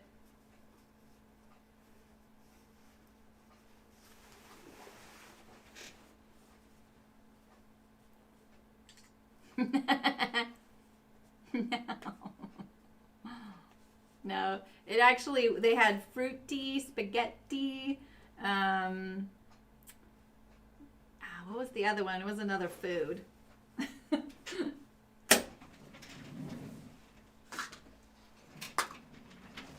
I'll hold this like this.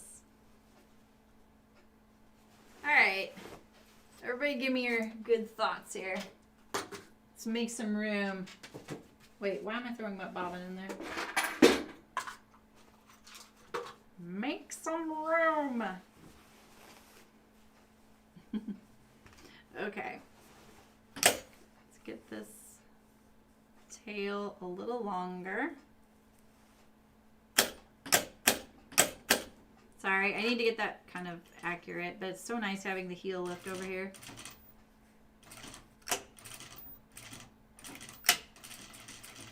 I don't really like putting the back tack there, but that's what's gonna have to happen.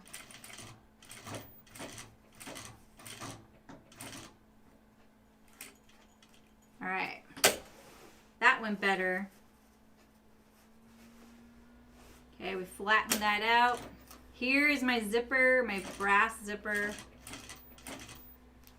Right here. Right here, yeah. Okay, I'm gonna start walking my wheel. Oof, that didn't feel good. I think this thread's kind of weak, you know?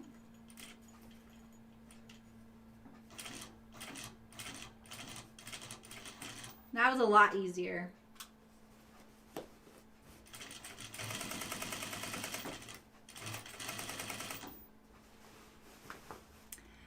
You guys, I just have to appreciate that I actually really love this machine. Like, I love that machine so much for so long, you know? And it was really hard to switch to this one. Like, I was kind of attached to that one, you know? And I felt like that one did better than this one. But today, I feel like this machine has been vindicated. That was a lot easier on this machine.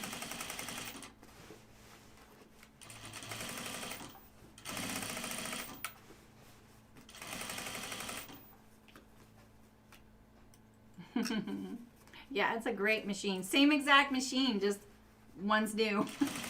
One's much older.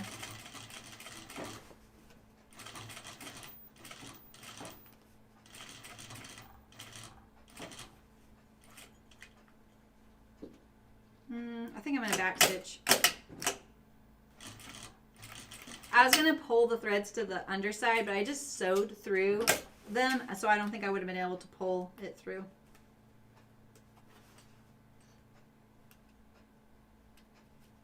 Okay. Doo-doo-doo.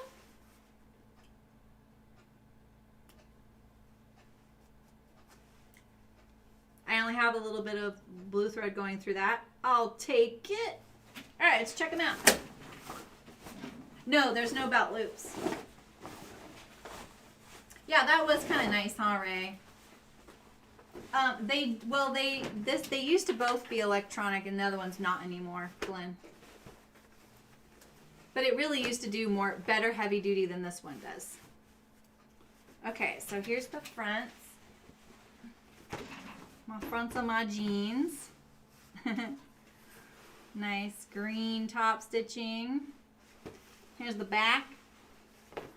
Nice kitty cat butt. Oh.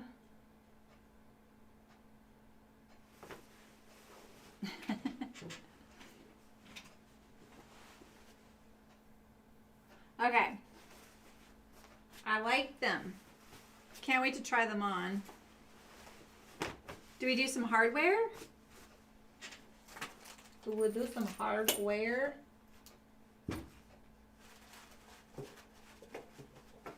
I'm not going to put the tack button in, but I do have the rivets. I think I'm going to put some rivets in. I'm not going to put the tack button on because I need the buttonhole. It's what I realized. I forgot my hammer, though. Let me get my hammer.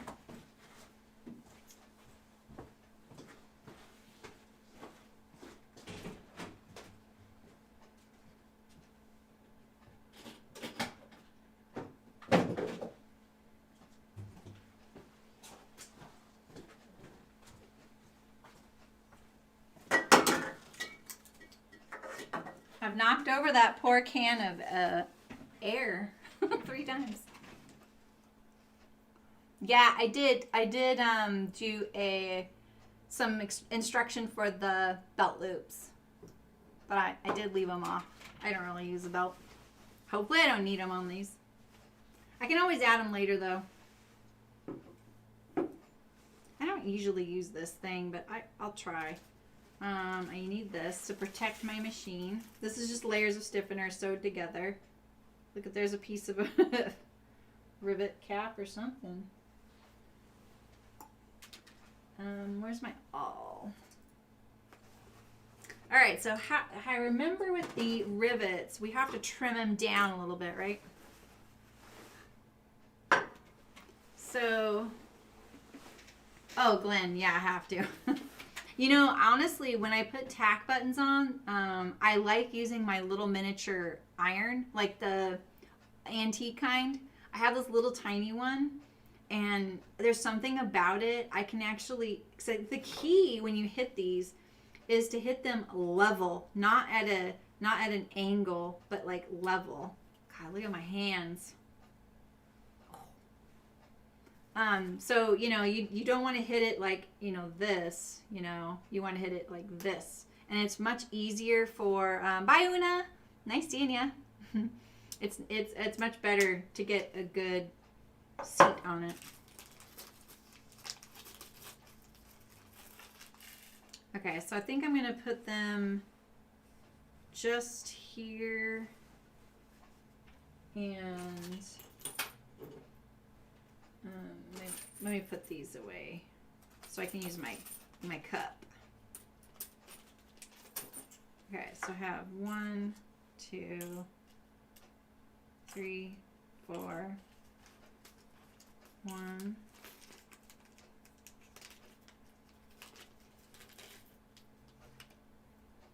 2, 3, 4.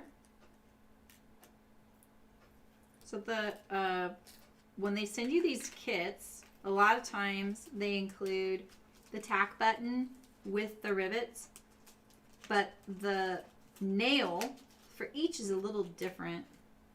So the nail for the rivet is smooth. There's no ridges on it.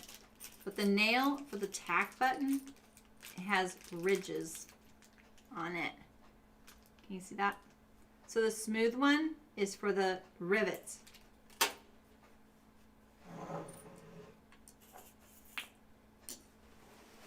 Alright, so where does this go? Does this go right here?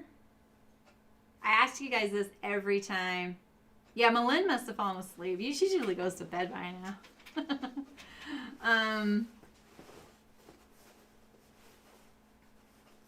Maybe I'll put this one. This feels so thick. So you need to space it so that your rivet sits where you want, right? So this is where my hole is, right here. Right? This is pretty stiff. So put a hole in there.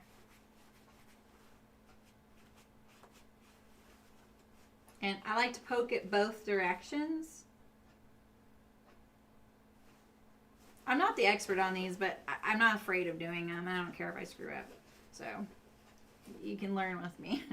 All right, so get that in there. And then check the nail. Do I protect the... I can't remember. Do I protect the rivet when I do this? All right, so... Now I put my nail through there, and now hold up the rivet to it. Now does the nail go past the height of your rivet? Because if it does, it's going to poke through. So I'm going to trim mine a little bit. So just trim a little bit, and this thing is going to go flying. So just try and cover it. You don't want that going into your eyeball. You know? It's very soft. So it's not hard. All right, so I can't remember this. Do I do this? Oops. So now place your rivet cap on there. This is why I think I use this. The anvil's cute, but it came with my needle sharp box, and I barely used it.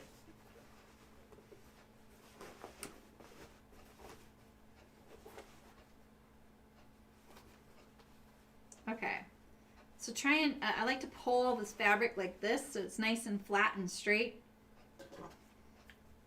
And then I whack it. And that did go through. Son of a gun. Wow. I trimmed and everything. So you can just take it off. And just drag in.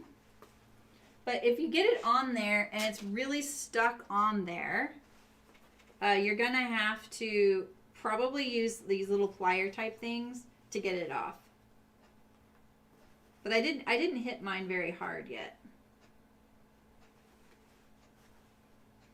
So let me push this down a lot further this time.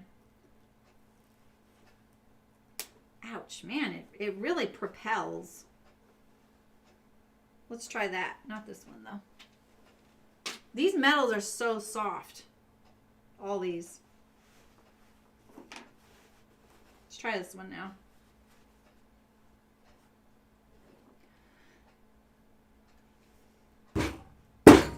Whoops. Okay, that's pretty good.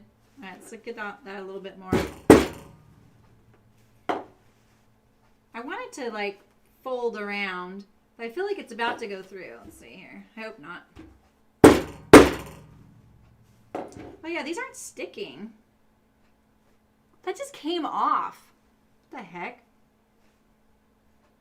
Why is that not sticking? I've never not had one stick. What the heck?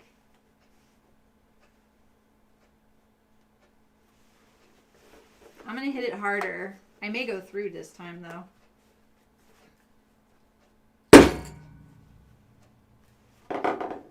There we go. That's what you do. Whack! Okay. Okay, I want to read that in a second, Beverly, because that'll help me figure out where I want it. All right, so let's put this one. Same thing. You got to kind of prime it. Put the hole.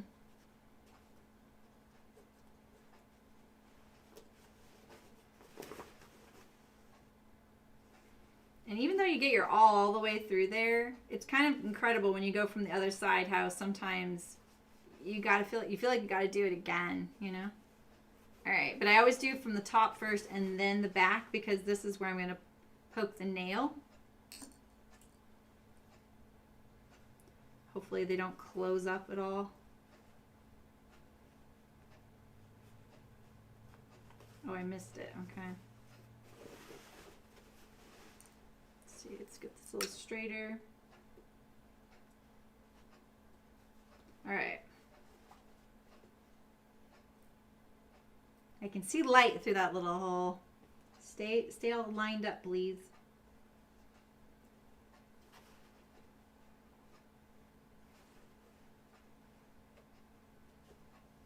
Come on.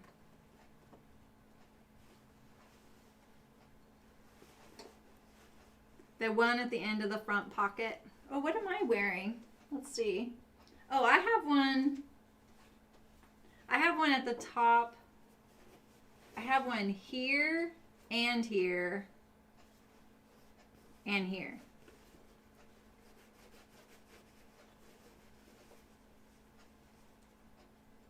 Come on, get in there this time. The rivet is a little bigger than my awl. It just gets off track when I push it through. I don't have the patience.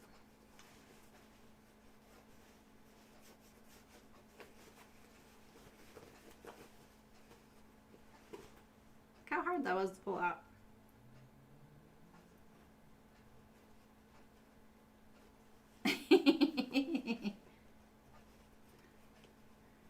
Eliza, good for you.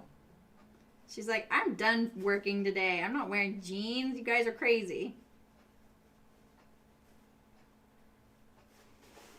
I can't get this thing through here.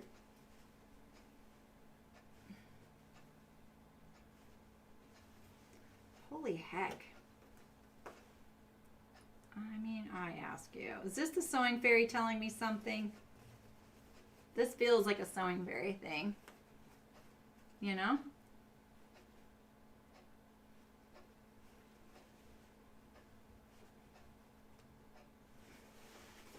All right, well, let's see.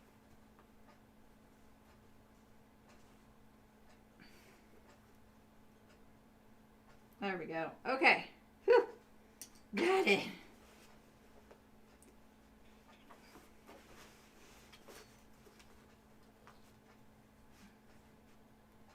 Push that fabric down. I really want to be able to trim some off there.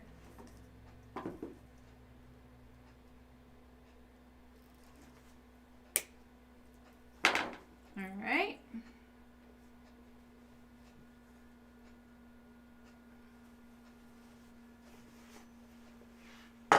Weak from hunger.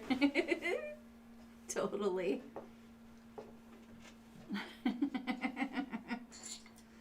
Oh man. I feel like I have seen rivets on sweatpants before. Oh my god. That would be... Imagine. The thing about sweatpants is that makes them so great is that you can throw them on right out of the dryer and they're the coziest things ever. But if there's rivets on it, heck no, ma'am. Burn you. Alright. Please let this go good. Right? Okay. Just making sure. You really gotta whack it. And when you whack it, the edges go like this and kind of hug the fabric. It's a little bent right there. That's a lot bent. I am not doing good on rivets today. I've definitely done better. Alright, I'm just going to add them, I think right here. And that's it. I'm eating. These are a lot easier to do than those others. That back pocket, because I turned the corner back, really makes it stiff, you know?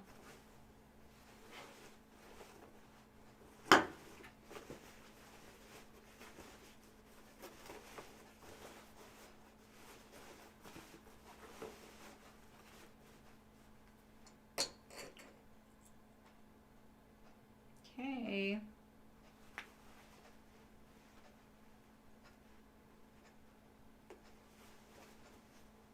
I'm going to trim more off on these because there's less thickness.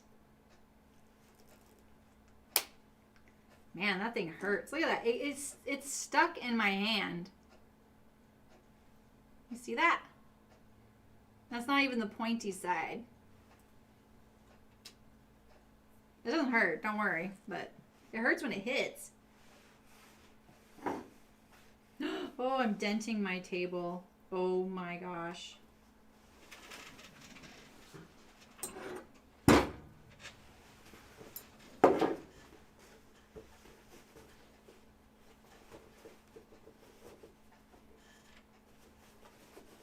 Now we'll use the anvil. Oh yeah, I mean you can use, there's also little rollers, Eliza. This feels weird.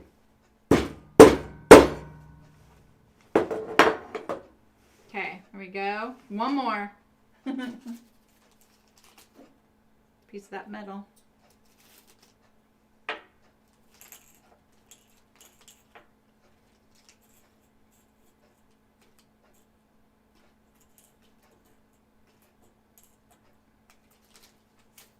The reason I put it all away is because I don't want to accidentally knock over my bowl, you know? All right, that's fun. Well, usually it doesn't hurt the surface of my machine, but that did. I don't want to look at it right now. It makes me a little salty. This surface is far weaker than that one. That machine, that table and machine have probably, I doubt they've been together their whole life, but that table has definitely been around probably since that machine existed, you know? And the table's fine.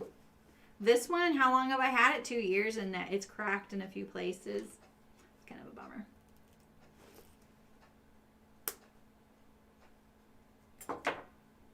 Should just put it in the bowl, huh? Okay. Last thing.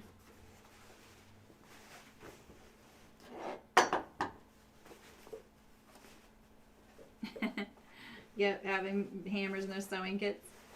I have a hammer here at work just for all kinds of stuff, though. You know, just like usual stuff. No, it doesn't do any damage to it, Eliza. I mean, you know, if it goes through the top, then, you know, I don't really understand how it works. I've thought about it. I got a little off kilter, but that one turned out the best. Jeez. You know, I noticed different qualities between these rivet sets too, and I've bought them from the same people every time, except for I think once or twice, you know. And it looks like everybody pretty much gets them from the same place. But these light silver ones, you can't see that probably. The light silver ones though, like this last order, they all seem kind of softer, you know. Exactly, Glenn. You don't have a hammer? Like, really? Cool. And then my tack button is going to look like, pick the one with the stars. I really want to put it on right now. Oops, that's not it. Here we go. Doot. Yay. Bye, Eliza. I will return your email, I promise. If anyone else wants to do timestamps, let me know. It's been so great you guys are doing those. Cool. Well, these turned out really cute. Flying cat pants. Nice green stitching.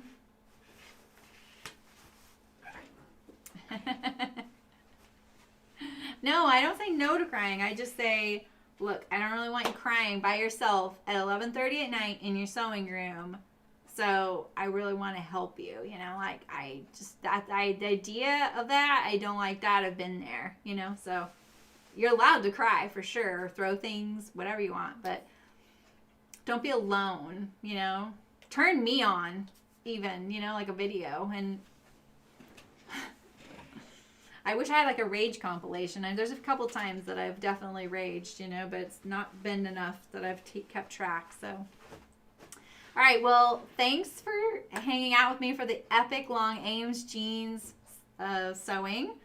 Let's see. So now I've sewn Ash jeans, Morgans, Gingers, Mountain Views, Saffrons, and Ames.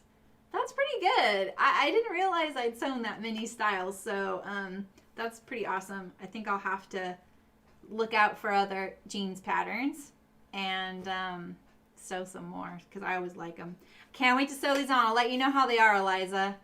So I know you're interested. Thank you so much for all the donations, you guys, today. I really appreciate it. You guys went above and beyond. So Sydney, Nicole, Barbara, and Ray. You guys, awesome. Thank you. I really appreciate it. It was a really fun stream. I'm really glad I hooked up all the machines. I have enough room over here. I may do that. So we'll see. But I'm going to look at that machine a little bit first. Maybe not do the heavy duty stuff on it. I don't know. I don't know when I'm streaming next week. Sorry, I don't have a schedule quite yet. And if you aren't on my newsletter list, you don't know that my sample sale went live last night at 6. So if you want to check it out, go for it. And see if there's anything that you want. But I know you guys can make it all yourself. So, and if you want to make it yourself, there's patterns to make almost everything I'm selling. So, yeah, no, you rock. Thank you. Thank you. Thank you. Yeah, thanks for coming, Dagmar. Sorry you missed most of the jeans. But yeah, if you are sewing jeans and you need any help, I have plenty of videos on it. And I have a dedicated zipper fly video if you want. And I sound a lot more certain when I'm sewing that one. The other thing I want to say is jeans for men and women for the zipper fly are the same. So that's awesome. Pretty easy, right? Yeah, you too. And I will, don't touch my face. I like to wash my hands. I have done that before, you know. I've done that. Like, it scratched my eye, I remember, because there was this blue streak, and Cricket was like, all right. Have a great weekend, you guys. Happy sewing. I will see you next week sometime, and I'll let you know what I'm making soon. So, all right. Let's see. I got to find my thing here. Slick, right? Okay. Bye.